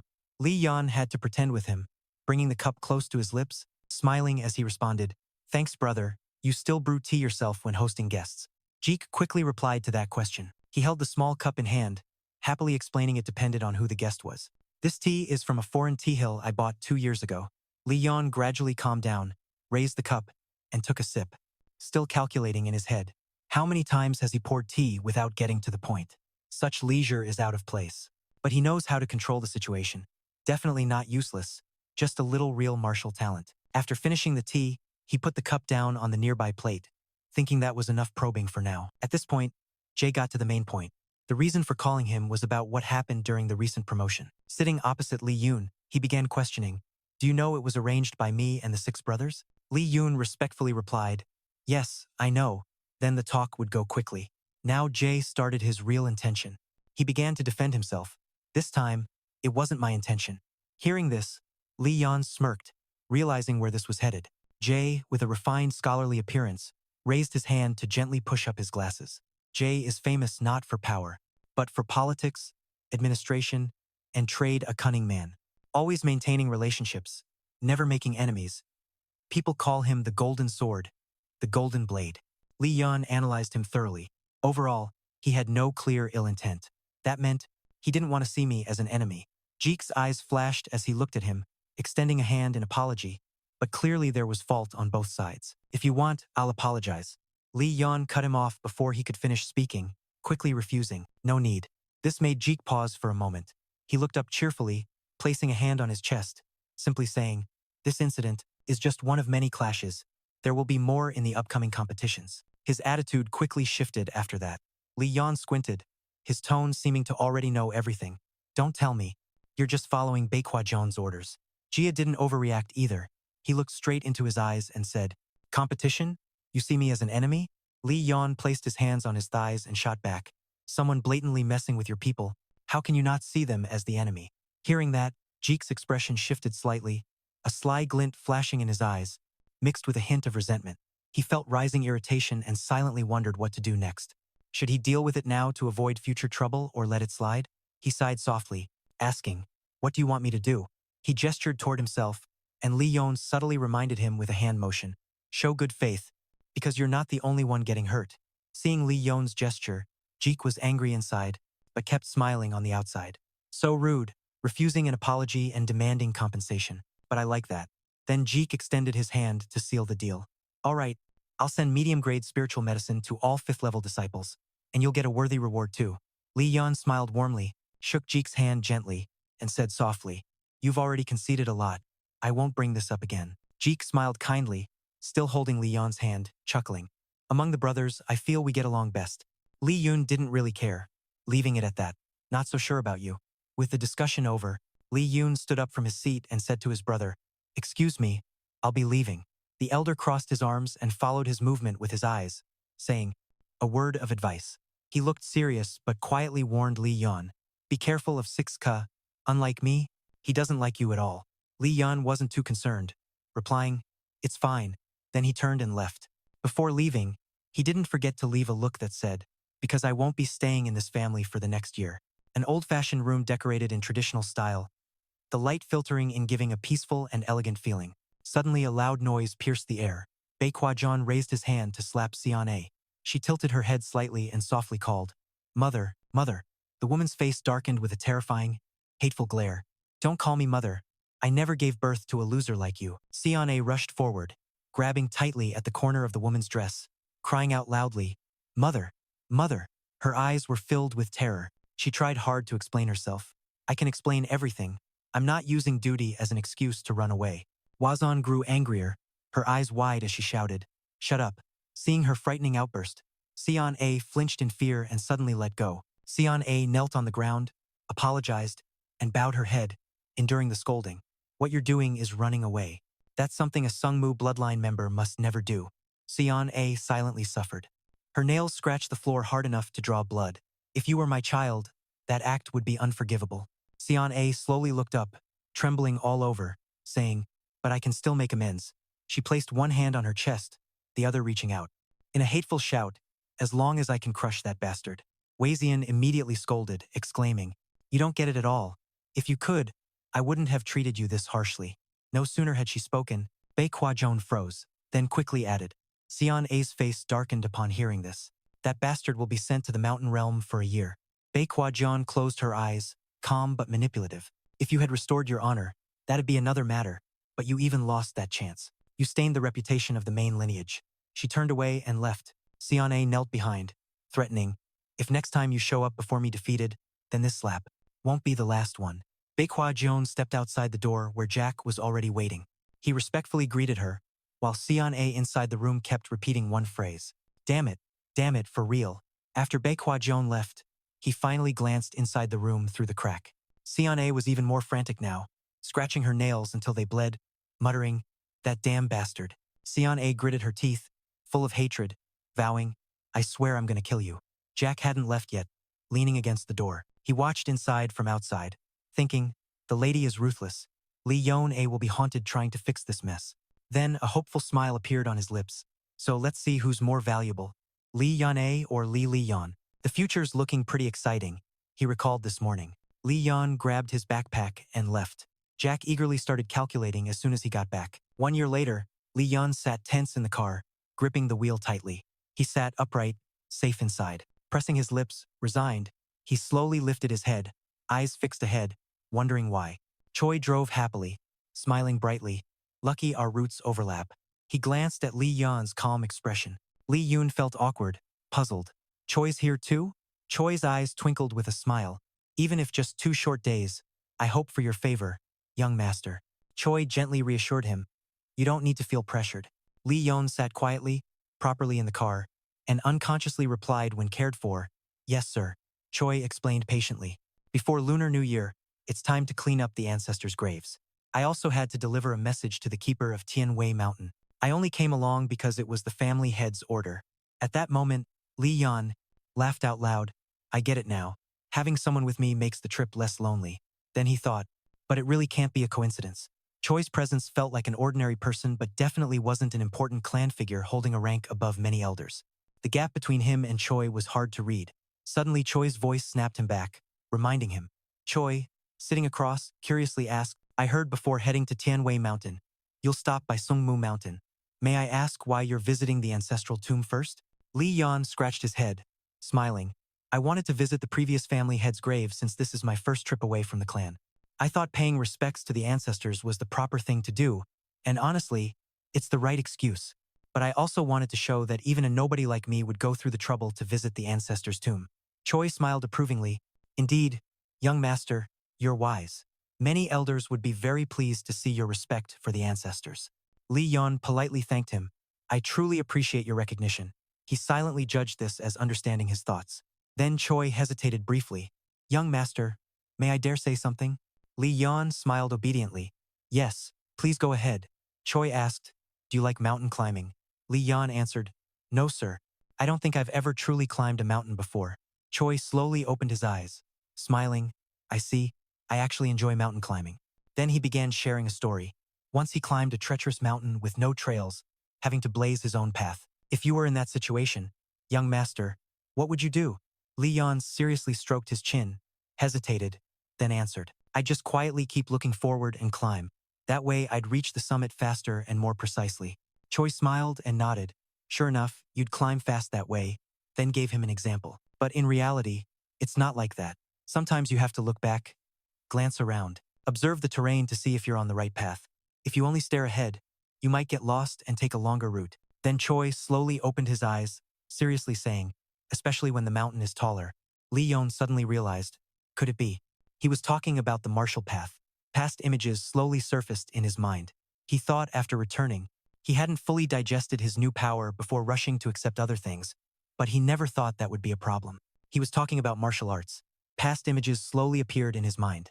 He thought to himself, after regression, "I hadn't even fully digested the new power before rushing to absorb more, but I never thought that would be a problem. If I keep this up, even with more time, I'll just keep chasing after new things."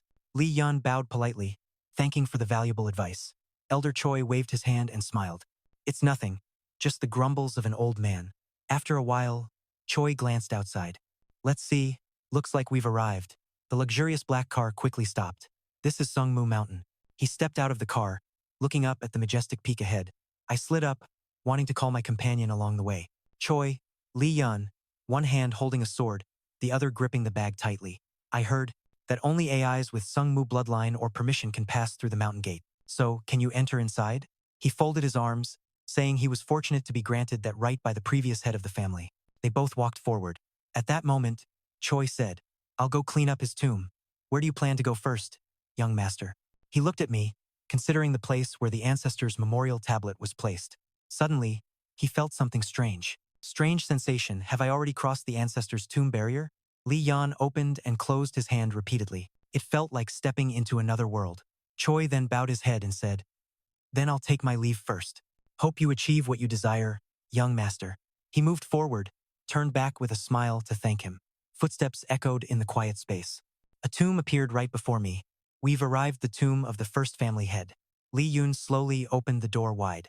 He respectfully said, Descendant of the Sungmu family, I pay respects to the ancestor. Then he drew his sword. If I accidentally draw my sword before the ancestor's tomb, Lee Yeon looked at the sword, a smirk forming. I hope the ancestor forgives me, because this step was prearranged by myself. After a moment, he gently placed the sword on the table, holding a bottle to pour Lee Yeon's wine. Couldn't help but think, Black Knight is a sword, but it's not just any sword. Then he raised the wine to the sword. Before revealing the clan's secret from the boss, the sword trembled slightly under the wine. Black Knight was sealed with 9 seals. A power surrounded it. The seals I know total 4. The first proves the sword's owner. Images from when Lee Yeon was a baby appeared. The second proves the bearer carries Sungmu blood. The earth around him exploded. The third passes the naming ceremony, the first challenge suddenly set by the ancestor, with several characters appearing on the sword in blue light. So far, I've broken 3 seals. He stood watching the spiritual energy radiate, wondering what the next seal might be. Suddenly, the mirror nearby lit up strangely, and a line of text appeared. Tianwei. Sure enough, it's the Tianwei Mountain I once knew. Tianwei Mountain is where the ancestor sensed spiritual energy and chose to train descendants. Right now, before him was Tianwei Mountain, a place full of magic power. Although I'd read the documents, this was my first time seeing it with my own eyes. A voice from behind gradually approached. Truly an amazing mountain. Lee Yeon replied happily, Yes, it feels very different from Sungmu Mountain or Sichthon Island. Choi looked at him, hoping the young master would also achieve the desired results. Suddenly, a loud scolding rang out. You guys are noisy again. Sanji was furious. Oh man, such a headache. They came in like a pack of dogs. Lee Yeon turned around surprised, thinking to himself, Since when did I stop sensing any aura at all? The bodyguard beside reminded the young master. Choi stepped back. He's a master. He pointed angrily and shouted, You guys are crazy if you want to die. Speaking sharply, line up. The bodyguards ignored and ordered everyone into formation. Sanji then pushed the head of a bodyguard to the ground, saying, You damn blackheads. His eyes showed a cold glint. As soon as they grabbed the iron block, they wanted to fight no matter what. Lee Yeon stood stunned, watching the scene unfold in seconds. After dealing with the mess, he grabbed a bottle of wine and gulped it down. All the bodyguards lay flat on the ground, not moving an inch. Sanji sighed irritably. Honestly, they don't know their place but still dare to charge in. Then he turned and said, Hey you, really clueless. I told you to give at least a month's notice. Coming empty-handed like this? You're dead for sure. Choi smiled friendly. Sorry about that, but you're a bit over the line. He replied, annoyed. Lately, you guys have gotten bold. Huh? Even dare to talk back? Lee Yeon hesitated beside him. Choi cleared his throat and looked at him. I forgot to introduce myself, then extended his hand forward. This is the guardian of Mount Thenvir. Sanji lifted his glasses, frowning. Is that him? The kid Teeson brought back from outside. Choi said, Yes, this is Lee Yeon, the 9th young master, the one heading up the mountain this time. Sanji suddenly asked, You've already seen part of my technique, right? Lee Yeon was surprised, thinking seriously. I didn't expect you to recognize that already. He hesitated, then replied, Yes, I have. He stroked his chin, looking at him with an appraising gaze. You carry a bit of the same aura as Teeson, but there's something strange about your scent. Suddenly, one of Lee Yeon's eyes turned red. He covered his eye with his hand. At Sanji's comment, this kid's got a weird eye too. A strange light radiated, leaving Lee Yeon amazed. Later on, he kept drinking and laughed out loud. Western wine really is something else. The scent is odd here. but it brings a unique flavor on the tongue. Choi smiled happily. Glad it suits your taste. He just smiled awkwardly, thinking he wasn't really in the mood. But you can tell it's no cheap stuff. Sanji slammed the bottle down. All right then. So tell me your story, he added, sending a puny kid like you here for training. They must really hate you. Huh? Lee Yeon spoke up. I came here completely by choice. Sanji laughed loudly. Oh really? He looked away, like a kid caught in death and fate. Lee Yeon sweated nervously, silently sitting there with clenched fists, deep in thought. Meanwhile, Sanji thought quietly. The illusion your demon eye just showed me, and the identity of the mountain guardian that I heard about before reverting. Lee Yeon quickly guessed the man before him was a doctor who can predict the future with eyes full of stars. Among them, reading fate. Saju Panza means seeing predetermined events that cannot be changed. Sanji asked, so what? You've been given a whole year. What are you going to do with it? Then thinking to himself, tell you what, your father's hearing everything you say right now. Lee Yeon sat silently for a long moment. Despite the looks from the two others, outside was now covered in darkness. Sanji's voice echoed outside. Damn, I've seen some weirdos before, but this guy charged straight across the training ground. He waved the bottle. You too. Wait till I finish patching you up. Then send those weaklings off with the others. Choi sat seriously. Thanks for letting me use the spiritual water. Looking at the steward, Sanji said, well then. He tossed the bottle and seriously asked, why are you here? You weren't just delivering wine, right? Choi nodded. I hate beating around the bush, so I'll get straight to the point. Then he ignored the hand gripping Lee Yeon's wine. Could it be you? Sanji had read the heavens. The family head told me to ask. Sanji gloomily set down Lee Yeon's wine and said slowly, I've read the heavens, but I can't say much. He smiled teasingly. Surely a doctor who's been served wine won't refuse to lend a hand. He said angrily, that kid's a real pain. Choi spoke calmly. I've brought more than 10 bottles already. Sanji swigged his wine, cursing. Damn it. I knew something like this would happen. After drinking, he slammed the bottle down and exhaled before speaking seriously. There's still a long way to go. The heavenly gate opened long ago, and human power has reached its peak. Chaos will follow. Tell him not to rush. Just go with the flow. He smiled, holding Lee Yeon's wine glass. Yes, I'll pass your message to the family head. He was furious, pointing, if I'd won that damn wrestling match, none of this mess would have happened. Then he continued, none of this mess would have happened. Then added, anyway, it seems you like that illegitimate kid. Huh? Aren't you worried? Choi seriously looked at the wine glass in Lee Yeon's hand. As a servant, I simply serve the bloodline of the martial clan Lee Yeon, the Sanji clan, and the Zoro Lees. You heard he wants to go there, right? He's still just a rookie. He was surprised when he heard the other say only, just keep an eye on him once. Then he smiled. You'll find it interesting too. Sanji was alert. A training ground lit by a few lamps. A small hand slowly reached out. He stepped out, surprised by the scene before him. Every time I see it, it amazes me. A tree route leads to the training ground. He looked around at everything, even Sanji's spot. Yesterday there was also a cave entrance. So this is Dr. Strange's magic. Then he stretched out his hand to activate it. Honestly, I still lack in many ways. From now on, I have 1 year. Lee Yeon summoned the magic sword, the secret techniques learned from Muji and Mujin, sharp eyes, intuition, and dark energy. I have to make them all my own.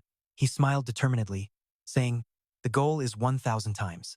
If that's not enough, I'll keep going until at island. Meanwhile, elsewhere, Sanji was rubbing his belly. That guy is way too intense. Never seen anyone like him. Judging by the image, he trains hard, pushing his body until it's exhausted, then recovers with spiritual water. Repeating over and over, easy to say, but it's basically self-torture. Then he snaps his fingers and the illusion disappears. No wonder his fate is so bleak. He closes his eyes, tossing and turning, thinking, he was destined to die young or suffer misfortune. Yet he's overturning that unchangeable fate, even suppressing his innate energy. A being without a destiny. When was the last time I saw someone like that? Suddenly, Sanji snaps his fingers and smiles. Blood doesn't lie. Your family is freaky enough to make even the heavens sick of it. In the blink of an eye, time flies. 3 months later, he's pissed at that Choi guy, saying it'll be interesting to see. Sanji yelled, I'm sick of it, done watching. That kid just trains basics all day, what's so fun about that? He turned over and closed his eyes. Besides asking permission to gather herbs, he hardly said a word. Probably still alive. Suddenly, a noise makes Sanji open his eyes in surprise. He sat up. It was the cry of the spirit beast Baki. Something had invaded the mountain star. Then he lightly snapped his fingers. A mirror image gradually appeared, I already set up a barrier. That can't happen. The old man was running in fear. Did the Lee Yeon clan mess things up by bringing food and wine? Sanji stared angrily at the illusion mirror. What? What the hell is that kid doing? Don't tell me he's trying to eat the spirit beast. Lee Yeon quickly chased after Baki from behind. He immediately opened the door, shouting, "Stop right there." The wind blew swiftly through the trees. Lee Yeon carried a small tray, chasing nonstop. Sanji angrily charged like a knife. "Hey brat, are you crazy? What the hell are you doing?" He stopped, sweating, greeting Sanji. "Long time no see," he said seriously. "But could you please step aside for a moment?" Lee Yeon, 14 years old, Sanji, pointed directly at Lee Yeon, scolding nonstop. "How dare you target the sacred beast right in front of me? I've never seen anyone like you in my life." He suddenly crouched down, then raised an eyebrow asking, "Sir, what are you talking about?" He still couldn't calm down. He explained, the one giving off killing intent that he chased was that sacred beast named Baki. Lee Yeon wasn't afraid of Sanji's anger. Instead, he calmly said, "Why would I kill the sacred beast?" Sanji glanced at him, looking at the tools Lee Yeon carried, shouting about the basket and hoe. Suddenly, a strange noise rang out, and he saw the old man raise the hoe at the brat. Sanji quickly put his hand on Lee Yeon's shoulder to stop him. Hey, wait a sec." He blocked him, trying to keep Lee Yeon from going, confused. "Why exactly are you chasing Baki?" Lee Yeon frowned irritably and shouted back, "That guy stole my secret medicine." Before Sanji could understand, he dashed past him and rushed forward. "Sorry, I'll explain later." Sanji's eyes widened in surprise, reaching out to stop him with all his might, saying, "Hey kid, why are you chasing after Buck?" Lee Yeon frowned in frustration and shouted, "That guy stole my secret medicine." Before Sanji could understand, he dashed past him, saying, "Sorry, I'll explain later." Sanji's eyes widened in surprise. He stretched out his hand to stop him, shouting, "Hey you, the spirit beast already ran off, so how do you plan to catch it?" But before finishing, Sanji suddenly froze. He looked toward Lee Yeon running, blinking in confusion, thinking that guy was chasing exactly where Book had escaped. Even with sharp senses, it's hard to pinpoint the exact spot. The feeling was unclear. Sanji watched him, then looked down at his feet, noticing a strange green power surrounding Lee Yeon unbelievable. Even though the energy radiated from his toes, the ground wasn't damaged at all. Was that kid really that fast? Lee Yeon suddenly lunged forward, reaching northward, scaring it into retreat. Sanji stood still, watching and wondering. He had only looked away for about 3 months. Could something have happened during that time? After a while, the entire garden was back in order. Sanji covered his mouth, coughing softly. "So, while I was out collecting the last ingredients for the secret medicine, that was when you stole the secret medicine and ran off, right?" "Sorry, Lee Yeon." He frowned deeply, sounding frustrated. At least it was 4-5-year-old mountain ginseng, 10 years old. Sanji didn't hear clearly and softly called Lee Yeon, bowing low in front of him, complaining nonstop.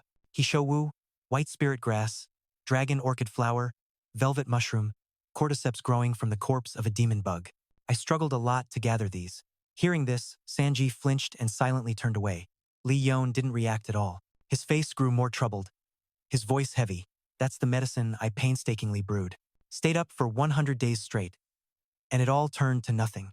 Sanji quickly snapped back. He panicked, wanting to comfort him but dared not. "No way that was." Lee Yeon's eyes were sad. He sighed, exhausted and in pain.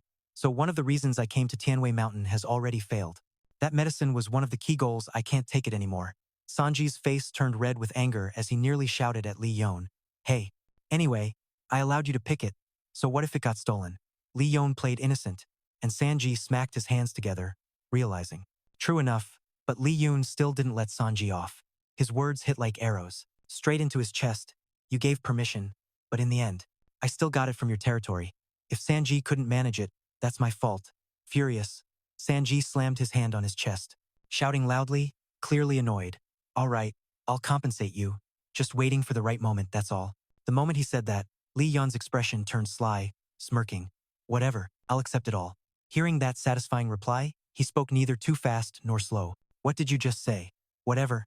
Hearing Lee Yeon say that, Sanji, full of energy, suddenly froze. He raised his head, smiling gently but with a hint of menace, and said, "It just so happens you, Sanji, have 2 tasks to do for me." In a dark, damp, and old cellar, strange growls echoed as a terrifying figure appeared. A giant black leg covered in sharp spikes twitched. The Spider Queen with a terrifying face laughed horribly in front of him. Lee Yeon showed no fear but swung his sword behind him. absorbing power into the sword. He thought, remember this. The sword was constantly wrapped in a red power. Lee Yeon gripped it tightly, feeling the strength of the Ori skill from continuous use. He spread his legs wide, swinging the sword horizontally, releasing power. The power was no different from the first time using the Yan Luo Qigong skill, energy shooting toward the Spider Queen. The spider was like a red thread tightly wrapped around it, sounding like a giant roar. Lee Yeon was knocked back, struggling to stay on his feet with his legs, holding firmly with both hands. The sword swung hard, followed by blue power strands swirling around it. Using all his strength with his qigong, he swung fiercely, cutting the stone spider queen in half. It screamed loudly, blue blood spraying everywhere. Lee Yeon gritted his teeth, struggling. Damn it. The spider queen was injured badly, one arm severed, writhing in pain. He noticed it wasn't fatally wounded. He thought maybe he didn't have enough power to kill it. It quickly regained composure and shot its spiked leg toward him. Suddenly, a golden talisman appeared right in front of Lee Yeon. He looked at it, surprised. It floated in the air, glowing for a moment before gently falling down.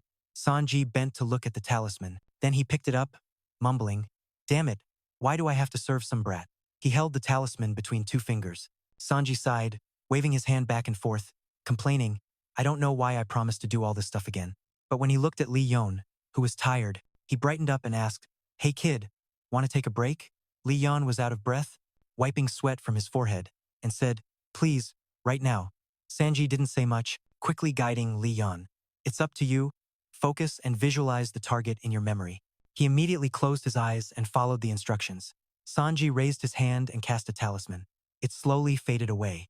A phantom image of Lee Dong-ho holding a sword appeared. They quickly clashed, neither backing down, creating an explosion of power. Sanji watched from outside, marveling. Wow, the energy just pours out like that.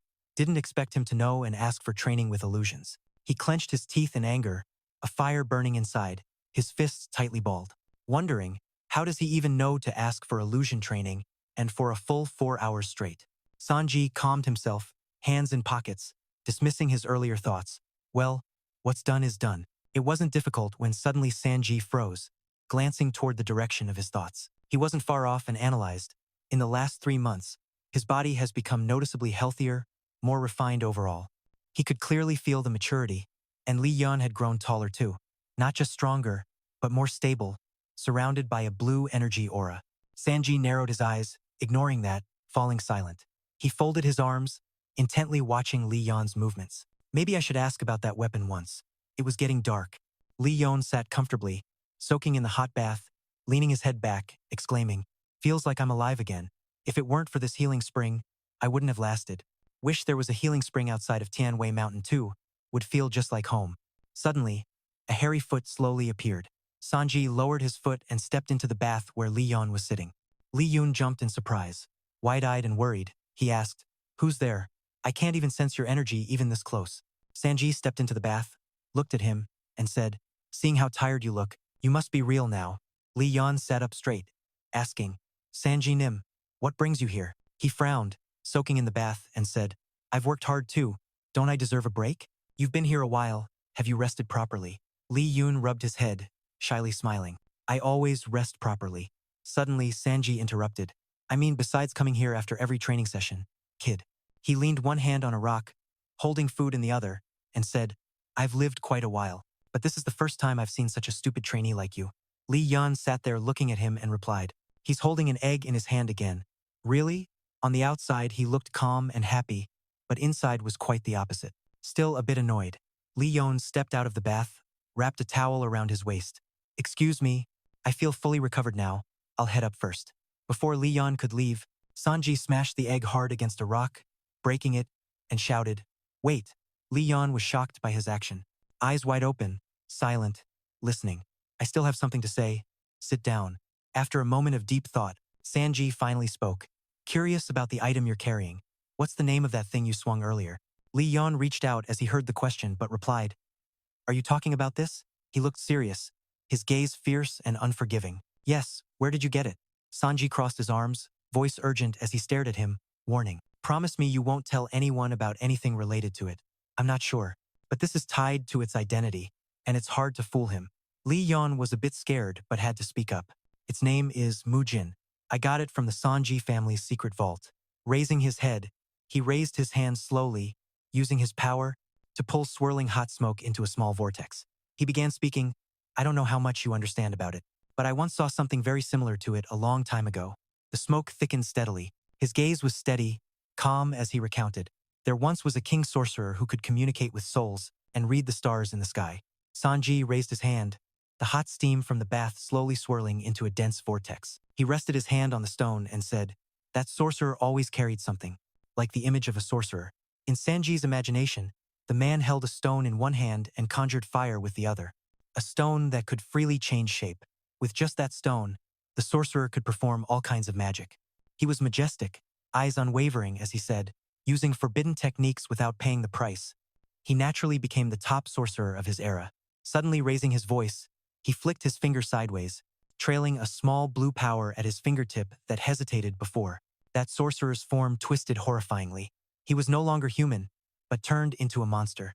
The stone he trusted ended up swallowing him whole. He lost all reason and started rampaging like a beast. Sanji closed his eyes briefly, waving his hand repeatedly, saying, he changed like that in less than a year. He didn't die easily, so they sealed him in the end. Lee Yeon looked at him curiously. What about the stone? Seeing his curiosity, Sanji didn't hold back and spoke plainly. They gathered the power of countless sorcerers at the time and destroyed it. Lee Yeon nodded slightly, stroking his chin in thought. That story is similar to one I read on Ji Hyung's page. He looked up at Sanji and guessed, could it be that the sorcerer was sealed somewhere called Menhwa? No, he said calmly, denying it. No, he was sealed on an island at the eastern edge. Lee Yeon then recalled the image of a small dagger and a rough large stone. He pondered and gave his verdict. Then isn't it what's recorded on Ji Hyung's page? The stone and Mu Jin are two separate objects, but they are connected. Just as Lee Yeon was deep in thought, Sanji made him look up repeatedly to refocus on the story. Suddenly serious, he pointed straight ahead and said, back then, I smelled a foul stench from that stone. Sanji's finger didn't wander but pointed directly at the monster facing him, analyzing. It's very similar to the strange scent coming from you right now. Not human, not beast, and not a soul either. He lowered his hand, rested it on the stone, and laughed with subdued emotion. Mu Jin is an alien entity with an unknown nature. There are better weapons out there, why don't you just give this up? But beneath his joking tone, Lee Yeon sensed another feeling. He pressed his lips. The weight of Sanji's words sounded like a gentle suggestion, but it carried suffocating pressure, as if his heart was being squeezed. Lee Yeon quickly composed himself, looked up, and stared at Sanji, replying, when I got the demon eye, my father advised me to seal it, and I said this word for word. If it's a power given to me, I will tame it and use it. Hearing this, he slightly bowed his head and smiled with the tone of a proud kid. You said that to Tessin? Before the smile faded, Sanji suddenly shouted like a kid at him. You think it's like the demon eye? Lee Yeon didn't hesitate, eyes half closed, indifferent. To me, there's not much difference. Hearing that, Sanji suddenly stood up from the hot bath. He placed his hands on his thighs and exclaimed, then there's no other way. Sanji swung his arm and bent it. He slowly absorbed the sources of power, no longer hesitating. Sanji's eyes turned completely white. He gritted his teeth, gripping the spiked staff, shouting, the only way now is to take it by force. No more patience. Sanji swung with one hand. The staff aimed at the seated Lee Yeon. Holding back a little, Lee Yeon looked calmly, unafraid, but the staff stopped just before him. Sanji showed no mercy, eyes full of killing intent, threatening, give it to me. While I was still speaking politely, Lee Yeon pressed his lips, silent. He frowned, watching Sanji's actions for a long time. I haven't swung my weapon yet, so I'm not sure I can hold back. After that, without a hint of fear, Lee Yeon smiled softly and said, you won't be able to. Just that one sentence made Sanji stop. He gripped his staff tightly but didn't act because doing so would break his oath. Remembering that, he lowered his hand, rubbed his eyes, and sighed deeply. Sweat began to form on Sanji's forehead. He gritted his teeth, forcing a smile, and asked, you already know everything? Lee Yeon replied calmly, of course. His gentle face, not angry at the threat, said it was to protect the mountain and help the cultivators here. That's the vow you made with the founder. You're just testing my resolve, right? Sanji got mad at being teased and snapped. If you already know, why not just say it straight? You sly kid. Suddenly, Lee Yeon asked again, making him fall silent and think. You're not really planning to take it, are you? Sanji clicked his tongue, annoyed, and said, from what I see, you'd better live by your wit and brains. Hearing that, Lee Yeon burst out laughing, thanking him for the compliment. Seeing him so happy, Sanji got irritated and shouted, "That's an insult, kid." He calmed down, rested his staff on his shoulder, pointed at him, confused. "Why don't you try using force to take it?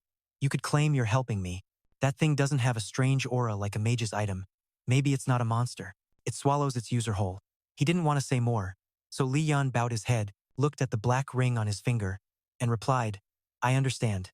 Thanks for letting me know." Meanwhile, Sanji slowly retracted his staff. Lee Yeon suddenly spoke up, "Let's put that aside."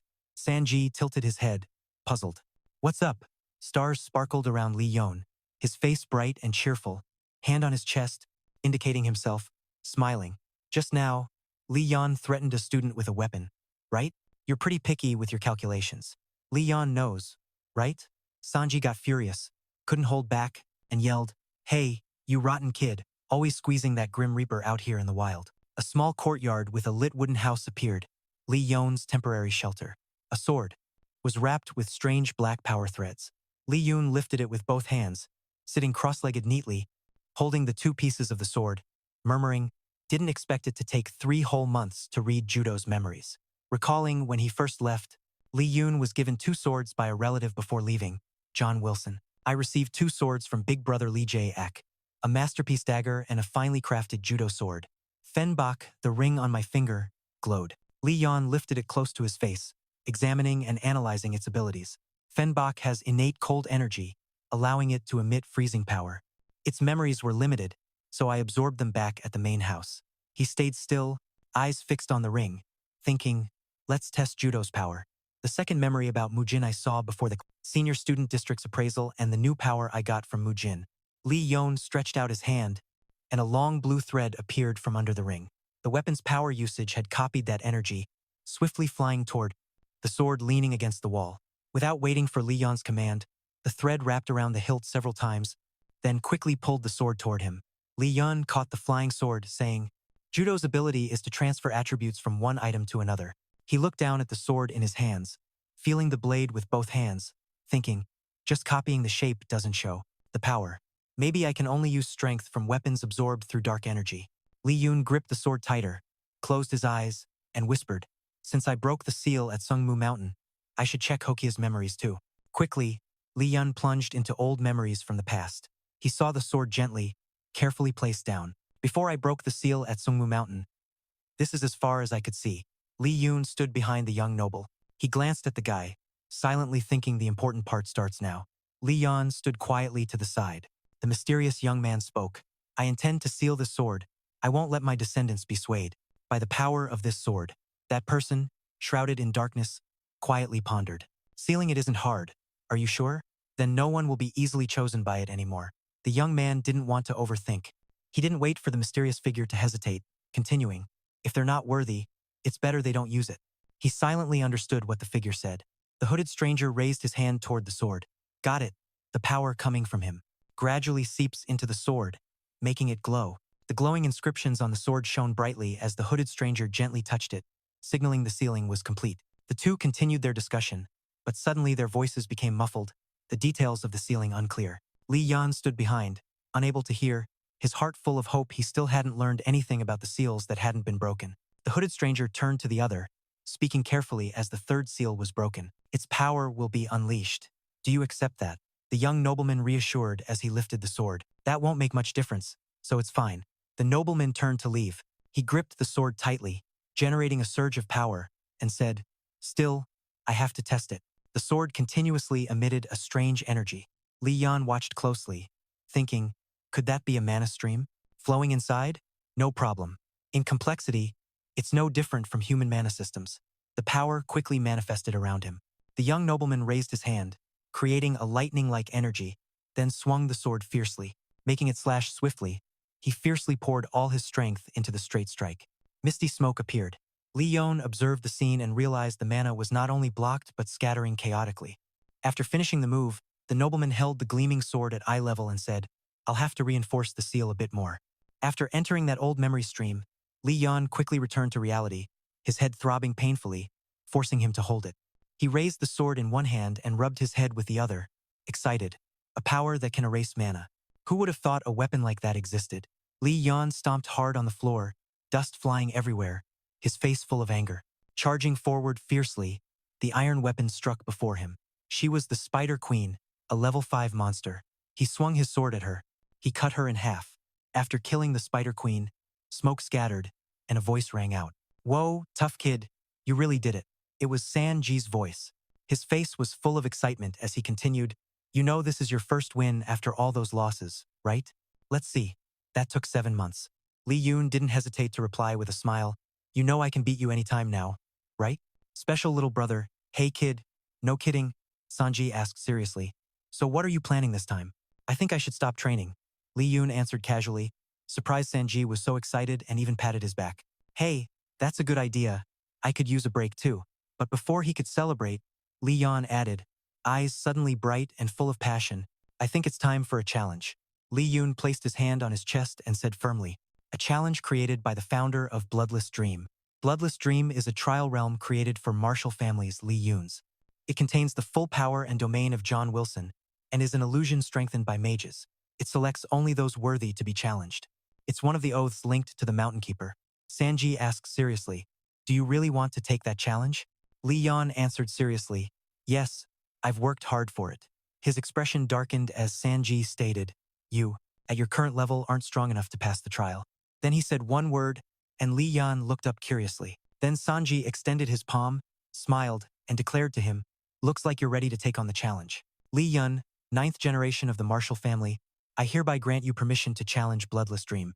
They shook hands firmly. Sanji gratefully replied, "Thank you, sir." Soon after, he led Lee Yeon to the entrance of a cave and introduced, "This is the entrance to Bloodless Dream." Curious, Lee Yeon turned and asked, "This leads to where you stay?" And Sanji stepped forward, replying, "For now, yes." Then Sanji extended his palm forward. Blue energy began to radiate as he placed his hand on the stone wall. The energy swirled in circles, and moments after his touch, blue spiritual energy enveloped the entire space. After a moment, Sanji said, "You probably know this. Once you enter Bloodless Dream, you can't leave until the challenge is over. Open it and go in." Lee Yeon quickly stepped past him, declaring before entering, "Then I'll head out." He smiled with satisfaction and replied, "Take your time doing it." Deep down, he really didn't want to see his face anymore. The door he pushed open revealed a stream of light. Behind it was Sanji's wish of good luck. The light was so dazzling I had to shield my eyes. In my mind, I was thinking about some people. He's a war god, and to others, the Dragon Slayer. I carefully listed other prestigious titles and even legendary symbols. In this fantasy, the founder of the world's top martial clan, founder Lee Hunhyun, appeared before Lee Yeon. I respectfully greeted him quickly. The humble descendant bows. The founding ancestor of the martial clan, Lee Yeon, gripped his weapon tightly, silently admiring him. His presence was overwhelming, as if he were still alive. Then Lee Yeon looked ahead, reminding himself that throughout history only a few dared challenge the Void Dream Blood realm across generations. The only way to win, defeat the founder at age 15. Lee Yeon held the sword sheath in one hand, drawing the blade with the other.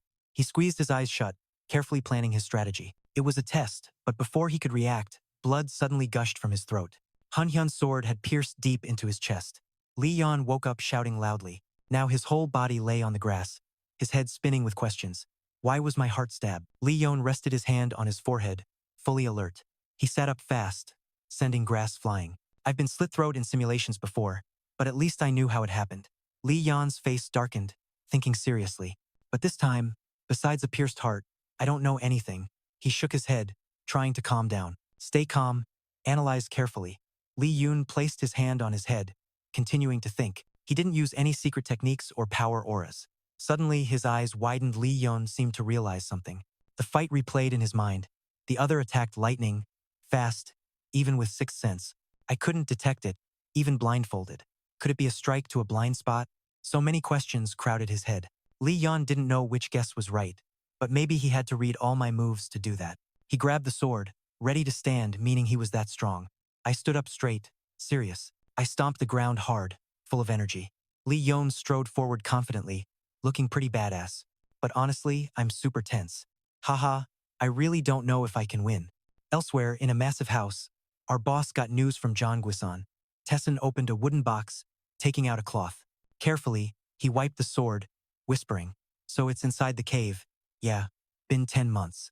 Tessin stared at the shining sword, secretly admiring it, though it shouldn't have that skill level. He recalled his son's battles, all recorded. This kid never truly lost. White Susan, the Blood Fox Queen's spectator, cursed with no face by wins and losses, hasn't won all, but never truly lost either.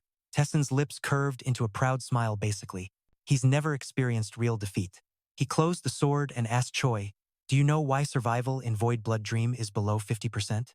Tesson's mind flashed to Lee Yeon, standing proudly before a towering mountain, affirming that they lost spirit when facing the wall named Lee Hun-hyun. So then, what happens to someone who's never faced such a wall when they stand before it? Lee Yeon finished the battle and dropped his blade on the grass. So what does an inexperienced kid do when breaking through a wall? Lee Yeon lay on the grass, hand over his face, panting. What do you do when facing a real wall? He gritted his teeth, confused about what just happened. Did I just die from one hit? Asterisk. Lee Yeon recalled the opponent's fighting style. The fight was so fast, he tricked my senses. He deliberately let me win, then attacked from the side. He sat up abruptly, hands resting on his knees. A strike had hit his blind spot completely. Has he figured out all my attack moves already? Lee Yeon looked at his trembling hands, silently pondering. It's been a long time since I felt like this. He clenched his fists, determined yet helpless. Desperate, knowing he couldn't win. His chances were slim, but Lee Yeon still grabbed his sword firmly. But I can't break or give up here. Holding the blade with both hands, sparkling lights wrapped around it. No one in this world understands this feeling better than me. Lee Yeon dashed forward, thinking as he ran. When you fall into the abyss, the only way out is up. He launched himself high with a fierce gaze.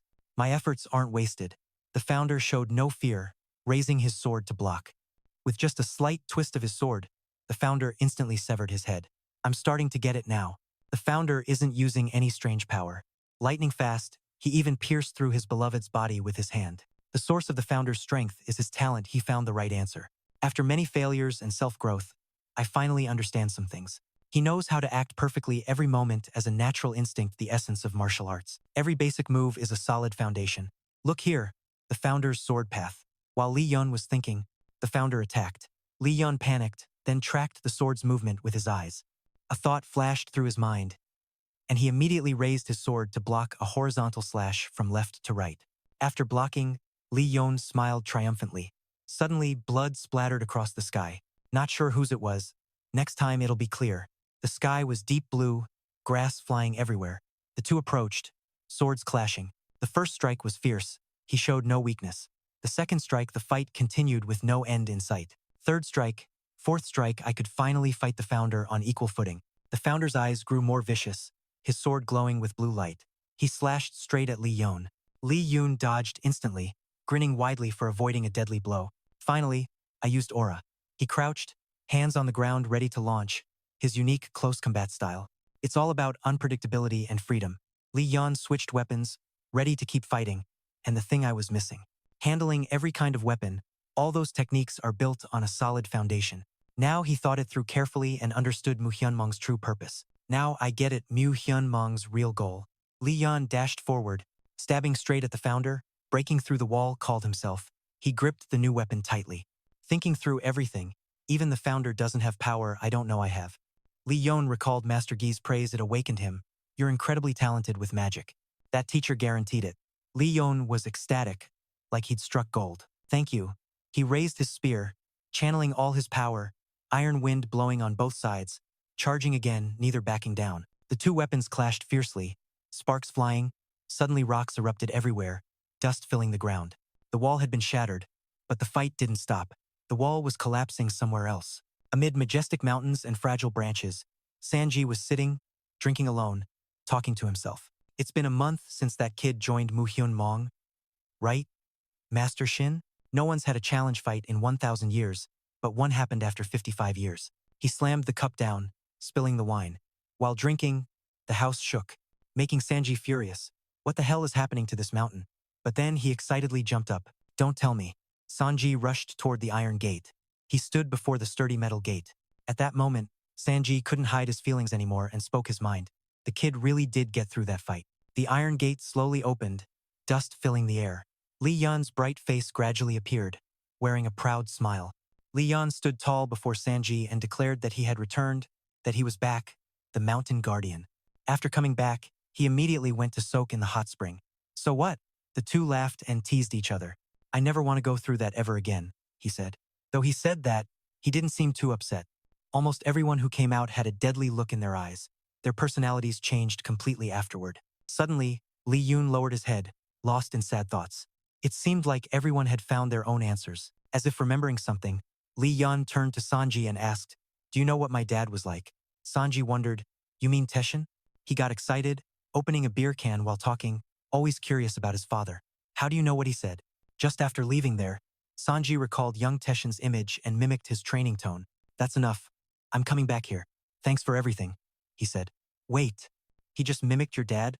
The scene where they bathed was stunning, filled with a calming blue-green color. "Yeah, aren't I pretty good at that?" Lee Yeon denied. "No, you're not," Sanji added. "But today you've made a big achievement. You completed the Mew Mountain Challenge." Hyunmong, the youngest ever seen, closed his eyes and smiled faintly, enjoying the moment. "I was lucky to get through it after realizing a lot." Sanji wondered what he'd do next. Ben asked, "So what will you do for the rest of your time here?" "Train more." He widened his eyes, surprised by Lee Yeon's answer. "No, I was going to rest and sort things out." Then he laughed heartily, teasing him. "Huh? I thought you wouldn't change at all. Turns out you did change a bit. The kid just said he'd rest. Are you sick or something? Did that Dr. Kabi's magic mess you up?" Sanji laughed loudly, not showing signs of stopping. "Hey, Mountain Guardian Lee Yeon, you're glowing." He asked the old man for a reward. "It's time to claim my reward." Lee Yeon didn't forget to bring up the old stuff, making Sanji's face go as dark as a burnt pot. "You haven't forgotten scaring me last time, right?" Sanji turned his face away. "Wait, that kid." But the old man's joyful face grew more and more strained. Seeing that, the old man said, "I'm not asking for too much. That's even scarier." Suddenly, his expression turned seriously strange. He said clearly, "I want to borrow your Kabi poison." Sanji panicked at the request. "What?" His hands flailed as he pointed at Lee Yeon. "That kid, it's not something a human can handle. I can't even use it." He reassured Sanji, "It's okay. I just want to touch it once. I promise you, just one touch won't cause any harm." "Right, Sanji?" Stammering. "Well, not exactly." He held his head. "This is such a headache." All right. Sanji had no choice but to go along with it. "There's nothing you can do with it anyway." His hands glowed, as if preparing to summon something. A sharp spiked mace appeared, surrounded by a bright blue aura, looking extremely eye-catching. Mr. Hungdung held it. Lee Yeon recalled its info from his past life. Sanji handed the spiked mace to him. "You get it for exactly 1 hour." He also gave some warnings. "If you try to force it, you'll get into trouble. So be careful, kid." Lee Yeon happily took it from him. "Thank you." As soon as Sanji let go, the mace's weight made it hard for him to hold. It thudded to the ground. He used all his strength to lift it up, but failed. The old man chuckled beside him. "Told you, you can't even lift it." Sanji walked away, leaving him to deal with it. "Enjoy your 1 hour of playtime." Seeing that, Lee Yeon panicked. "Well, you gotta go all in once you start." After a while, he finally managed to bring it back to the stone room. Moving it took so long, he had to use magic just to lift it. At this point, Lee Yeon's shoulders and wrists were already sore from swinging this spiked mace, and this wasn't even its full form yet. He glanced over the spiked mace, a weapon said to summon storms, tides, and lightning with just a swing. If fully unleashed, it would be catastrophic. Lee Yeon infused it with magic. "There's only one reason I borrowed this cabin mace, the dark energy swirling around it. If black energy is part of the weapon, maybe I can absorb it, or does it only work under certain special conditions? I have to figure it out." Suddenly, he hears a scream, stubborn as always. "What do you plan to do with that?" All the clashing forces hurt Lee Yeon, making him stagger in pain. His hand clenched tightly, struggling to endure. "I've read it." Lee Yeon didn't think he'd be beaten that easily. "I was blown back by just a single sound. Still, I've managed to conquer what I wanted. But if I can read its memories, I can absorb it." His excitement grew, and if I can absorb it, I can handle weapons no one ever has before. Scene shift. Lee Yeon puts on his backpack. "Taking everything, right?" Sanji's voice makes him turn around. No wonder things are lively down at the foot of the mountain. The man holds a bottle, grinning widely. "Is today the day you leave?" Lee Yeon answers, "Yes, today marks exactly 1 year." Sanji is surprised. "Really?" He pulls out a bag. Sanji tosses it like a ball. Lee Yeon curiously asks, "What's that?" He grins mischievously. "It's salt. I throw it to see you off on your journey." Lee Yeon's face falls hearing that. Quickly recovering his smile, Lee Yeon shows gratitude. "Thank you for everything. I'll come visit you next year." Though joking, Sanji is sad to say goodbye but still teases him. "You know you won't be welcome coming here, right?" Sanji makes a deal. Bring a bunch of booze when you come back. Lee Yeon sighs helplessly. A guy who just threw salt at you saying that. Suddenly, Lee Yeon asks, Mountain Guardian, are you satisfied living up here? His face carries a hint of sadness. Satisfied or not, what does it matter? This is my land. I'm here because it's mine. Sanji says casually, looks like I'm stuck here, but I get out a lot. Where do you think the booze and snacks I eat come from? He grumbles and shoos Lee Yeon away. Now stop bothering me and just go. Lee Yeon lingers. Not now, but his words lightly move him. One day, I'll bring your name back to you. Sanji is surprised. How do you know about that? After Lee Yeon leaves, he still stands on the mountain watching, remembering what Lee Yeon said. When the time comes, you'll need my help. Lee Yeon left a strong impression. The kid knows his stuff. What do you mean? Honestly, he's a strange kid. Long ago, there was a Dr. Bay who wandered the 8 districts. A man caught this Dr. Bay. He scolded him and let him go. Not accepting defeat, Dr. Bay challenged the man to a wrestling match. After losing that match, Dr. Bay made 2 vows. The first was to guard the mountain and guide newcomers. The second was to create the illusion of blindness and select suitable challengers for it. Dam Cho gazes into the distance. That's the past everyone knows. He recalls his own past. Back then, Sanji was pushed down by a villain. The villain arrogantly said to him, because I won, from now on, don't cause trouble in the lower realm anymore. To prove it, I'll take your name. Sanji's eyes are indifferent to the villain. A name is one's essence. Your soul will now be bound to me. The villain kindly helped him up, but that wasn't entirely bad. That guy was hypocritical. One day, if a child with my bloodline returns this name to you, then finally our contract will be fulfilled. Sanji sighs deeply, guessing the villain wasn't truly evil. Hun Hyun, that kid, is really the one who will do this mission. Why do you just turn your neck and ignore fate? Anyway, you said he'd bring the name back to you. Suddenly, he shouted angrily and ran off like that, leaving me with a helpless hope. His steps were full of frustration. I should have thrown in some salt. By evening, Lee Yeon had arrived at my house. I had to stop at Mount Sumu to seal Hukuya, which took some time. Choi was already waiting at the door for you. Long time, no see, young master. He asked kindly, are you well? Lee Yeon was also surprised by his appearance. Choi, you smiled politely, like a butler would. Choi is waiting for me, so surely father is calling me. Choi confirmed. Yes, that's right. I will carry your luggage inside for you. Please proceed straight to the main building. Their footsteps echoed through the night as Lee Yeon politely followed Choi. You usually take a different path, but he stopped you. Today, we're not going that way. We'll take this route. Young Master Lee Yeon, surprised by this change? You walked while questioning. This path is definitely. Lee Yeon recalled it's the path to where, the private training ground of the clan leader. Tessin was drawing his sword.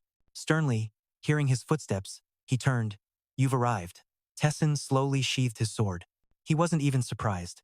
He glanced seriously. You've arrived.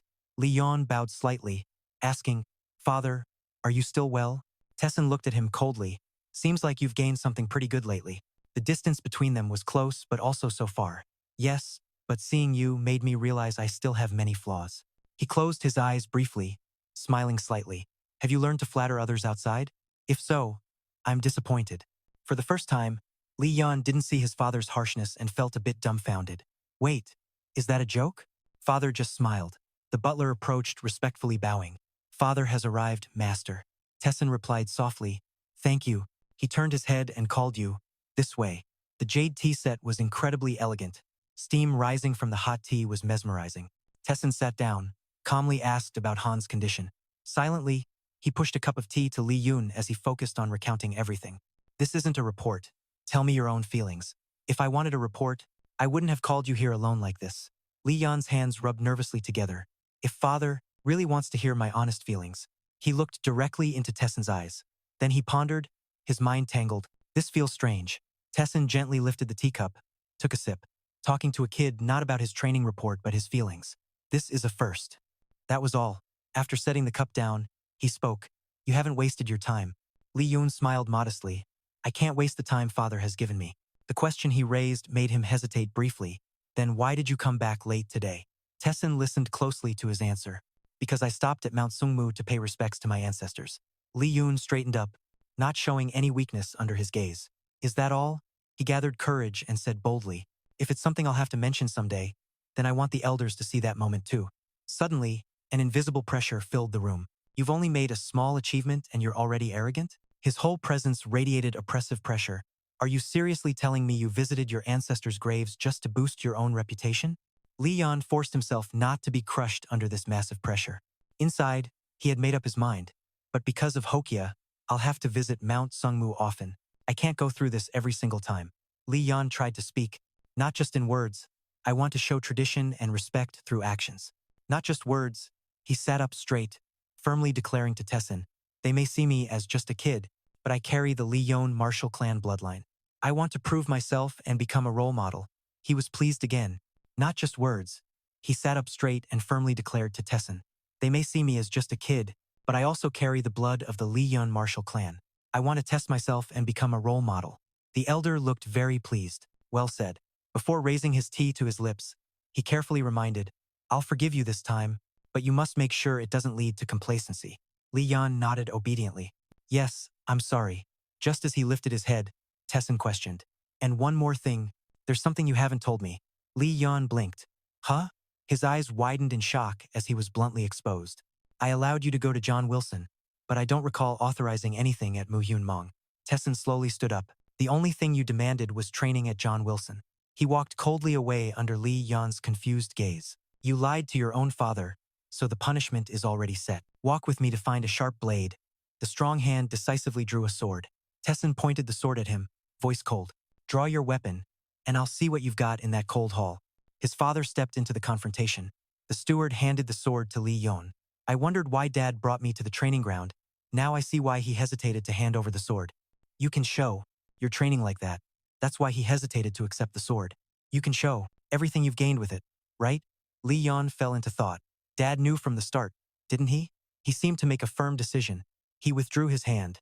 Lee Yeon stretched his hand into the air. His sword appeared with a blue glow. Though he had drawn his weapon, standing opposite Tessin still made him a bit wary. Tessin stared at the sword for a moment as if recalling something. Then his eyes changed. Sharper now, advancing. Golden sparks surrounded the sword as Lee Yeon activated his demon eye skill. Only when looking straight ahead did Lee Yeon's eyes catch an unbelievable sight, widening in shock. Tessin stood calmly there, unmoved. Nothing. I can't see anything. No magic power or aura flow. Not a trace. So even my demon eye can't see through him. Lee Yeon's eyes sparked red. Then he doesn't need to use his eyes to distract me. He grounded himself firmly. Fighting Dad requires no warm-up. The pressure was so strong the ground cracked. Put everything into the first strike. The light on Lee Yeon's sword turned purple, activating his combat-style skill. His eyes turned blue, pupils vanished. A beam of light tore through space toward Tessin. The demon-pierce skill came very close, but he didn't flinch. Even combined with windstorm and freezing aura, Tessin's eyes were like a calm lake, without a single ripple. Even if it didn't touch Dad's feet, it should at least have some effect. Under the starry sky, Tessin finally moved slightly, sword in hand in the silent night, with a sharp slash cut the space in two. Lee Yeon's massive attack was easily sliced in half by a single slash. A black-blue beam blocked the front. Sliced into tiny pieces midair, the scene was destroyed, rocks flying everywhere. He covered his face as debris hit his body. The hall cracked from the blow. That's enough. Tessin sternly lectured. This is the answer you found. After fighting the SAO founder, Lee Yeon stood still, covering his face. He coughed a few times to catch his breath, replying, yes. The logo with the crossed sword is the symbol of a powerful clan. A talent no one else has but you. And to keep breaking and rebuilding that talent to form a solid foundation, never shaken. Lee Yeon didn't back down, ready to fight on. That's the truest answer you found. Tessin saw Lee Yeon's determined eyes and softened his tone. Looks like you chose a tough path. He stared deeply into Tessin's serious gaze, promising himself, but I won't fall or bow. Tessin waved his hand to change the subject. Good. Then for the challenge in the bloodless dream, Sao, I'll take back the sword for you. Words can't explain it well, so the hall was shattered, unspoken. That means it's still not truly yours. He handed the sword back to the steward. Actually, the attack, just now, wasn't your strongest move, right? Lee Yeon tightened his grip and muttered. Yes, I know. Tessin suddenly turned serious. His gaze was complicated as he looked at him. Then Tessin decisively turned and walked away. You entered the bloodless dream without permission. If you show such mediocrity again, I will surely punish you. Lee Yeon bowed anxiously. Sorry, father. Suddenly he turned to ask Han, making him wide-eyed in surprise. What are your plans from now on? Lee Yeon stood straight and said seriously about it. I have something to report to you. He lowered his voice and said, Go ahead. He gathered all his courage to speak up. From now on, I will have to go through the third-year program at the academy. But as you know, I've long surpassed the level of a student. Lee Yeon paused silently as Tessin cut him off. Get straight to the point. He stepped forward decisively. I want to experience the world. Lee Yeon silently punched his chest and said seriously, please allow me to begin the martial path. Manhwa glanced at him skeptically. So from the moment you wanted to go to Tianshan, you had this in mind? Lee Yeon nodded firmly. Yes, that's right. He only looked at Tessin's back and confessed, but the bigger reason is because I want to improve my own abilities. Tessin bowed slightly, frowning worriedly, wanting to achieve too many goals at once. That habit could one day be the noose around your neck. He respectfully bowed as Tessin left. I will remember. Lee Yeon squinted and fell into thought. Was this both advice and a warning? His voice carried some sadness. Right, the martial path. The night sky outside the courtyard was covered, with countless stars above. The martial path is the ultimate challenge that the direct descendants of the ancient Lisa martial clan must overcome alone, without any help from the clan, training their martial skills until they mature, then return. Although there's no fixed test, you must achieve recognition that everyone acknowledges. Lee Yeon stood silently in the great hall, but his back seemed to bear a huge burden. But at 15, he was still too young. The usual age to start the martial path is around 17-18 years old. In the darkness, he was the only one daring to step towards the light. But this kid wasn't one to be confined by what's considered normal. He proved with his own hands that he possessed strength equivalent to a level 5 martial artist. Behind him, many other kids were watching his back. Seeing this kid, surely the others would be more alert. I ask you to turn around. That's a sign of support for you. All right, good. I grant you permission to begin the martial path. Lee Yeon was so happy his hands clenched tightly behind his back. Success. But suddenly, he staggered, making Lee Yeon worry. Yet Tessin's demeanor was imposing as he spoke loudly. There are two conditions. One clear morning at the Lisa Martial Administration office. Taehong warmly waved and called out loudly, Nephew, you've worked hard. He grabbed Lee Yeon's cheeks and rubbed them. Say hello to your uncle. How have you been, uncle? He laughed heartily. I'm always fine. Taehong finally let go of Lee Yeon. You've really grown tall, huh? The whole room echoed with their voices. Ah, crap. We can't stand like this forever. Quick, sit down. Yes, thank you. Taehong sat down and urged him on. Do you want anything to drink? He shook his head. No, thank you. Remember how much you ate earlier? Young master, have some more. Oh my god, what should I do? Looks like the food might not be enough. It's okay, please stop already. Actually, I just ate with the nanny. I'm so full I feel like my stomach will burst. Well, that explains it.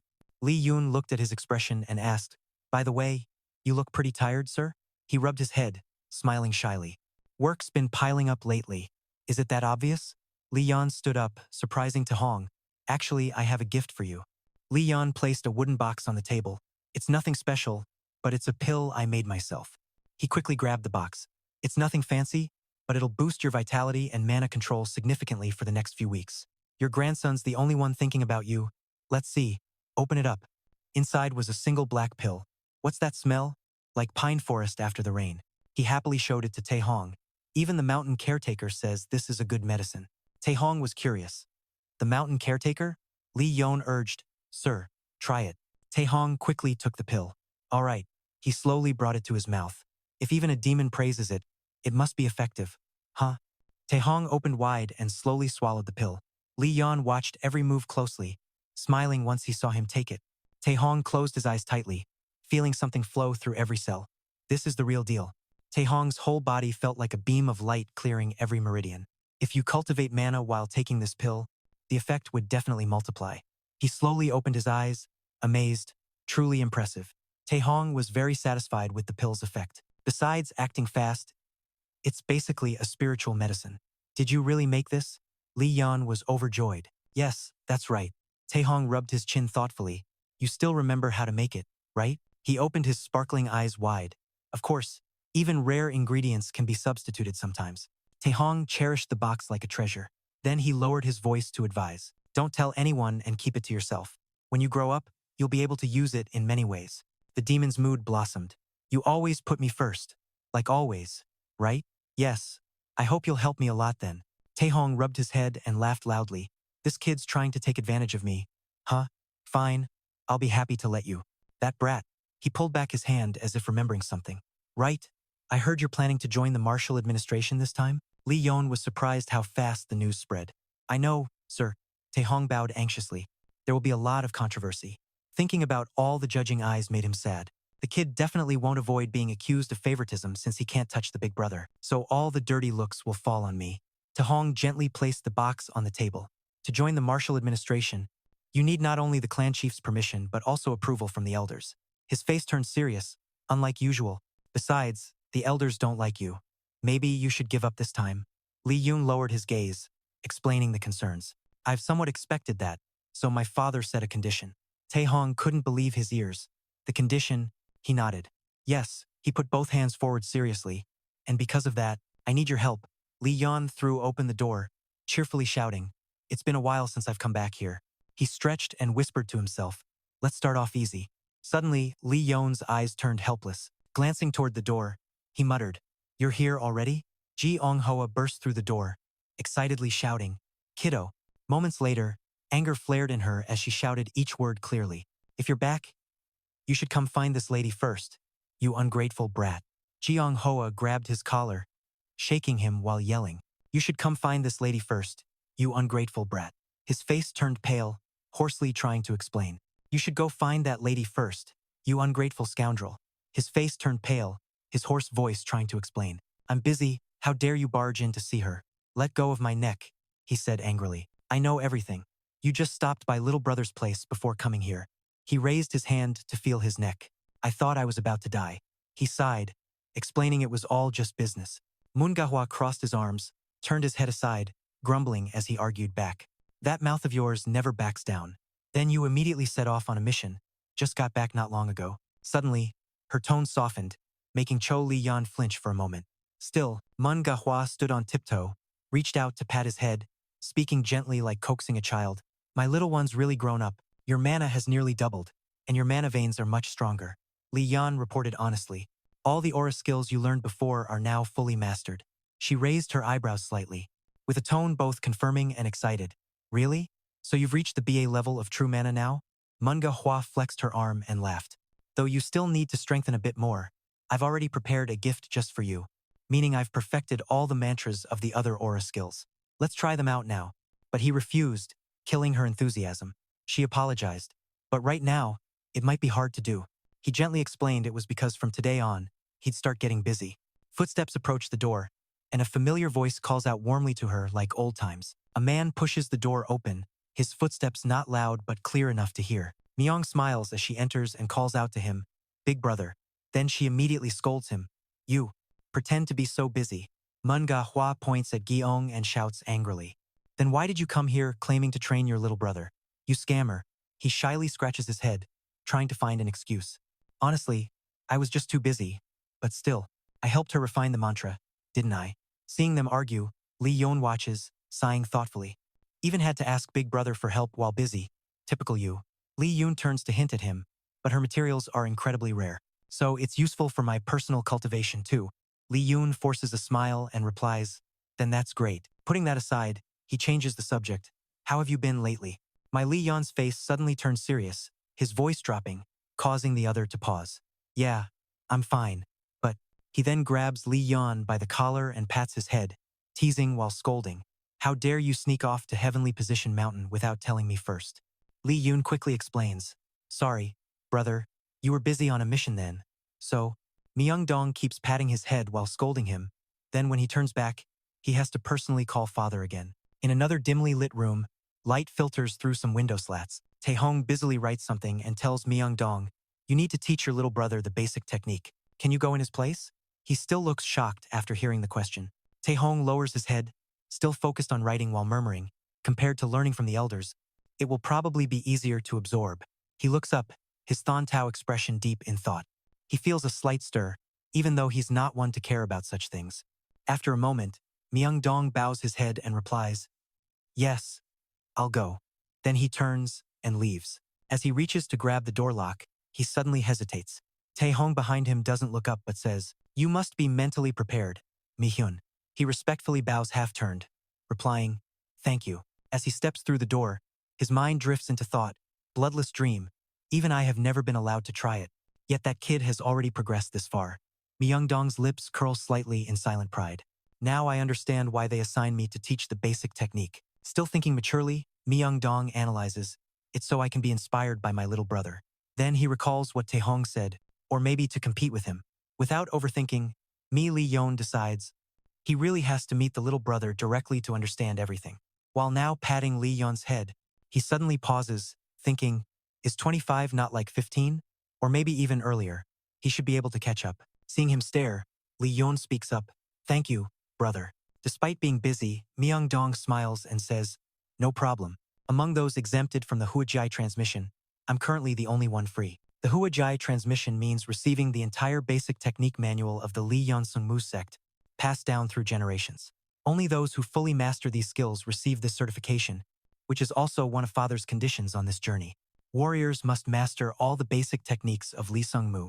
Lee Yeon suddenly asks, but Big Brother personally taught you the basic technique? Why not one of the elders in the academy? Myung-dong didn't answer but asked back, do you think they could pass down the true transmission perfectly? Do you really think they can fully convey the true transmission? Then he listed what could happen, getting dragged into countless petty, dirty tricks. Could he fully grasp the true legacy? Then he listed what could happen, getting dragged into countless petty, dirty tricks, being ambushed right during the naming ceremony, facing conspiracies blocking his promotion battle, being placed in the lowest team class in the entire academy. After hearing this, Lee Yeon kept thanking him. Thanks so much for everything, brother. Lee Yoon patted his shoulder and laughed. Right, on the surface, but a flicker of sadness crossed his eyes as he thought, but has he really grown up this much? Looking at Lee Yeon's handsome grown-up face, he thought, back then, whenever I focused, I could even see the flow of spiritual energy in his body. Thinking about his body, he felt a bit of envy, but now there are parts I just can't read anymore.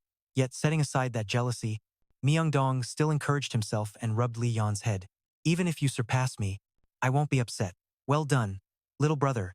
Your big brother still wants to be the one you all look up to your whole life. Their conversation completely ignored Gi-ong-hoa, who quietly spoke up, but you guys. Then Gi-ong-hoa jumped up shouting, about to keep babbling while the adults were talking.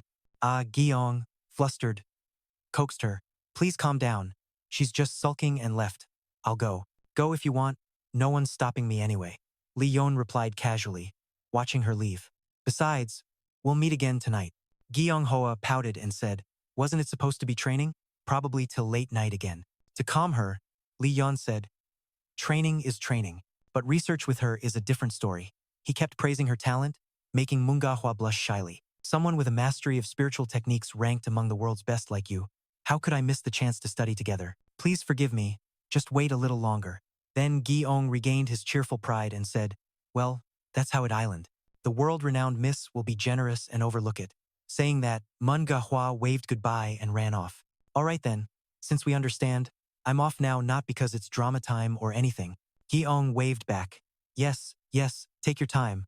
Once you're gone, I can finally breathe easy. Finally, they left and Myung-jong grabbed his sword and said, now we can start training. He slowly drew his sword and spoke calmly. Then Myung-jong, drawing the sword across his face, his gaze sharp and voice deep and compelling. To fully meet the conditions his father set, Lee Yeon's expression also grew serious. His eyes fixed on Myung Lee Yeon-jong, holding the sword solemnly, he said, I will personally teach you, strictly. Lee Yeon diligently trained under Myung Lee Yeon-jong at the camp. After 7 days at the camp, practicing foundational techniques with Big Brother was very straightforward, and Myung Lee Yeon's expression remained cold. He wasn't distracted even as the sword aimed straight at his face, while Lee Yeon pushed himself to fight with all his strength. Gritting his teeth, Lee Yeon thrust the sword toward him. Myung Lee Yeon-jong swung his sword with one hand, knocking Lee Yeon's sword away. The transmission of moves or knowledge happened only in brief moments. During practice, they focused on conserving energy and rest time. Breaks were only long enough to catch their breath. One session nearly drained Lee Yeon, but was highly praised as a near-real match. Myung Lee Yeon-jong stepped forward and said, I think compared to teaching by words, engraving it directly into the body is truly more meaningful. He looked into Lee Yeon's fiery eyes and then asked, you're using the demon eye to observe, right? Give it your all. His challenge reignited Lee Yeon's spirit. Lee Yeon slammed his sword into the ground, then used it as a cane to stand.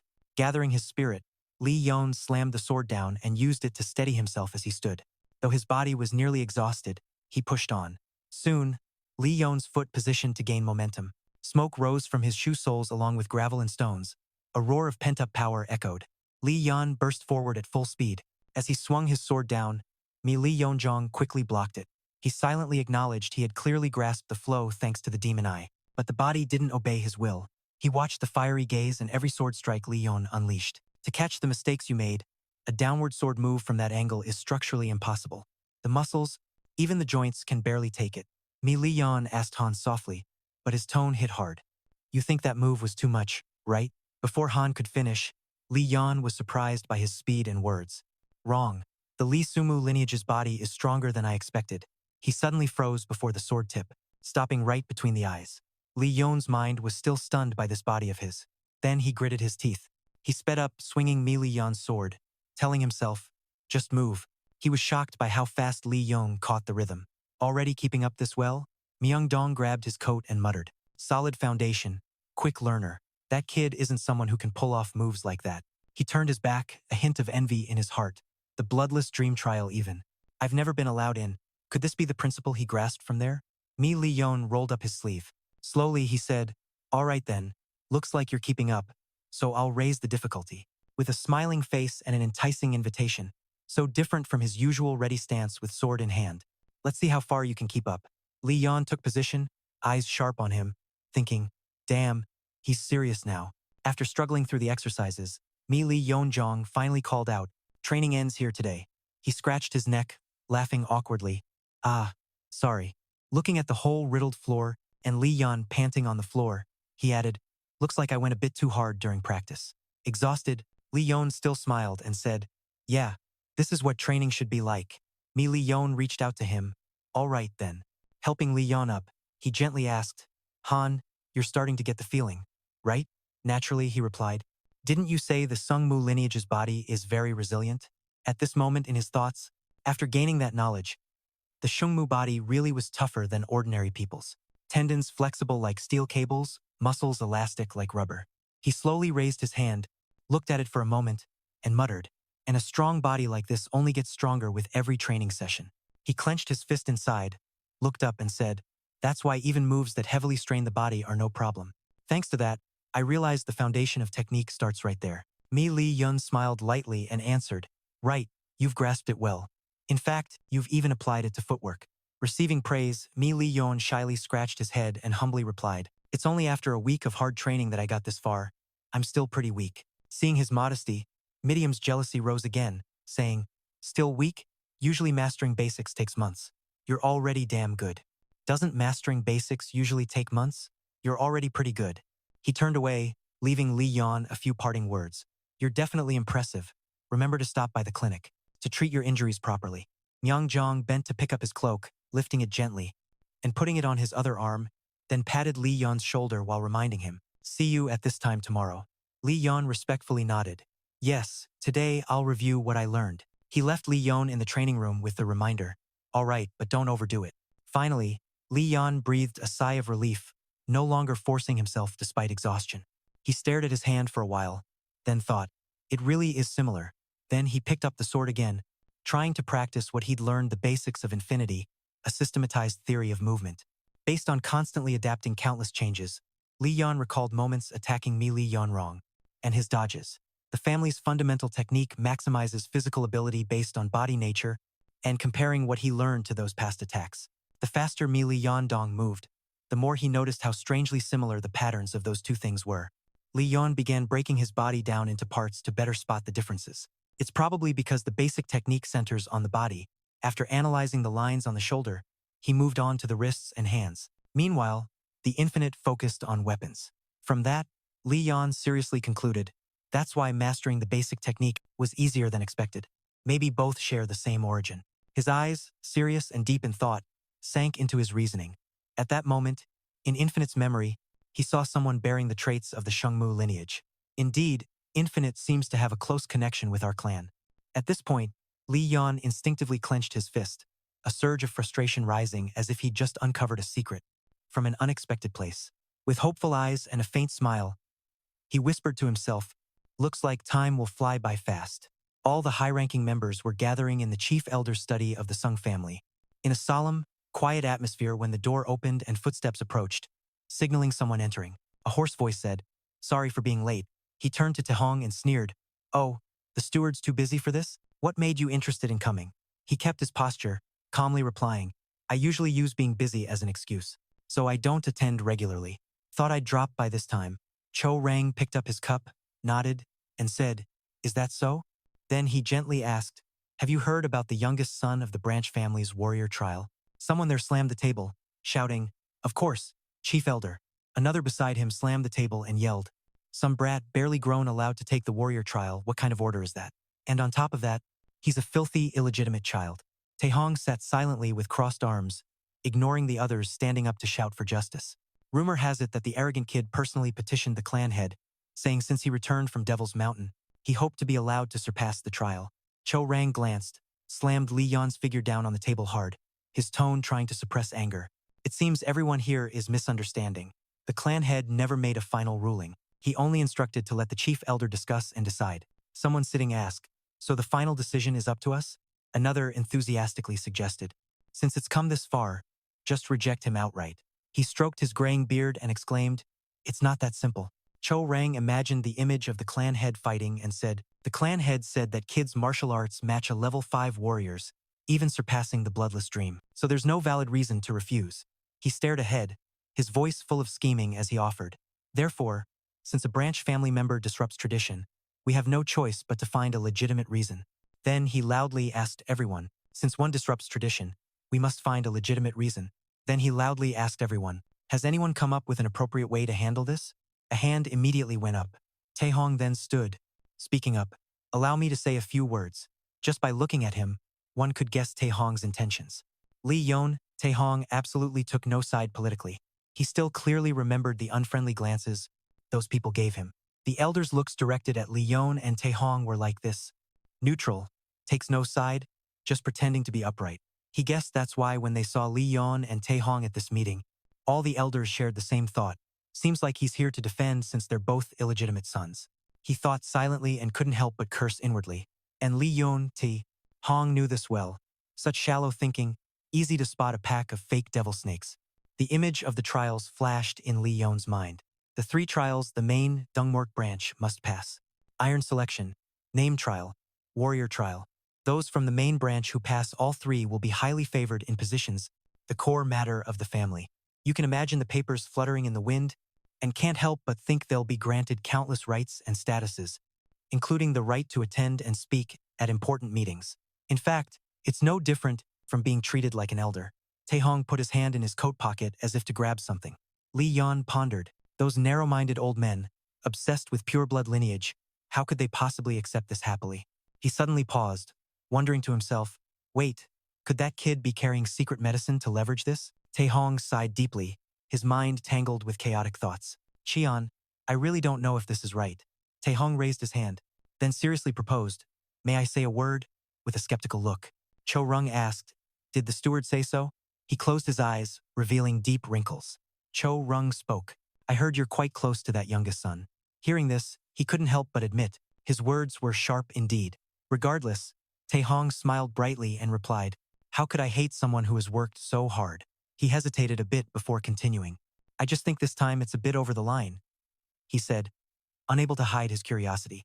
Asked again, over the line? Taehong frankly expressed his view, that kid does have enough status. But can I just ignore tradition and order?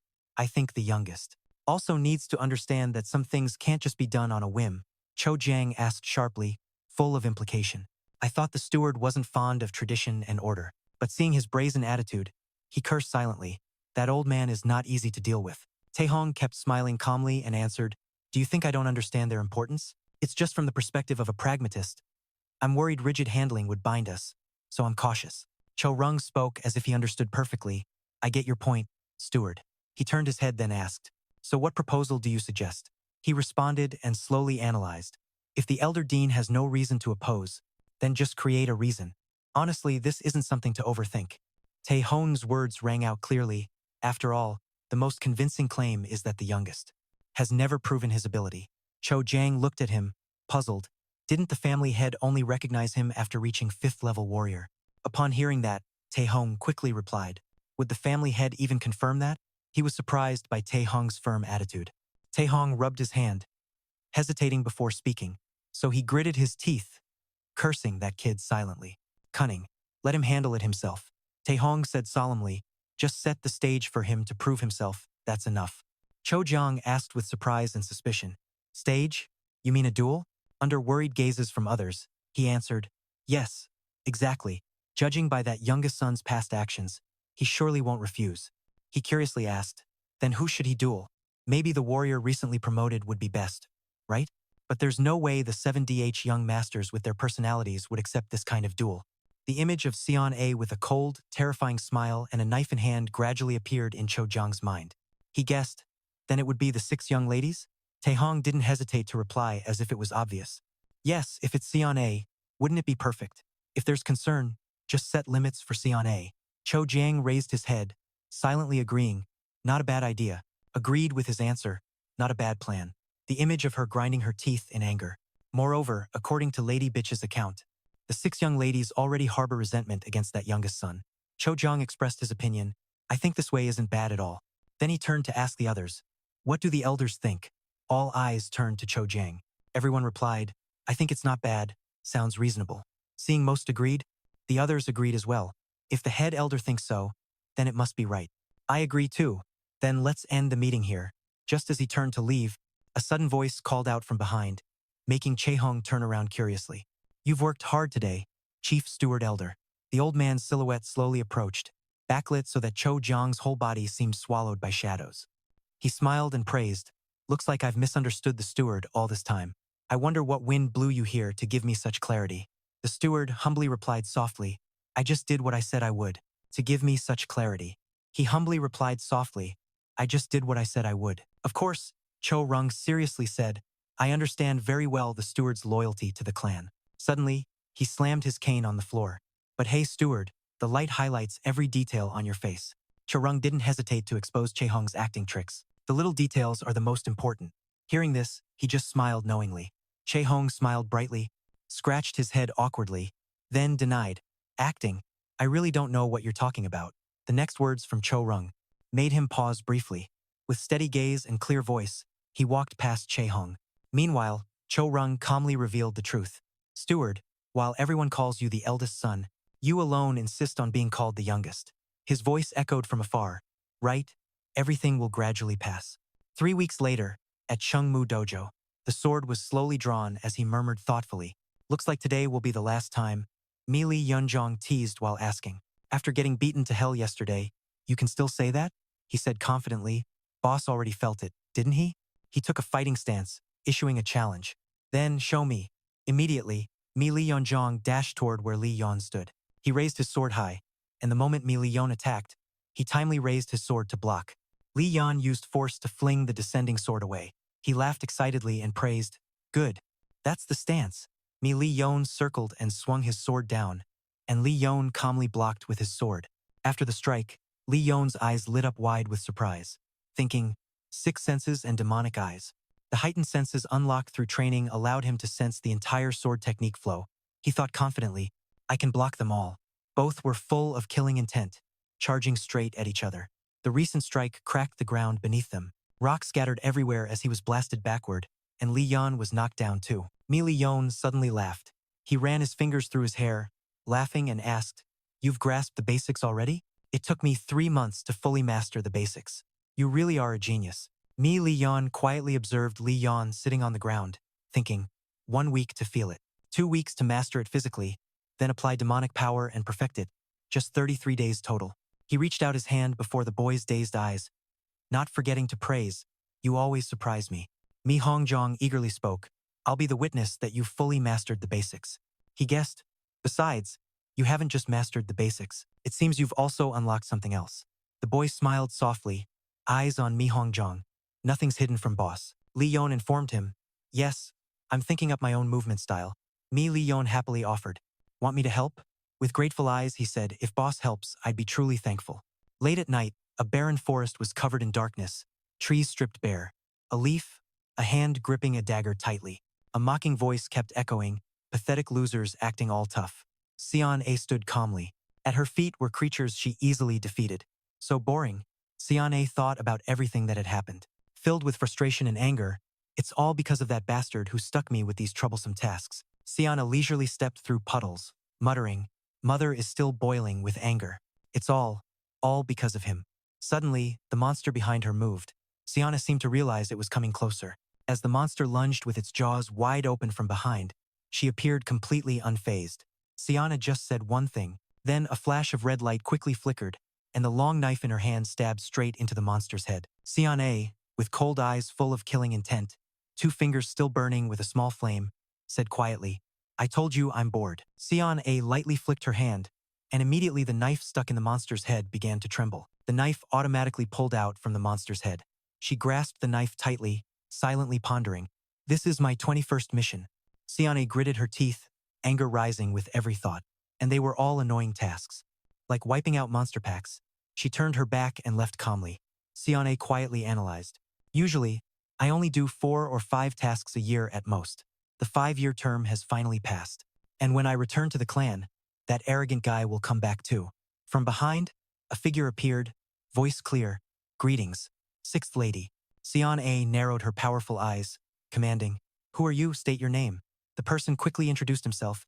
"I'm Gagu, from Team 12 of the Black Sword Brigade." She frowned suspiciously. "The Black Sword Brigade?" Siana questioned about the clan leader's team. "What brings you here?" Gagu immediately responded clearly. "I bring a message from the clan leader." Hearing this, she instantly asked back, "That arrogant guy?" Siana laughed wildly, oddly twisted. She swung the long knife, stabbing hard into a nearby tree. Siana bowed her head, forcing out each word. "Perfect timing. He's already walked himself into a death trap." Siana laughed mockingly, her words dripping with sarcasm. "The clan leader isn't someone to mess with, right?" She opened her eyes wide with determination, ordering, "Tell him I received the message." Gagu replied promptly, "Yes, lady." Siana twisted the knife deep into the tree trunk, sparks flying, excitement rising in her voice. "I'm really looking forward to this." Her eyes turned white, teeth clenched, promising herself, "I will crush him to the very bottom." Lee Yeon, the next day, in a quiet room, opened the door and stepped inside. With a guilty look, he explained, "Sorry, I'm late. My training ran a bit long." Taehong laughed joyfully, voice lively. "You're here now. I heard you've mastered all the basic skills. What else is there to train?" He quickly replied, "Yes, I still want to test some things." He quickly got to the point. "The schedule has been announced, so I have something to discuss with you." He squinted and smiled softly at Taehong. "If there's an official notice, you'll come see me." He sighed deeply, looking helpless. Taehong asked seriously, "Aren't you worried?" He hesitated, asking back, "What's there to worry about?" Lee Yeon continued confidently, "Everything is going just as I planned." In his mind appeared the image of when Taehong spoke to him, thinking, "Father agreed to my warrior journey." But he set 2 conditions. Memories of training with his older brother flashed through his mind. Lee Yeon silently reflected, "The first condition is to master all basic martial arts techniques." Fortunately, thanks to guidance from my brother and what I've learned about mana control, I completed it quickly. But the second condition was the real challenge. At that time, he solemnly told Lee Yeon, "You must convince the Elder Council." He replied confused, eyes blank, "Sorry, Tae. Please explain the method to Lee Yeon." "You can use any method. If you don't convince them, your warrior journey won't be approved." He spoke honestly. "However, given your current position, it's hard to influence the Elder Council's decision." After some thought, he finally found a plan. "So, I decided to create the most favorable situation for myself." The image of Lee Yeon discovering the plan suddenly appeared clearly in his mind. Lee Yeon chuckled triumphantly, a proud look on his face, using proof of strength as an excuse. "I arranged a match with 6 senior sisters." His eyes looked toward Taehong, excitement bubbling. "I came here hoping you'd intervene. Everything is going according to my plan. The elder chief won't have any reason to refuse. Hopefully, everything will go as intended." In his mind, the image of Lee Yeon placing the next chess piece appeared. "I want to create my own chance to get permission to travel outside." The ability to turn the tide is essential for anyone wanting to enter politics.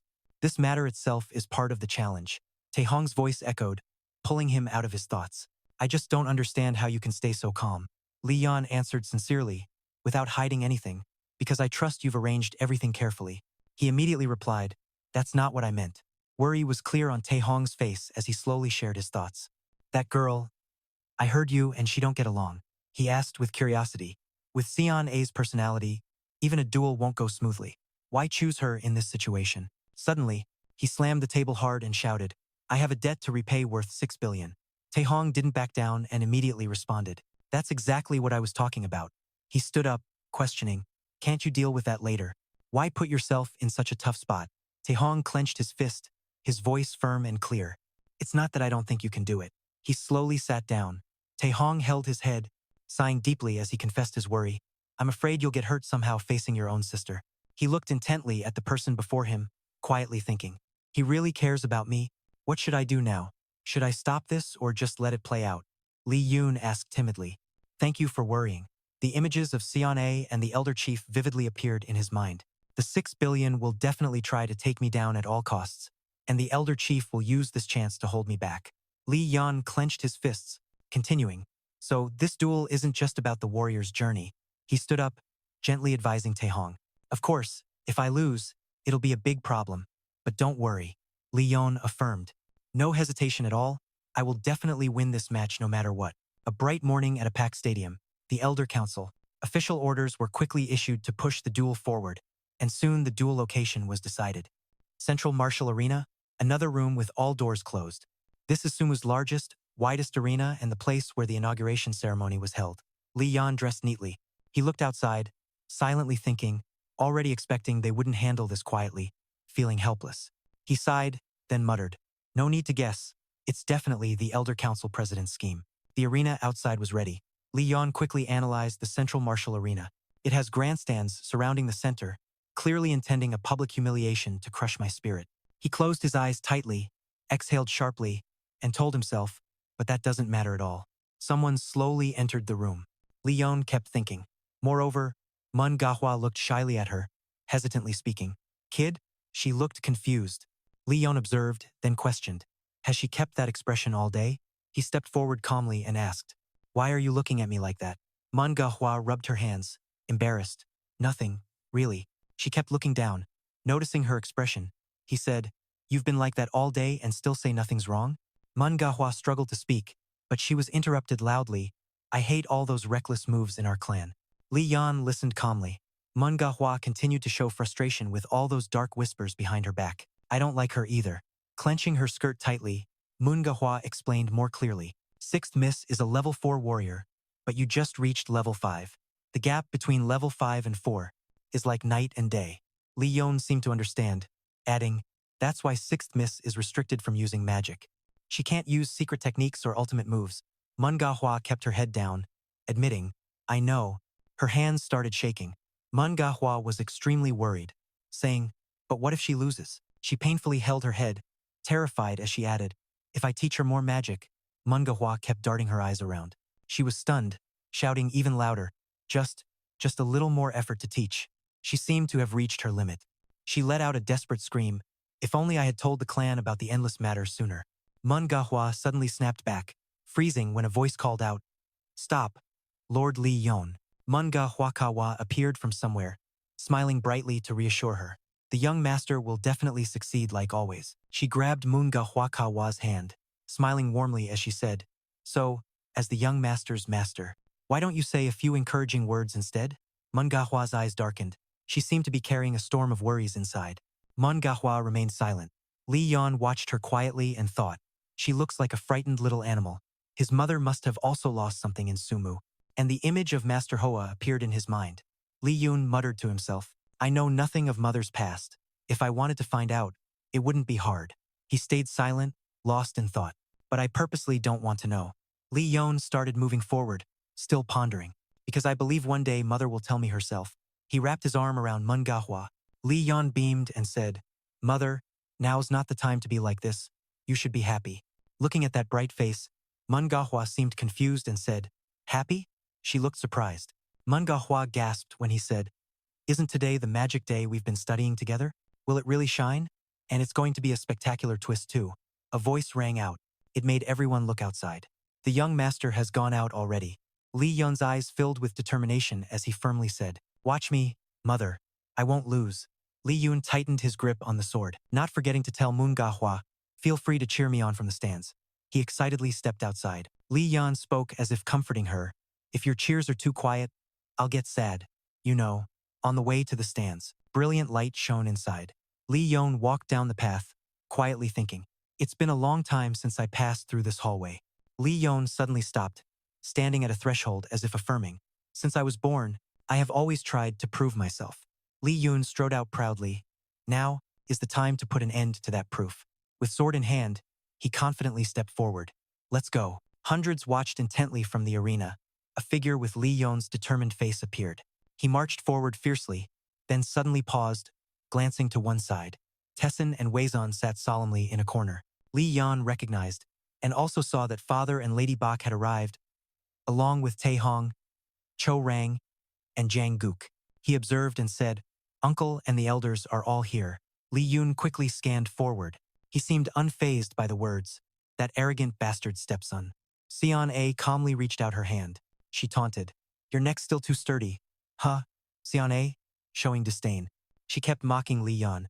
"I never liked that neck of yours from the start." Seon A tossed 2 knives into the air. She kept spitting harsh words. "Just a stepson yet dares to hold his head high.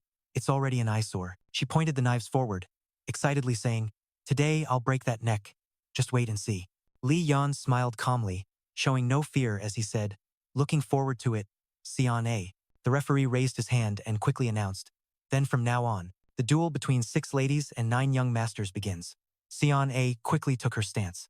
The referee's voice continued the preparations. Lee Yeon focused on his opponent, gripping his sword ready. Suddenly he shut his eyes tight, preparing to unleash a move. Then he opened them wide. Lee Yeon's eyes radiated the power of the demon eye.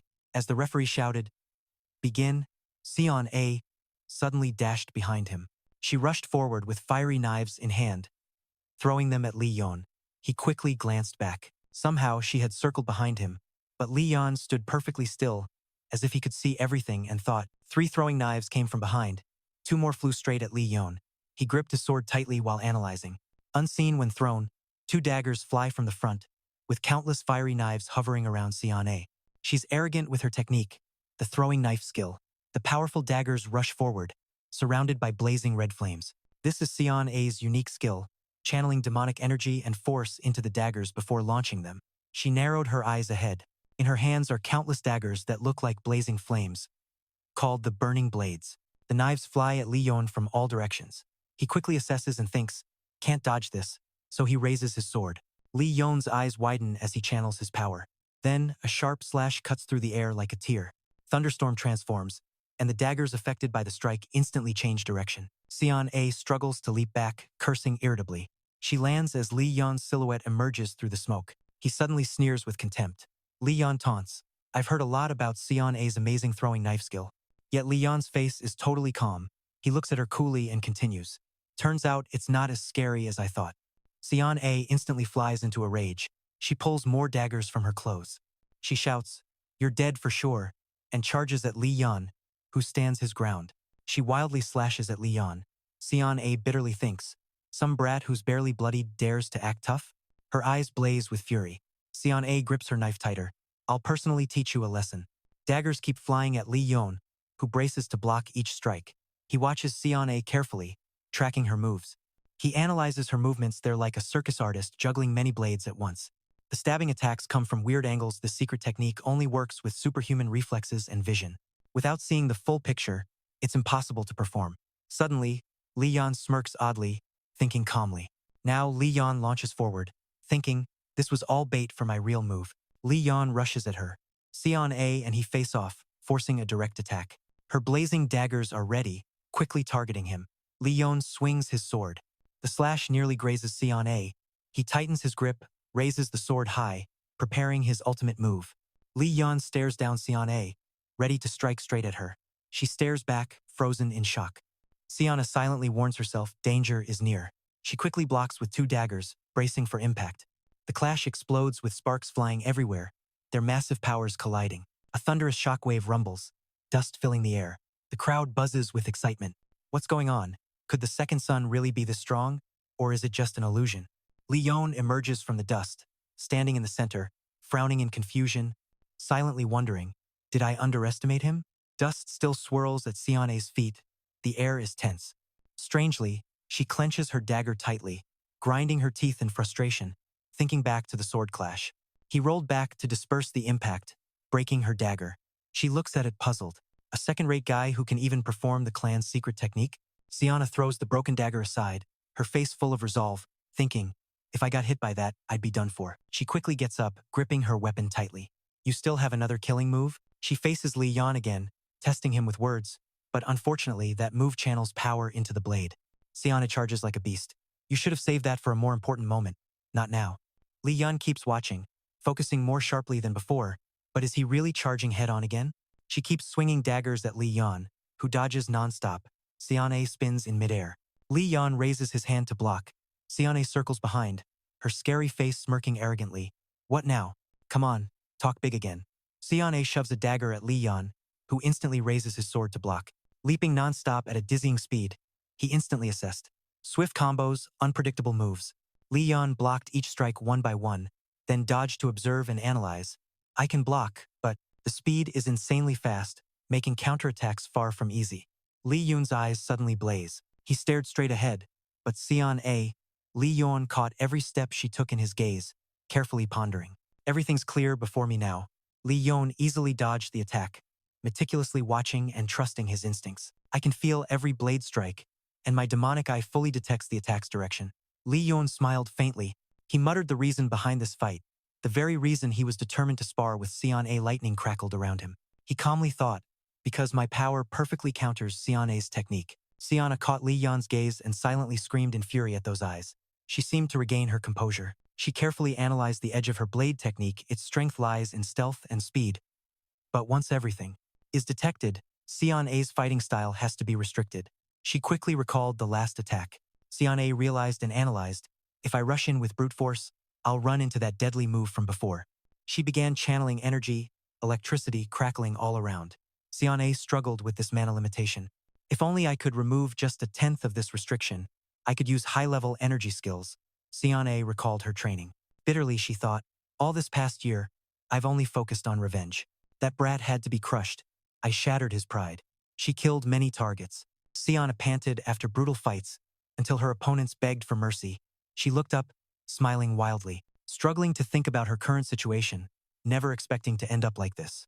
Sion-A suddenly snapped awake. The last thought in her mind, it's me. Lee Yeon spoke, pulling her back to reality. Does Sion-A still have the brain to daydream like that? Lee Yeon closed in, arrogantly telling her to focus. Much better. Then Lee Yeon struck. Sion-A quickly blocked, struggling to stop his sword. Sion-A gritted her teeth and instantly unleashed a powerful energy. She said mysteriously, I didn't intend to use this move. Lee Yeon watched in shock as Sion-A's power quickly enveloped the knife, channeling it directly into Lee Yeon's body. His heart suddenly stirred. A rising power surged with every heartbeat. Lee Yeon slowly sensed this energy flow. Doubt crept in. Is my magic circle being suppressed? Sion-A leapt off the ground. She stood arrogantly before Lee Yeon, taunting. So you're a bit smarter than I thought after all. She screamed, face twisted with mad triumph. Even a coward like you realizes you can't win. What if no mana? Lee Yeon fell silent, deep in thought. Would she use her special skill? He realized it was the mana suppression skill of the sixth sister, Lee Yeon, who possesses a unique ability, triggered with a slight move. She can disrupt the enemy's magic flow, throwing them into chaos. If their mana capacity is superior, they can resist. But if not, even if they realize the trap, they'll be bound with no escape. He stood still. Siana roared loudly, her voice echoing through the stands.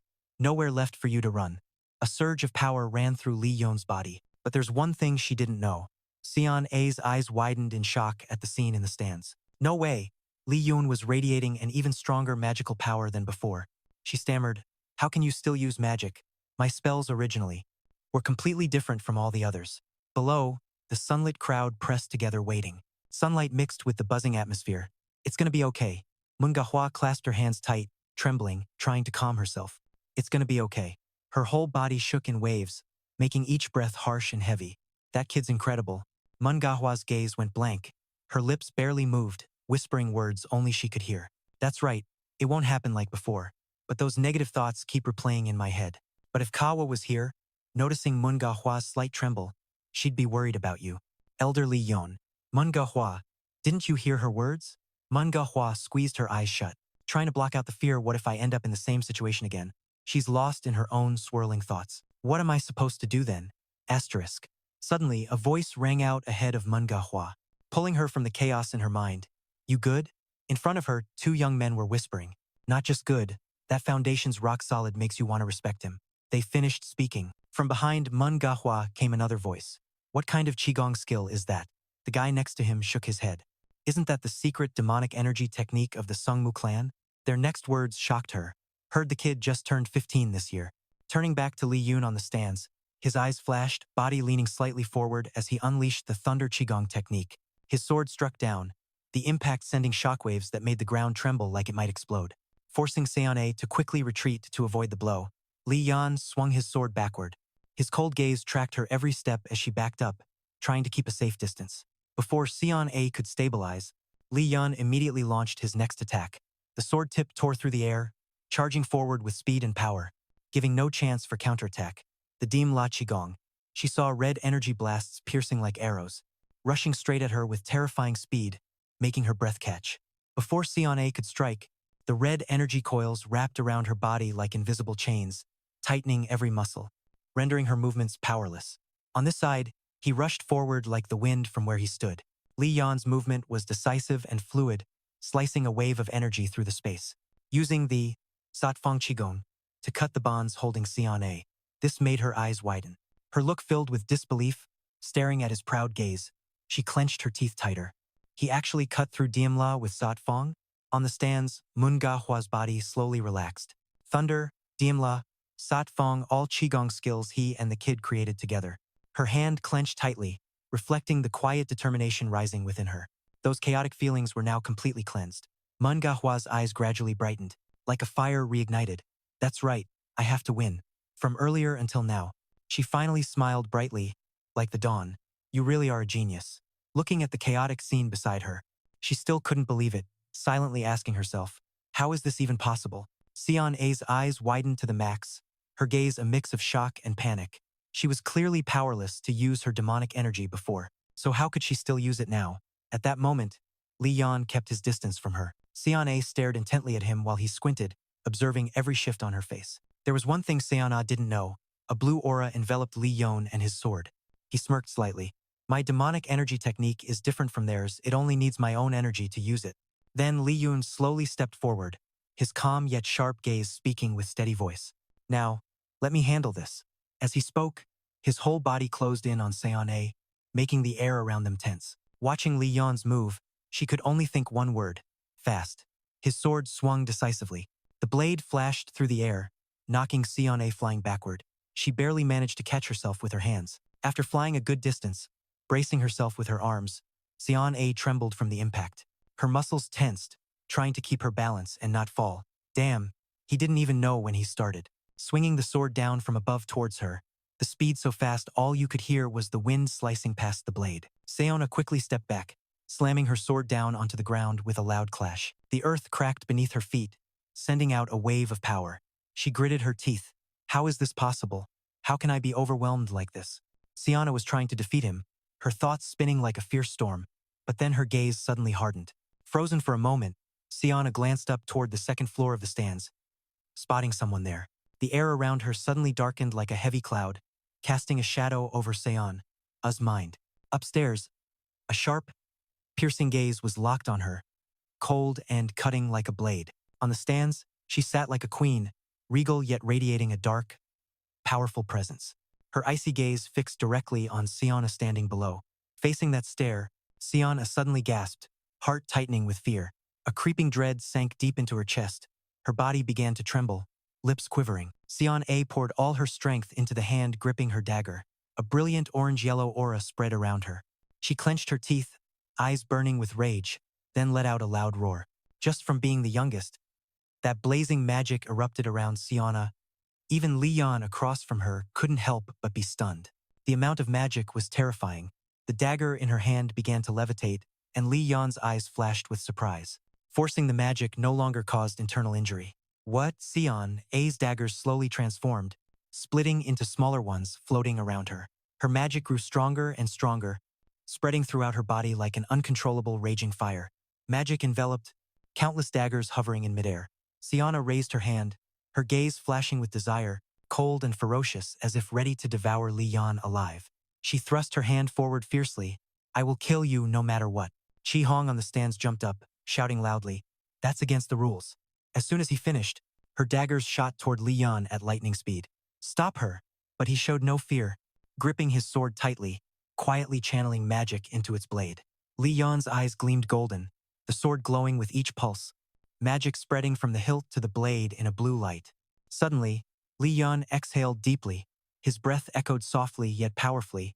Then he moved into an attack stance. Just as her daggers came close, Lee Yeon swung his sword hard forward. The steel blade flashed through the air, but surprisingly missed the target. Seeing this, Siana couldn't help but burst out a proud laugh, echoing like a bold challenge. "Where do you think you're swinging?" But then her eyes widened in disbelief. Huh. One of Seon-A's daggers was stuck straight into the ground. Lee Yeon moved fluidly, his sword slicing sharply through the air. Some truths in this world are unchanging. Magic never truly disappears. Lee Yeon glanced at the daggers slowly falling, piercing the earth with sharp sounds. Magic scattered into the void eventually returns to nature. Magic is infinite and cannot be lost. He gripped his sword firmly, coldly scanning the remaining daggers floating in the stands. But Lee Yeon stood cold-faced among the daggers stuck in the ground. The founder's sword, he smirked. "This sword can cut through and destroy magic itself." Lee Yeon looked at the sword trembling slightly in his hand, amazed that someone could even wield Liu Tin. But either way, it was a success. His gaze toward her remained cold and sharp. Remembering the opponent's move just now, "With my current strength, I can't fully block Liu Tin. So I used Black Knight to sever the magic thread linking the daggers." Lee Yeon narrowed his eyes, focusing all his spirit. Using magic eyes to see the magic thread connected to the daggers, but both require extraordinary concentration. He stepped forward with sure, steady strides, each step like a nail driven into the ground, setting a solemn rhythm. The space around seemed to tighten. "Now it's my turn to watch Lee Yeon's move." Siana clenched her teeth, furrowed her brow, eyes flashing with tension. Is she planning to use that move again? You could only see his body move like the wind, keeping a certain distance from her, stepping with agile precision. Watching Lee Yeon's moves, Seon-A was shocked and confused, her eyes darting around. It was like she was trying to read his intentions, but if she stretched the distance, she couldn't strike. Suddenly, she saw him ready to attack. A flicker of confusion flashed in her eyes. Trying to attack from this distance? Lee Yeon smirked slightly. The demon-piercing sword technique was originally made to fight monsters. His power radiated all around, flooding the space like a strong, invisible wave. Then it slowly focused into the sword in his hand. Distance was never an issue from the start. His eyes rolled white. He poured every ounce of power and demonic energy into the upcoming strike, infinite solar eclipse. His sword swung fiercely and decisively, as if tearing the sky apart. The blade gleamed with bright golden light, whipping up a violent, swirling wind through the space. Siane's body froze, her eyes locked on Lee Yeon's incoming sword. She widened her eyes and spat out angrily. "Damn it!" A huge explosion erupted in the stands. The deafening blast shook the air violently. Thick blue smoke billowed, covering the entire area. It obscured everything inside. Slowly, the blue smoke thinned, revealing the scene within. He still held the downward strike pose. Beneath him, a deep, wide slash marked the ground. Dust still swirled thickly. Suddenly, Lee Yeon covered his mouth, coughing harshly. His dry cough echoed as he lowered his head, hand pressed to half his face. Cold sweat dotted his forehead from pushing his demonic eye to the limit, causing sharp pain in his eyes. Lee Yeon glanced toward the opposite side, where thick dust still blocked his view. But it wasn't over yet. The demon-piercing had landed, but he needed the finishing blow. Suddenly, through the thick smoke, a sharp dagger shot straight at him with terrifying speed. Lee Yeon hadn't reacted yet. The dagger sliced across his thigh, leaving a long cut. Lee Yeon lost balance. His knee buckled slightly. His body staggered for a moment as the sharp pain spread from the wound. From the smoke, a pair of lightning-fast legs shot forward, slashing through space with terrifying velocity. Seon-A, face covered in wounds, eyes burning with determination, swung a powerful fist toward him. Too fast, she held the dagger, raised it, and stabbed violently at Lee Yeon with relentless force.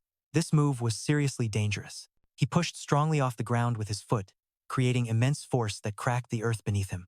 Lee Yeon stepped back to keep a safe distance from Seon-A's fierce pressure, but her dagger had already caught up. She dashed like a lightning bolt and stabbed straight into Lee Yeon's chest. The air suddenly froze. Every movement seemed frozen in that moment. Seon-A's motion was still, the dagger embedded deep in his chest. Dark red liquid flowed from Lee Yeon's chest, soaking a patch of his pristine white shirt. Meanwhile, his sword hadn't pierced her body. The shiny blade stopped just inches from her chest. Seon-A slowly withdrew the dagger from Lee Yeon's chest. Every move deliberate, but suddenly she collapsed to the ground. Losing balance, she fell before she could react. Lee Yeon clutched his wounded chest. A pained expression crossed his face. If he had blocked with Black Knight, even a second slower, his heart would have been pierced. Lee Yeon glanced at her lying face down. At that moment, the demon piercing had surely knocked her out. But her body sensed his killing intent and instinctively reacted. He turned his head, sighed, then smiled softly. Truly fearsome bloodline. Then, he looked over at the two young men standing right beside him. He sheathed his sword and said coldly, "What are you waiting for? Not gonna get her help? Leaving her like this, she'll die from internal injuries." The two nearby young men suddenly snapped out of it, replying quickly. Lee Yeon rolled his eyes, raised his hand, and pointed back. Yeah, he was exasperated, watching the two preparing to take her for treatment. "Well, you saw that, right?" Lee Yeon's gaze shifted toward the stands. There sat an old figure high above. The Cho clan fighters saw his gaze and their eyes widened. Stubborn old men. Then Lee Yeon looked back at Seon A, unconscious on the ground, along with his half-siblings. His hand clenched tightly and raised high. "To those of you who once thought I'd failed just because I'm a younger son." Lee Yeon closed his eyes, a silent declaration. "For the first time, I've proven myself." Suddenly, an object flew fast and hit his head. Lee Yeon tilted slightly, his eyes quickly darting toward the thrower. The thrower was Tessin.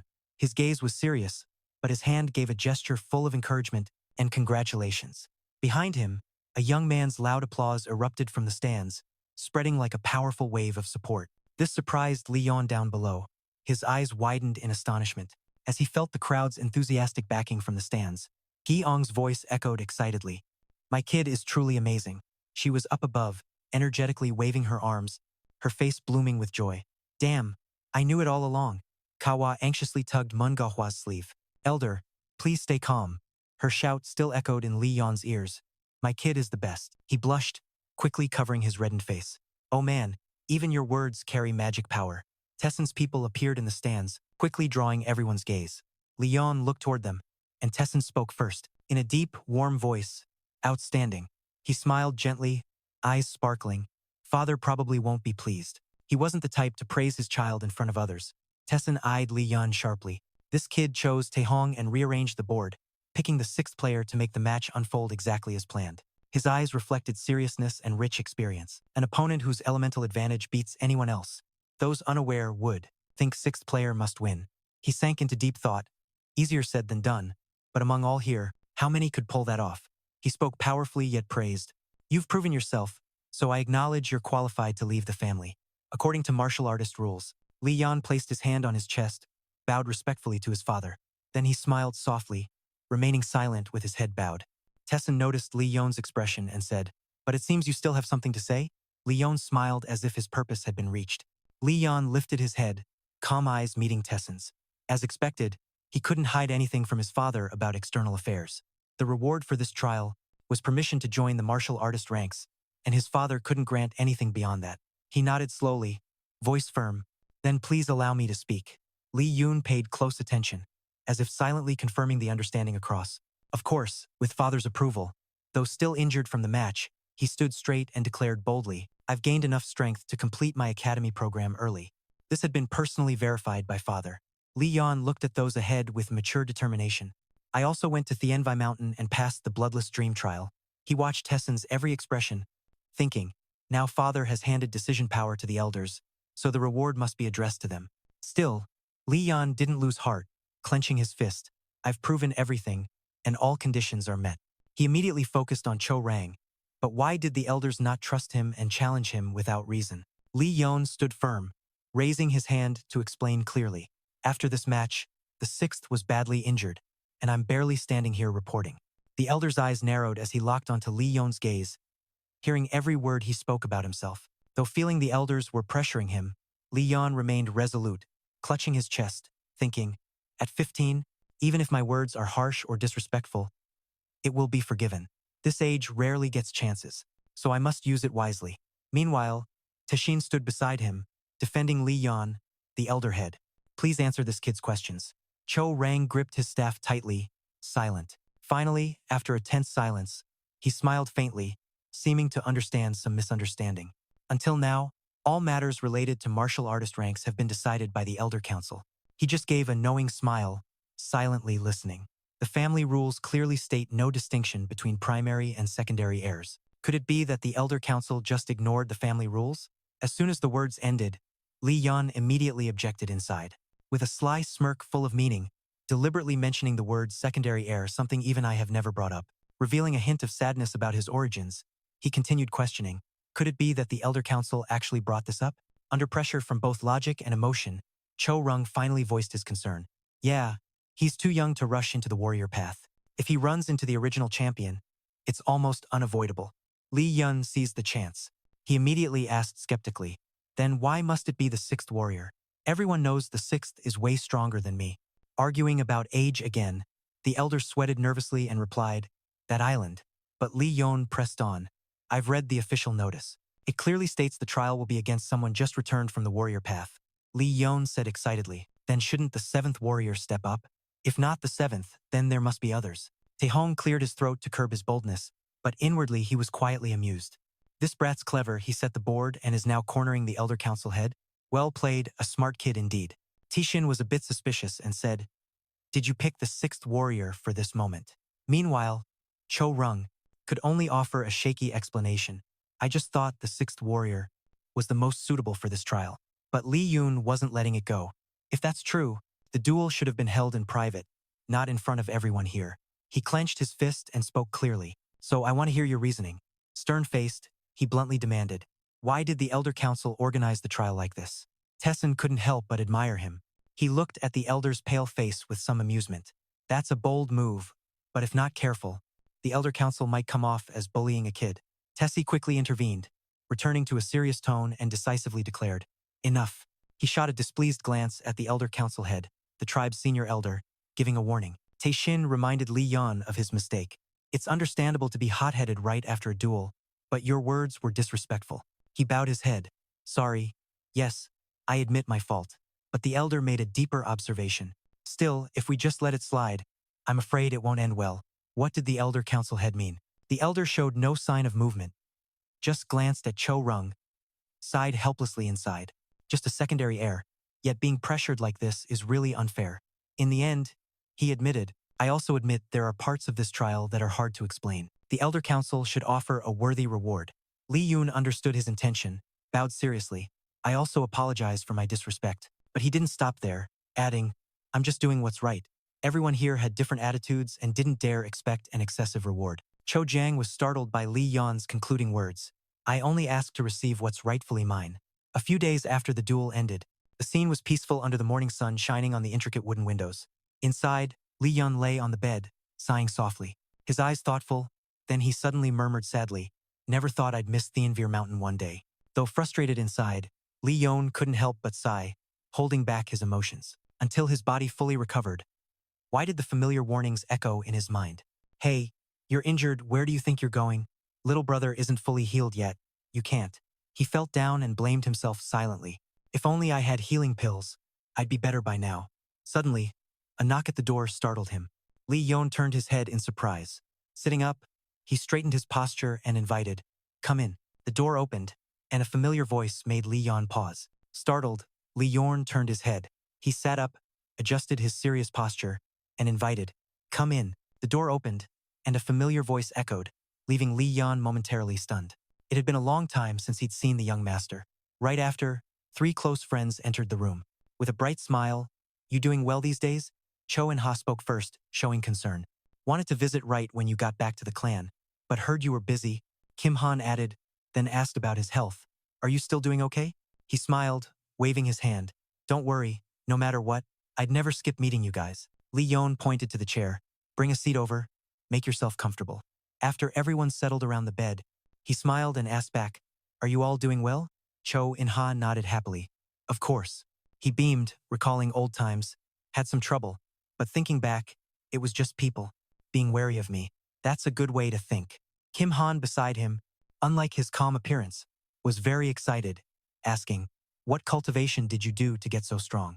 Making Lee Yeon's eyes widen in surprise. Before he could react, Lee Yeon sternly continued, speaking of that duel, I saw it with my own eyes. Lee Yoon flared up angrily, his gaze deadly toward Kim Han. He immediately cut in. Level 5-3 upgrade is coming soon. Looks like you all have some free time. Huh? Feeling cornered, Lee Yoon quickly stepped back, stammering, It's not like I had some big emergency. How could we possibly miss it? Kim Han kept defending, shouting, "It's not just me. Everyone's here, right?" But when he turned back, he was surprised to see two friends silently exchanging glances. And Bo Seoong bowed his head. "Sorry, please forgive us. You planned to come right after training, but you're late now." Cho In-ha softened her tone. "Because Bo Seoong also took part in the duel, so did I." Lee Yeon waved it off. "No need to feel bad. I don't blame you." However, then he turned to question Kim Han. "So you got lazy when I wasn't around?" Making Kim Han frantically wave his hands. "No, absolutely not." Looking at his friends, Lee Yeon smiled inwardly, thinking they'd grown a lot. Cho In-ha and Bo Seo-ong were both appointed apprentices in the Blood Tiger Squad and Celestial Palace Squad. Those two were the top elite from the annual fighters, two more squads. 4 major squads in total called the 4 Divine Squads. Kim Han decided to join the 6 Gates, where the academy training has 2 departments, the Blade Sword Department specializing in swordsmanship, and the Archer Department specializing in ranged weapons, attending both. Not an easy feat. His eyes softened, revealing rare gentleness, thinking, also, half the 5th grade students were appointed, truly a rare occasion. He sincerely looked at his friends and said, "You all need to work hard. I'll be relying on you a lot later." Facing Lee Yeon, Bo Seo-ong confidently replied, "Leave it to us." Cho In-ha added determinedly, "We'll grow worthy, so you won't be ashamed." After chatting, they cleaned up and prepared to leave.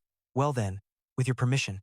He smiled and replied, "Right. I'm glad to see you again." Suddenly Kim Han exclaimed, "Ah, almost forgot. You're going to claim your reward today, right?" Lee Yeon turned back, smiling softly. "I'm the one claiming the reward. Why are you so happy?" He answered immediately, eyes shining, "Because good things are coming to me." Kim Han couldn't hold back his curiosity, asking right away, "So have you decided what you'll take?" He smiled faintly. Without hesitation, Lee Yeon answered briefly but confidently, "Of course." At the Shungmu Treasury, 2 guards stood watch at the gate under the blazing Sunday. Suddenly, a car came speeding to the iron gate, its door opening. A pair of legs in dress shoes stepped out. Lee Yeon slowly got out, looking around, thinking, "It's been 6 years since I last came to the treasury." Suddenly, a voice startled him. "Isn't that the youngest son?" It was the gate guard speaking, asking politely for the purpose of the visit. Lee Yeon stepped forward, handed him a paper, and calmly replied, "I've got permission to withdraw equipment from the treasury." The guard took the paper, examined it once, and said, "Yes, I confirm the document. They opened the gate and invited you in. You may proceed."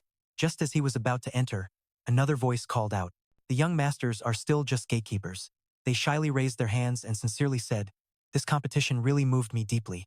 I will also strive to improve like the young master." Then, right at the gate, they bowed respectfully to the elder. At first, he held back a bit but felt happy inside. "This is the first time in my life I've received such a respectful salute." Lee Yeon smiled brightly at them, turning his head but feeling excited inside.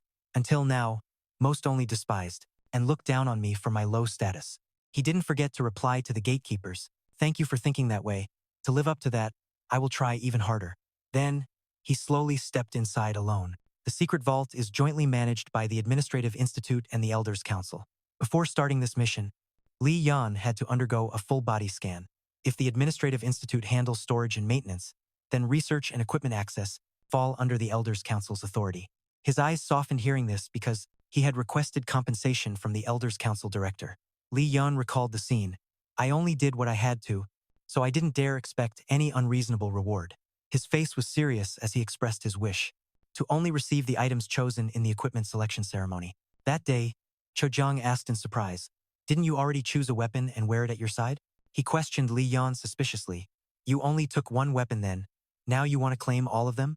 Lee Yeon's eyes were calm, answering without hesitation. According to the rules, weapons chosen during the selection ceremony can all be claimed later. Tae-hong, who was listening, was startled when Lee Yeon mentioned his name. "Am I misunderstanding, Chief Administrator?" The man muttered helplessly, "What a clever kid," then stammered, "All right, exactly. You put Cho in a tough spot. By tradition, the rest of the weapons are claimed later." The head of the family said he would follow precedent. He stroked his beard, glancing away. Looking back, it was indeed as such. His face was full of displeasure and reluctance. Lee Yeon sneered, "Just pick a couple of suitable items to grant based on status. Even if a few are given, the Elders Council won't lose out. That's probably what they think." He scanned the audience and whispered, "If the Elders Council director approves my request in front of the guests, Then the weapons in the secret vault will officially belong to me. Then he asked, can I do that? Taishin's eyes narrowed slightly at Lee Yeon. He calmly replied, I permit it. Those things were going to be yours anyway. Lee Yeon bowed respectfully to thank his father.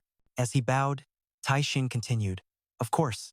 His face was serious as he said, as long as you prove you deserve to be the owner, the elders will always hand the weapons over. Lee Yeon paused a moment. Father, even the elders' council head couldn't see through my plan, but you saw right through it. He looked at him. Moreover, he skillfully sided with the elders to settle things and ordered his subordinates, decide which weapons to release and deliver them to the youngest young master. Back in reality, Lee Yeon continued moving deeper inside. So I'm allowed to receive 4 masterpiece-grade weapons. He stepped into the elevator to the 2nd floor, his mind racing. There normally wouldn't be such a generous reward, but with father backing me, they didn't dare mess around. The elevator doors opened, his gaze steady with a hint of hope. Access was limited from floors 1 to 3. Lee Yeon scanned the room, which contained every type of weapon. The 1st floor held standard-grade weapons, which he ignored. He needed to choose the truly useful ones for this journey. He raised his hand, releasing a small black aura on it. Lee Yeon said, let's take our time picking. Scene shifts to Mai's office. Lee Yeon and he sit opposite each other drinking tea. No need to pay attention to the 1st floor where the average grade weapons are. I need to pick only what's really useful for this journey. He raised his hand, releasing a small dark aura from his palm. Lee Yeon said, let's take it slow and choose carefully. Scene shifts to Mai's office. Lee Yeon and he sit facing each other, drinking tea. Mai Lee Yeon asked, have you decided to set off yet? He replied cheerfully, yes, everything is prepared. Outside the window, cherry blossom petals began to fall gently, creating a refreshing spring scene. Truly beautiful weather. Mai Lee Yeon spoke calmly and slowly. You're starting a rare long journey. What season could be better? He slowly looked up and asked, have you greeted everyone yet? Lee Yeon answered casually, yes. As for Uncle, he's on a mission far away, so he can't be seen. At that, his face fell, head down in helplessness. It was tough even to calm the nursemaid. He burst out laughing happily. I can imagine that. Mai Lee Yeon looked at him and asked, have you greeted father yet? Lee Yeon laughed heartily seeing him like that. Yes, you're still as intimidating as ever. Intimidating? Lee Yeon continued, making him a bit helpless. You said causing such a big deal? If you don't achieve satisfying results, you'll be punished. Hearing that is kinda scary. His face slightly fell, letting out a sigh. Myung-jong turned to him and calmly asked, have you heard about the 6th sister? Jian's expression softened and turned serious. Yes, I heard she's entered seclusion cultivation. He recalled that scene. Even the guards couldn't stop her. Siona, even while recovering, after waking she caused chaos. After healing, Mrs. Bick put her into seclusion for cultivation. Seeing his worried face, Mai Lee Yeon explained, no one can intervene in your warrior path, but at least the 6th sister can't come out for revenge anytime soon. Lee Yoon said nothing more, slowly nodding as if understanding. He twirled 2 fingers nervously, hesitating. Brother, can I ask for your help with something? Then, to his brother's surprise, Lee Yeon made his request. While I'm on my journey, please take care of the nursemaid for me. In his mind, he remembered Kawa from his past life, desperately banging on the door in the pouring rain for help. They might not dare target me directly, but going after my close ones is easy. In my past life, I lost my nursemaid that way. Myung-jong understood immediately, nodding in agreement. Got it, brother. Your nursemaid will stay here with me. His eyes widened in surprise at the next words. No one will dare harm her. Then he stood, solemnly, bowing his head and said, this debt will definitely be repaid. He smiled warmly and replied, my little brother is already the head. How could I not handle this? Lee Yeon smiled gently. Mai Lee Yeon added, I'll wait for your return after this journey. Then he lifted his head, full of determination, and said, yes, 15 years since returning, places to visit, things to acquire, people to meet, all packed in his heart. For the first time, leaving the clan, free to act, owning time that belongs only to him. Lee Yeon shaded his eyes from the dazzling sun, smiling contentedly. Everything starts from here. Morning sunlight filters through the leaves. A woman sits under a tree leisurely sipping tea. Bae Kwa-jian slowly raised the cup to her lips, eyes closed savoring the tea's flavor spreading in her mouth. Bae Kwa-jian put the cup back on the table, the tea still warm and shimmering. She didn't open her eyes. As if speaking to the void, report. A foot stepped lightly on the lush grass, movement so soft it was almost silent. A fully masked person knelt respectfully. I apologize for losing track. Bae Kwa-jian's face darkened, displeased. She glanced sharply and said flatly, report mechanically. without daring to look her straight in the eye. When entering the prosperity hideout, he lost the trail. It seems he expected to be followed. Bei Kwajan's slender fingers lightly traced the rim of the cup, utterly absurd. She casually circled the cup's edge and said, "Appearance can be hidden, but surely the aura of magic still shows." The hood of the cloak covered the guard's face, so his expression was unreadable. Among the weapons received as rewards after the recent duel, there's one that can alter both appearance and magical aura. So now, it's probably impossible to track him. Wei Zion pondered a moment, then suddenly spoke. "Just a 15-year-old bastard child, yet dared to escape the pursuit of the shadow sword I forged myself." When she tilted the cup, her face was reflected clearly. Thinking back, if she couldn't even handle this, she would have been weeded out long ago. Wei Zion stared blankly into the void, planning to scout ahead, but ended up not keeping pace even for one day. Suddenly, she turned back, eyes glaring terrifyingly, ordering, "Monitor the news." Bei Kwajan lowered his gaze coldly into the bottom of the teacup. He said, "If you see any signs, follow the guards immediately." Then shouted loudly, "Understood." Inside the tavern, it was extremely noisy. "Where's that trash cheating again?" People inside were drinking and playing games together. "You're the one hiding cards up your sleeve." The noise inside spilled out as the door opened. "What's up? Is there a fight?" "I bet 100,000 on the bald guy." A hooded man carrying a briefcase walked in confused. "I'll put 150,000 on the guy with the lazy eye." He went straight to the bar and started ordering some drinks, a few draft beers. The bartender suspiciously asked, "Strange face, huh?" The man slowly took off his hood, introducing himself. "I'm from the north," meaning he wore a different skin, with a pretty cool scar from China. These days, the Nine Dragon Camp is in complete chaos. The boss slid a beer in front of him, curious. "Your accent sounds just like a true Seoul native. If you're Korean, why come from the north?"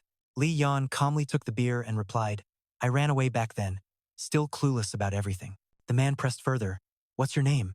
Suddenly, Lee Yeon snapped, surprising the boss. "Do I have to give my name here?" The boss awkwardly scratched his neck and changed the subject. "Seems like he really is a drifter." Lee Yeon looked at his reflection in the beer glass. He muttered, looking closely, "It's just like the real thing." To change his face, he used a high-grade mask masterpiece. When infused with demonic energy, it creates an illusion over the mask. Though it drains energy, it's a highly useful item. Lee Yeon was quite satisfied, silently smiling as he used the 10-faced iron skin technique to alter his appearance. Just blending demonic energy with his voice to disguise himself made hiding his identity no problem. He anxiously glanced at the people behind him. "It's been a long time. I worried if I'd find the right place. Here are tall mountains and the darkest part of the northern danger zone. This spot falls under the jurisdiction of Zagangdao. The monsters have been wiped out, but it's still unexplored. Inside lie endless deep forests where darkness always looms, surrounded by treacherous mountains. Yet there's a village here, drifting through dangerous zones worldwide, a village formed by those who use martial arts, sorcery, and magic to commit crimes, also known as the Drifter's Den. For years, this place was engulfed in flames, with many trying to destroy the den. They killed and burned the village mercilessly. But once, drifters who tried to escape caused massive damage. The handshakes of those powerful figures in the light marked a new beginning. So, those handshakes of the powerful outside were just the start. The tavern he came to is one of them, and this is the largest drifters' hub in Korea. Criminals from everywhere pour in, and secrets gather too. He recalled old times, a shadow of sadness crossing his face. "In my past life, to avoid my clan's gaze, I hid here, but I was eventually discovered." Lee Yeon already had his own plans. "And the reason this time I picked this as the first stop of my warrior journey," he suddenly spoke, making the boss slightly startled. "Let me ask you something." Lee Yeon's eyes showed an unshakable resolve. "I used to be at Nine Dragon Camp, but which organization runs this place now?" The boss kept wiping his glass. "Why do you want to know?" He tried to sound reasonable. "I don't want to die foolishly. At least I want to understand the situation." The boss's next hint made Lee Yeon frown. Not easy to say. "But one keg of beer might not be enough to get me talking." He slammed a stack of money on the table, loudly. "Here, 100,000. One eyebrow raised, adding some snacks to the beer. "For you, boss." He smiled with satisfaction. Quite to my liking, the boss brought out a plate of peanuts and slowly explained. "This place is managed by Big Cho Soo. The owner here has been running it for 15 years. Even if you went to China, you'd know him, right?" Lee Yeon quickly replied, "Of course. How could I not?" Inside, he stirred slightly, just as expected. A tall man whose hands often took others' heads, Butcher Baek Cho-soo. He's also a man blinded by money. Back when he was an official fighter, he killed his master and became a drifter. In his past life, Baek Cho-soo was the notorious underground boss of Korea. In his early 30 seconds, he took over the 100 Bone sect and began controlling the black market. Lee Yeon pondered, scratching the table unconsciously. And now must be when the best goods appear. But the one I need isn't Baek Cho-soo. Soon after, he smiled slyly. In the last life, that item fell into the Sumu clan's hands. This time, I have to get it first. Dark clouds are slowly covering the stars above. A breeze lightly sways the tree branches. A large villa sits quietly among the pine forest. Baek Cho-soo's villa. A hand clenched a stack of documents, the sound of papers, rustling.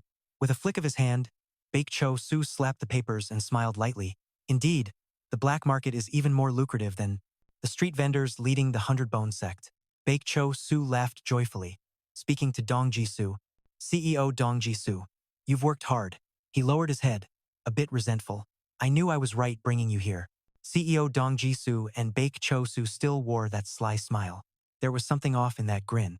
Then he raised his voice, stiffening Dong Ji-soo. Didn't I say Dong Ji-soo?